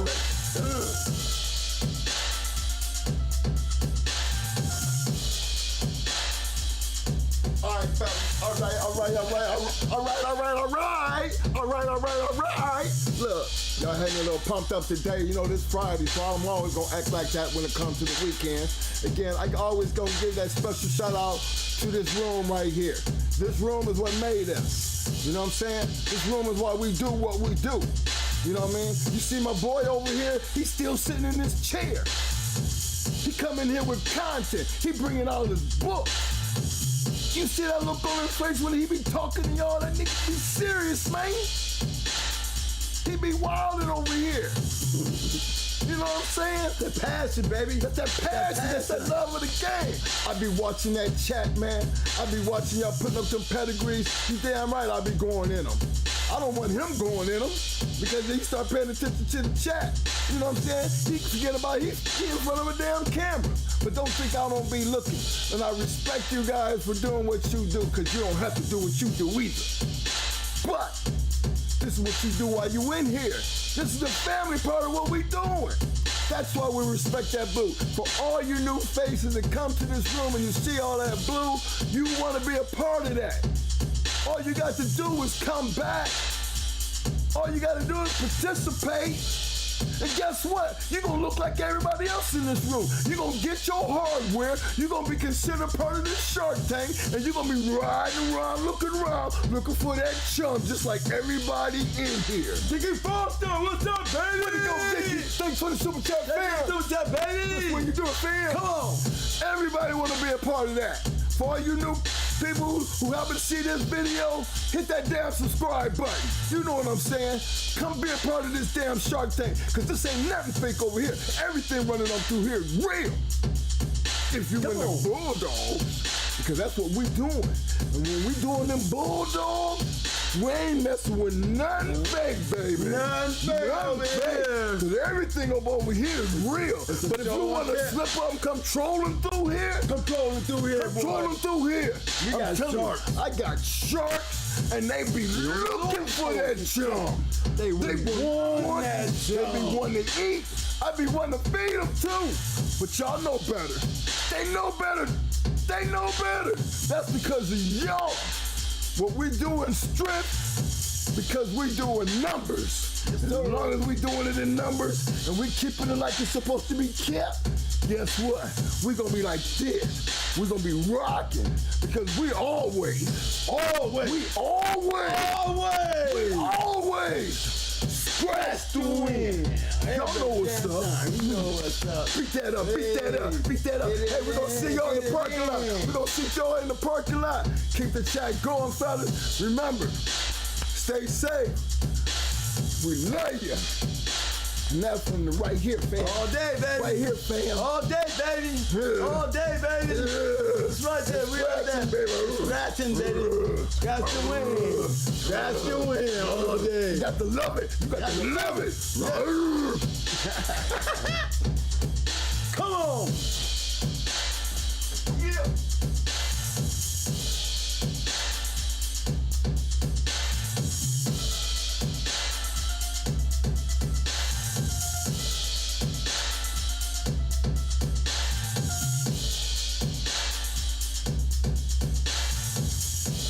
Tonight, man. Who you picking tonight? I'm putting on Fat Bill Donald tonight.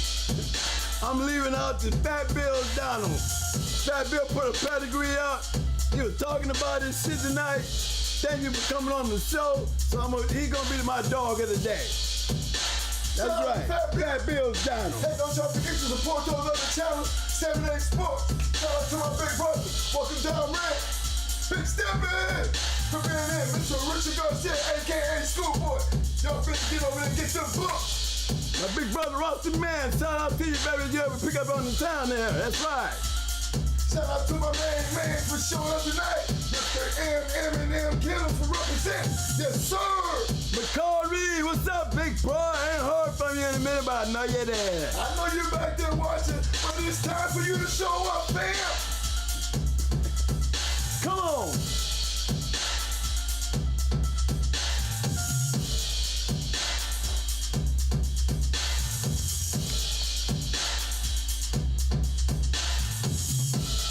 Wow, 87, I'll see you, fam. I'll see you, fam. Come on.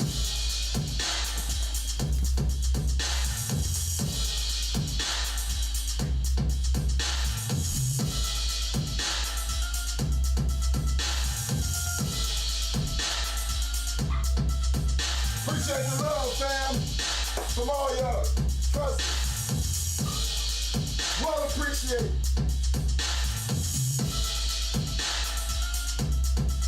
Let's walk it out now. I'll meet you in the parking lot.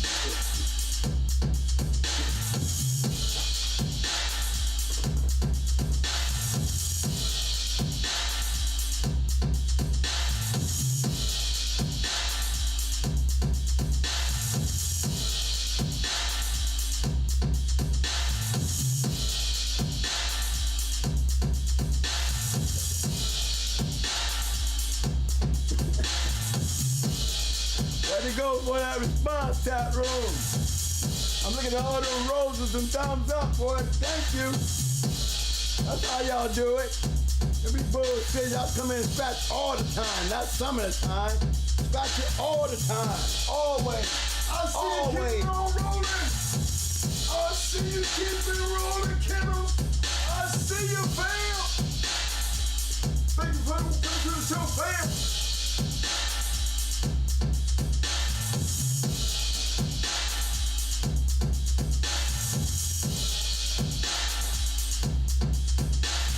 I see you, J-Lo 87. See you, Tuesday, fam.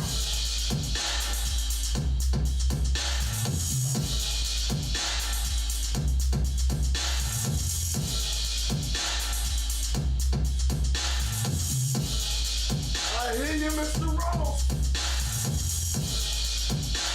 Promise you, fam, ain't gonna change with no damn body, fam.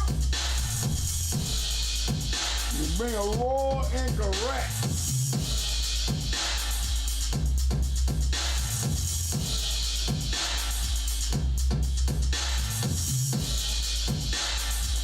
Appreciate the love, big bro, big steppin'. I see you, fam. Thank you, sir. Salute.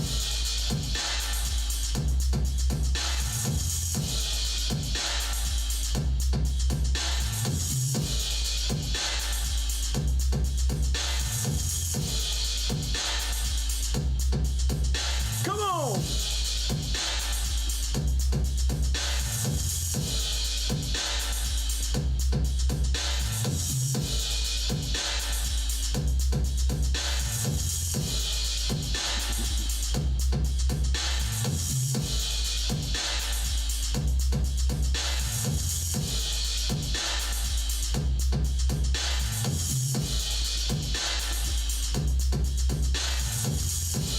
I wonder what that pole was like.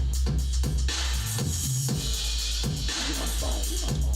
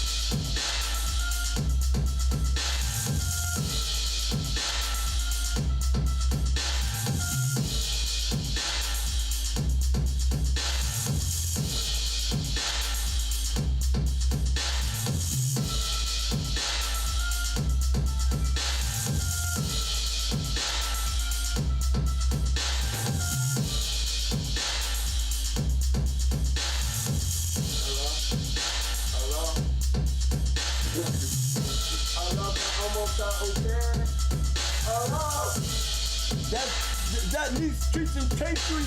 Yeah, that needs biscuit trick. Hey, we like to make an order. You like to make an order at Nissa's Streets and Bakery? I would like a going hard cake. Yeah, I sure would. I want it black and gold. Hello? Hello? Bakery and treats? Are you there to take an order?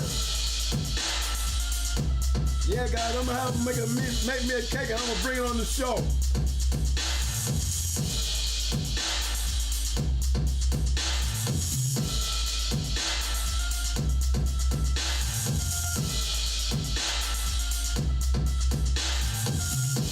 I want to make more money, a championship, a sporting dog journal championship certificate. A big ass case. That's what I want. That's a good one, ain't it? Yeah. That's right. That's Lisa Street and Bakery, y'all. Big supporters. Come on. Y'all can't be copying my cake either. Y'all gonna see that cake, y'all gonna be, everybody gonna want one for their dog. No, y'all can't do that.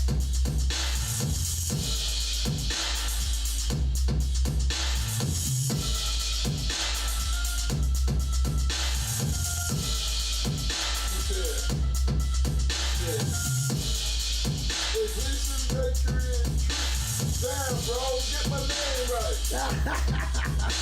I did say, what? Oh, we said Treats and Bakery. Bakery and Treats. I'm the one saying it wrong. It's Nisha's Bakery and Treats. Hey, Nish. Come on, man. Post the link, baby. Post the link. Right. You wanted to sponsor. I can't even, I gotta get you a commercial.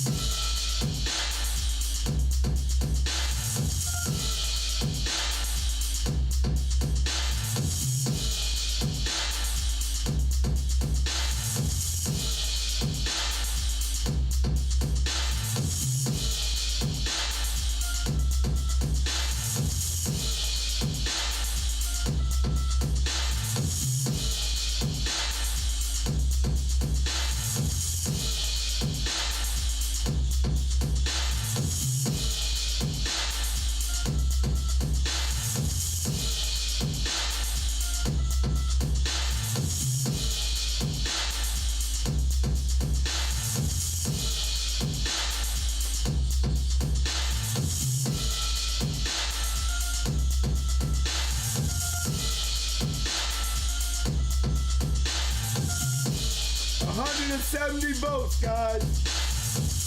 What makes a game American Pit Bull Terrier bloodline watered down in a breeding program?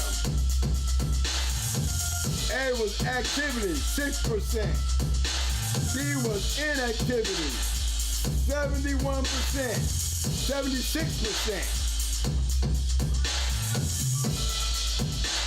And C was both, at 17%. I picked C.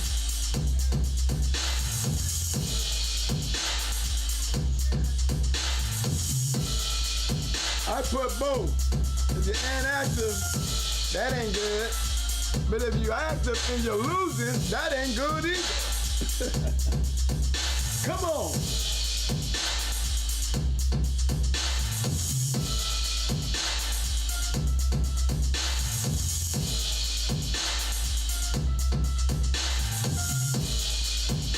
You gotta be able to win them big ones, baby. You gotta be able to win them big ones. Come on.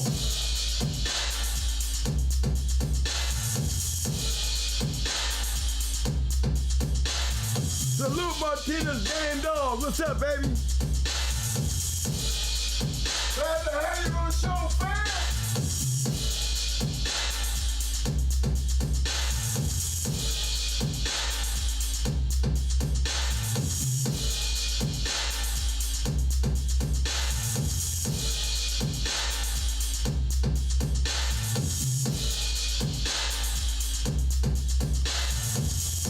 Keep on rolling, Kennels.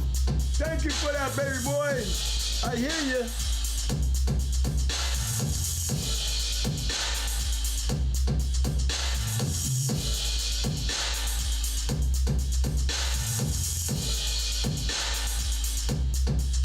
D-Lo 87. I like that. D-Lo. D-Lo, what's up, baby?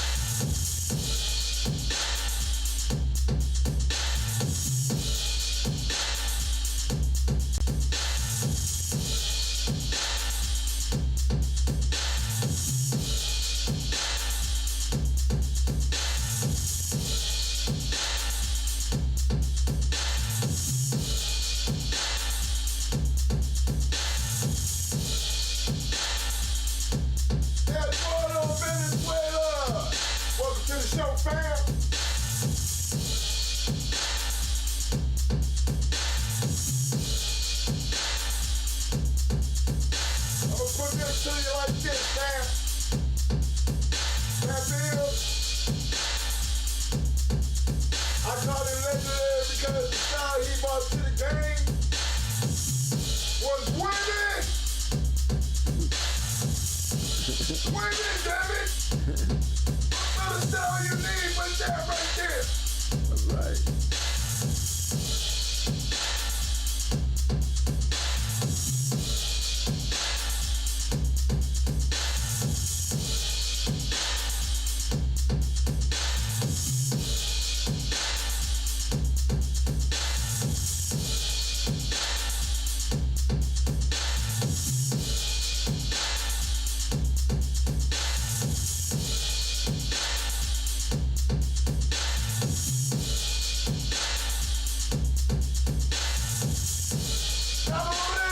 I see you, fam.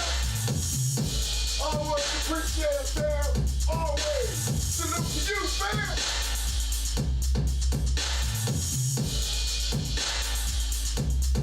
Self-made. Appreciate the fam. Love having you, fam. Salute. Self-made kennels in the house. Represent, fam.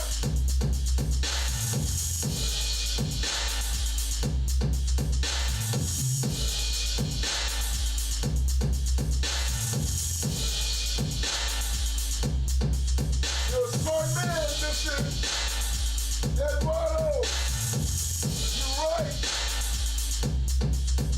And I don't need to say more. Cause if you got it, you already know what he's doing for your family. Why would you have it, right?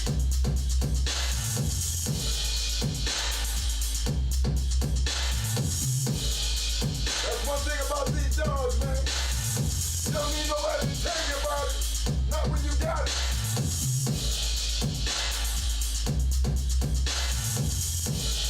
One time I asked you, when I see you,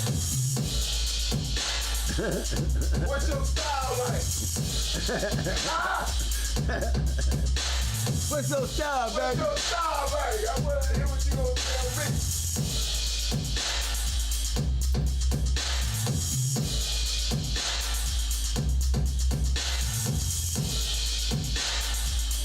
It's a winning style. That's what matters. That's what matters right there, man. As long as it's a winning style, I'm all in.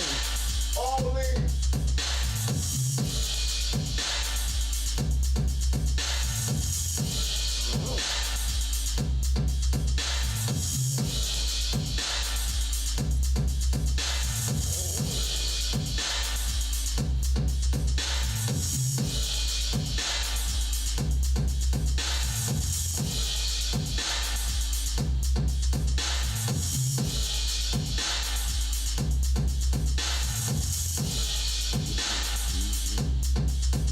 Come on.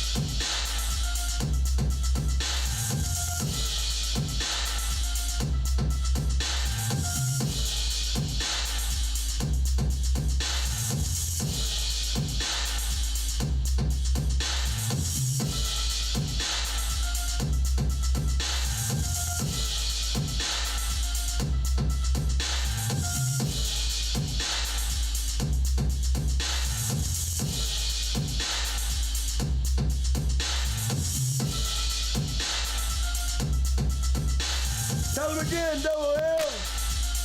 Tell them again, double M. Make sure y'all hit them like buttons on the way out.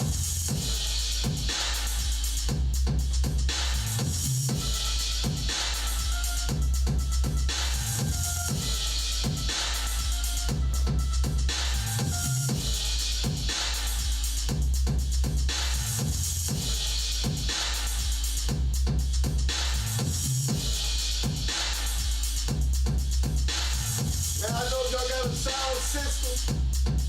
And you sit up there just popping your head.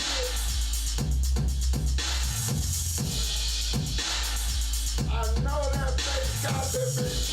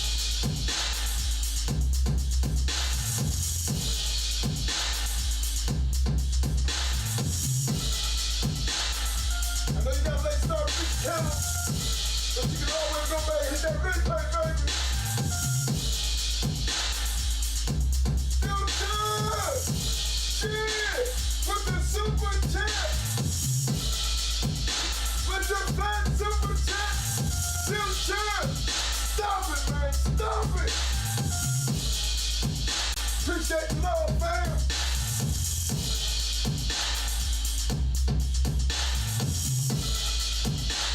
Much respect back at you there, future kiddos. My blood is super chat there, future kiddos.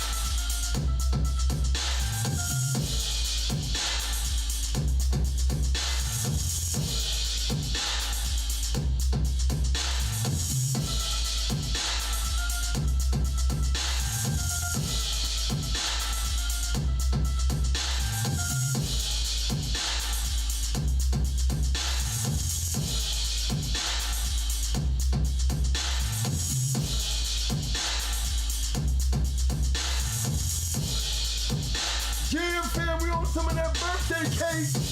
Yes, sir.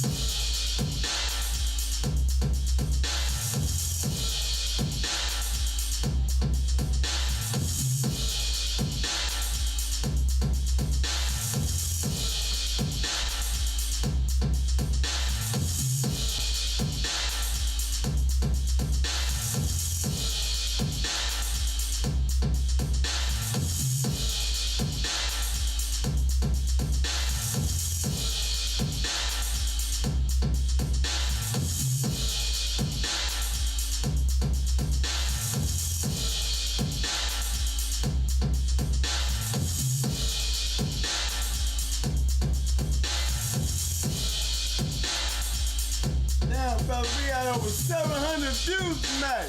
Over 700? Thank y'all for coming out.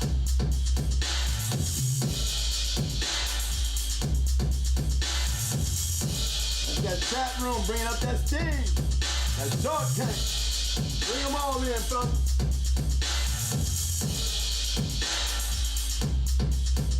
Thank you.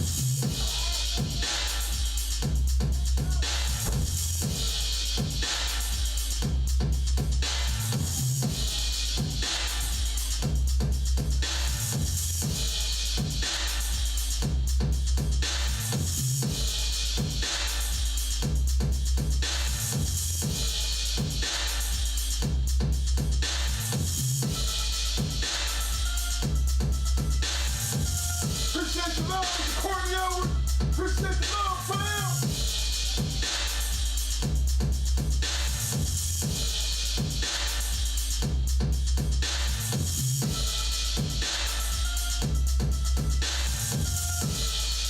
I gotta get back with you on that Luke man, 'cause there's a couple of them out there.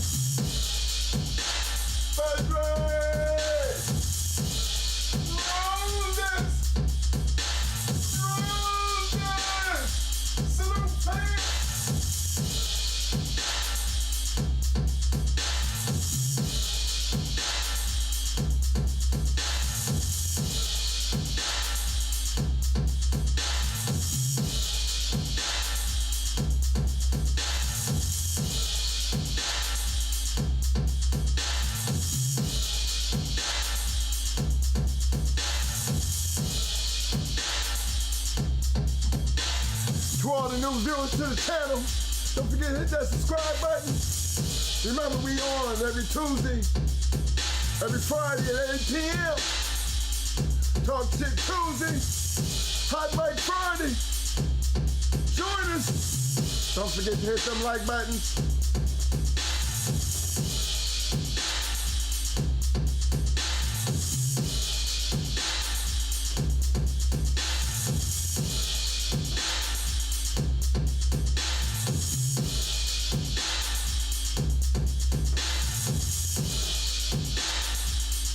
Hey, Frederick, I hope you see some good fights tonight.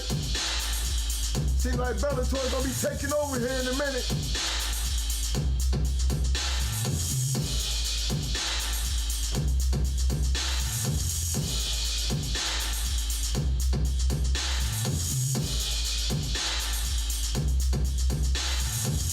I love me some MMA, baby.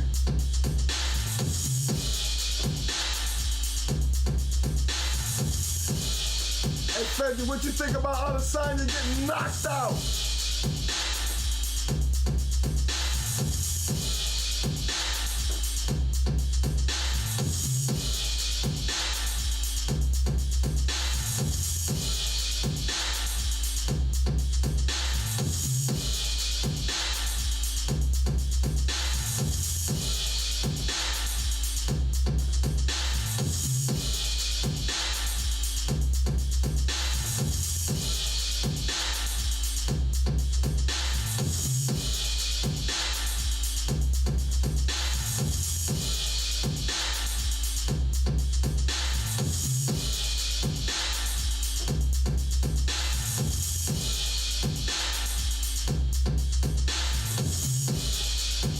Fellas be coming up on that 1 o'clock hour. You know, it's that time when they start flickering the lights. Hollering at you, telling you it's about that last call.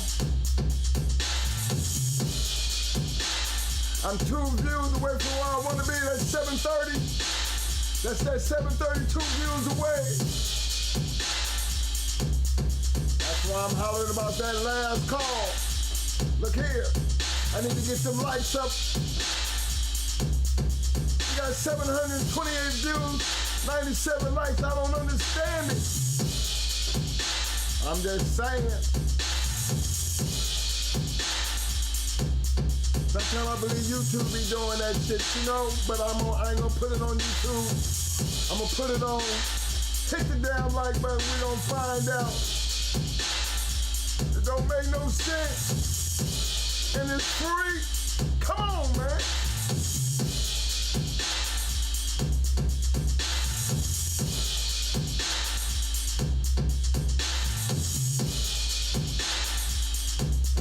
Everybody got that email address. Going hard. Reloaded at gmail.com. Have any questions? Have any comments? Any ideas you want to add to the show? Remember, email address is goinghardreloaded at gmail.com. Shoot us a line. Always appreciate it. Bam! You know, we got that cash app running at the bottom of the ticker. Down there for all those who want to donate to a cause. To us, it's not a matter of how much you give. It's just the fact that you take the time to give something, because it's all gonna be well appreciated, fam.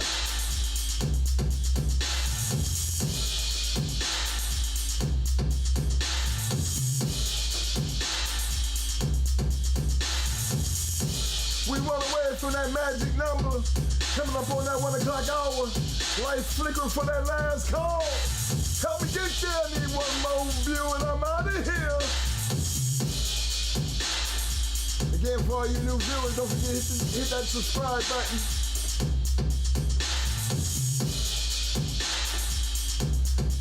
For all the ones who happen to be watching the video and you're looking down through the chat, you see a lot of blue up in that chat room. One thing about we do over here, it's all a big family over here. We all on the same page. We all represent the same thing, the love of the dog. love for the game. And we treat each other as such.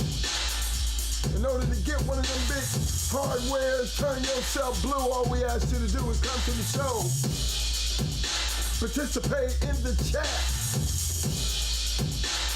Don't cost you nothing. You do those two things, that's it. You will be picking up your hardware, fam. I have hit the magic number 7:30, right on the dot. We at that 1 o'clock hour. 1 minute from that 1 o'clock hour, this is when they start flashing the lights saying last call. So we're gonna do it like this.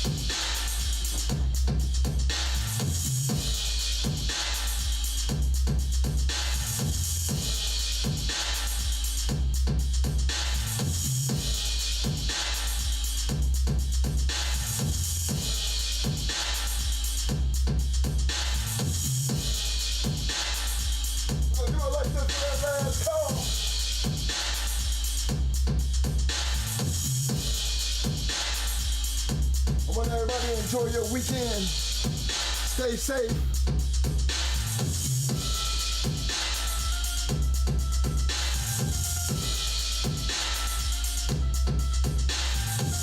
And remember, all about the dog. Live within that disclaimer. Protect yourself.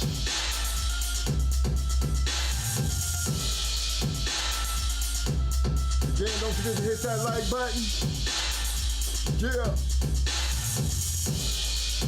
For all the new viewers, don't forget to hit that subscribe button. I'm trying to tell you.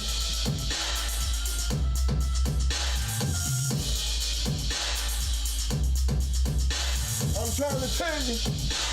Tuesday night is going down. Talk Shit Tuesday. Till then, appreciate the love. And I'll see you then.